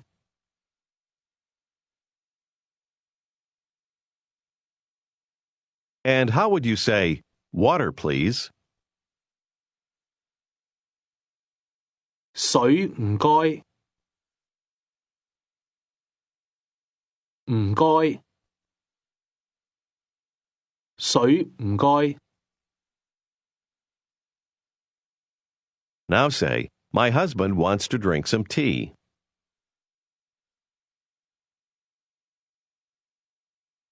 我先生想飲一啲茶。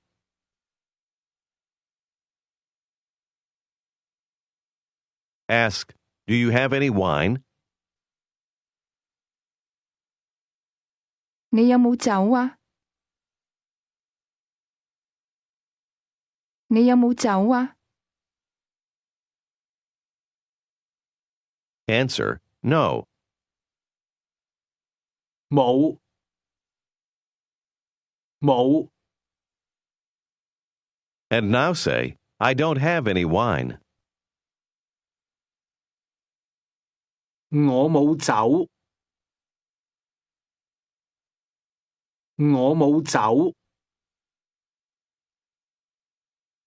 Do you remember how to ask, with whom? 同邊個啊？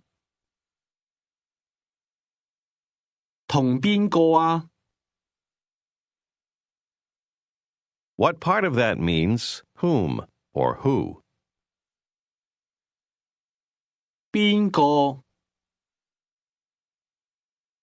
邊個 Try to ask, who is over there? 邊個喺嗰度啊？邊個喺嗰度啊？ Say, your wife.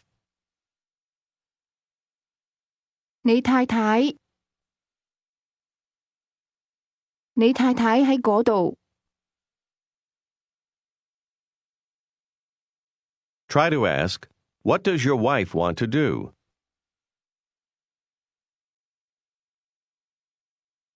你太太想做乜嘢啊？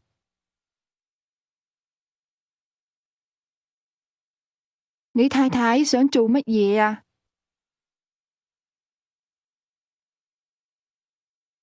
Say, I don't know. 我唔知道我唔知道 Say, my wife wants to eat something.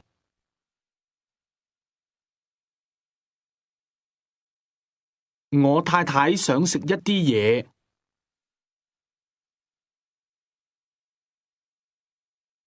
Ask, what do you want to drink? 你想飲乜嘢啊？ Say, tea or water, please.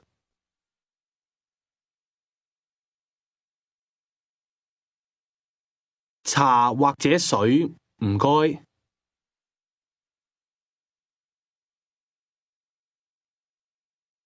茶或者水，唔該。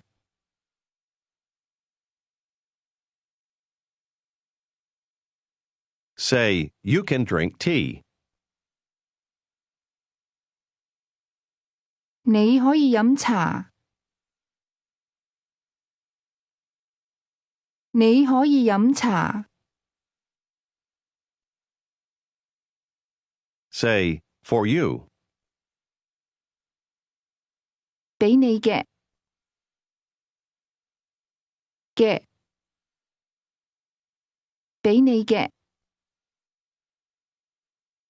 Do you remember how to ask, is it for me?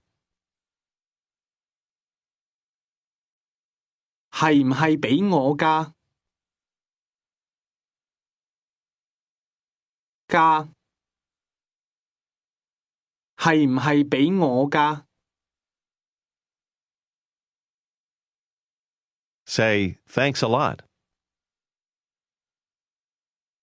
多謝晒，多謝晒。How does she answer? Don't mention it. 唔使客氣。唔使客氣。 Ask me where my wife is.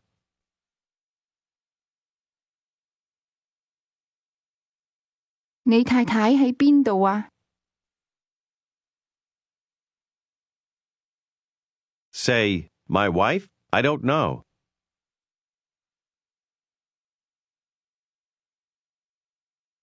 我太太，我唔知道。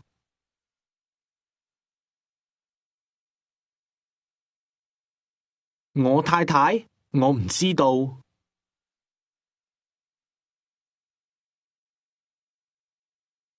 Ask the woman if she wants to eat supper with you.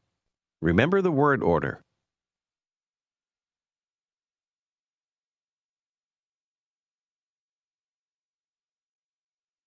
你想唔想同我食晚飯啊？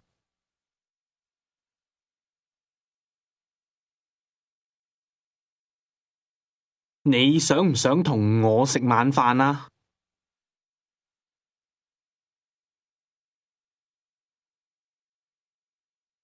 ？How does she accept?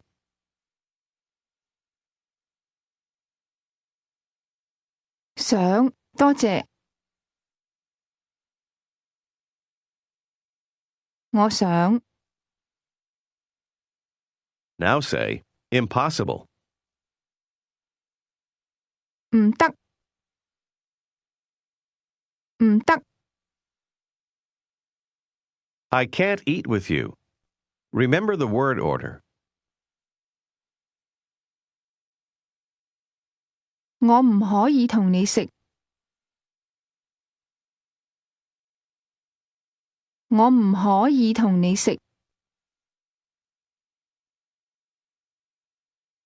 It's too expensive. 太貴啦！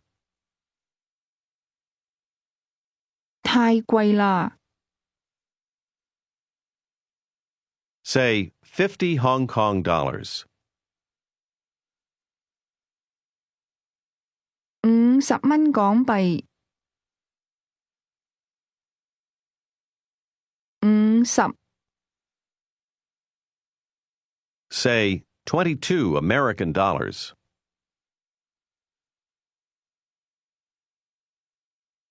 22蚊美金。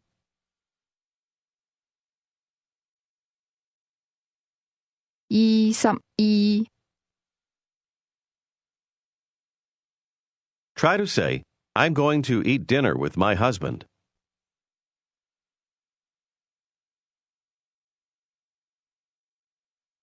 我會同我先生食晚飯。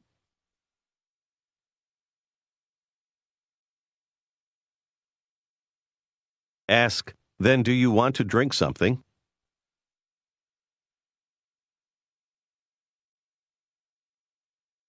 咁你想唔想飲一啲嘢啊？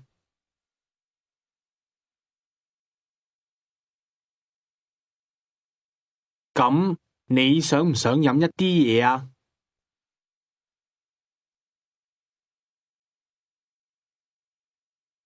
？How does she accept? 想，多謝。Ask her what she wants to drink.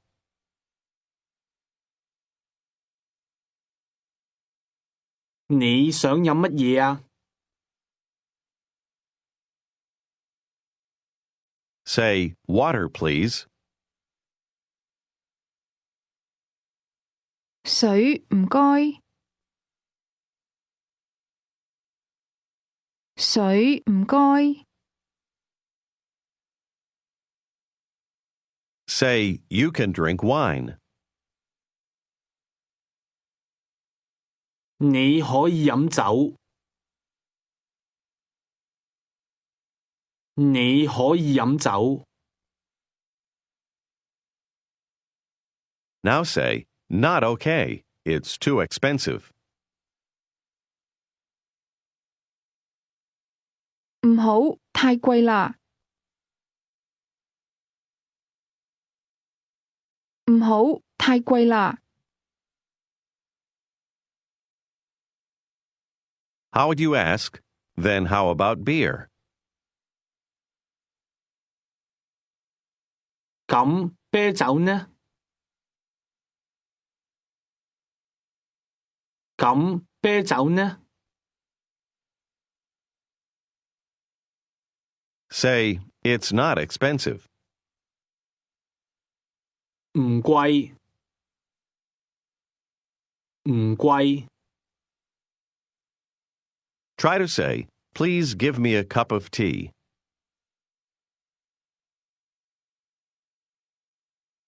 唔該，俾一杯茶我。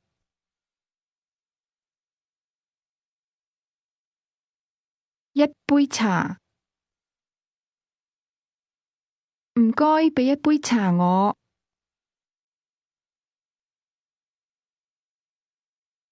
Order the tea for her. Say, 1 cup of tea, please. 一杯茶唔該。一杯茶唔該。What Cantonese word means quickly? 快快 And do you remember how to say more quickly? 快啲快啲 Do you remember what you say when handing something to someone? Say, here you are, tea. 嗱茶嗱茶 Listen to what she says and respond appropriately. 多謝，多謝晒。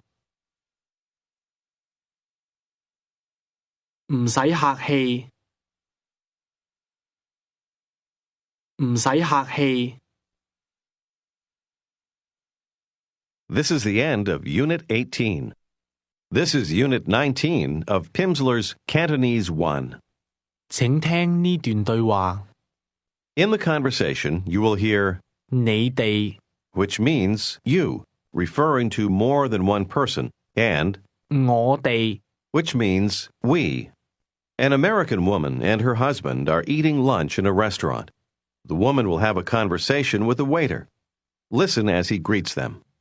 請聽小姐你好，先生你好，你哋想唔想食一啲嘢啊？而家唔想。咁你哋想唔想飲一啲嘢啊？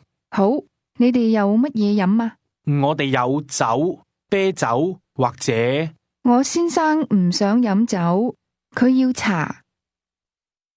In this conversation, you heard 佢要茶。 or he wants tea. 再聽一次，小姐你好，先生你好，你哋想唔想食一啲嘢啊？而家唔想。咁你哋想唔想飲一啲嘢啊？好，你哋有乜嘢飲啊？我哋有酒、啤酒或者我先生唔想飲酒，佢要茶。Do you remember how to say quickly or fast? 快 Tell me I speak too quickly.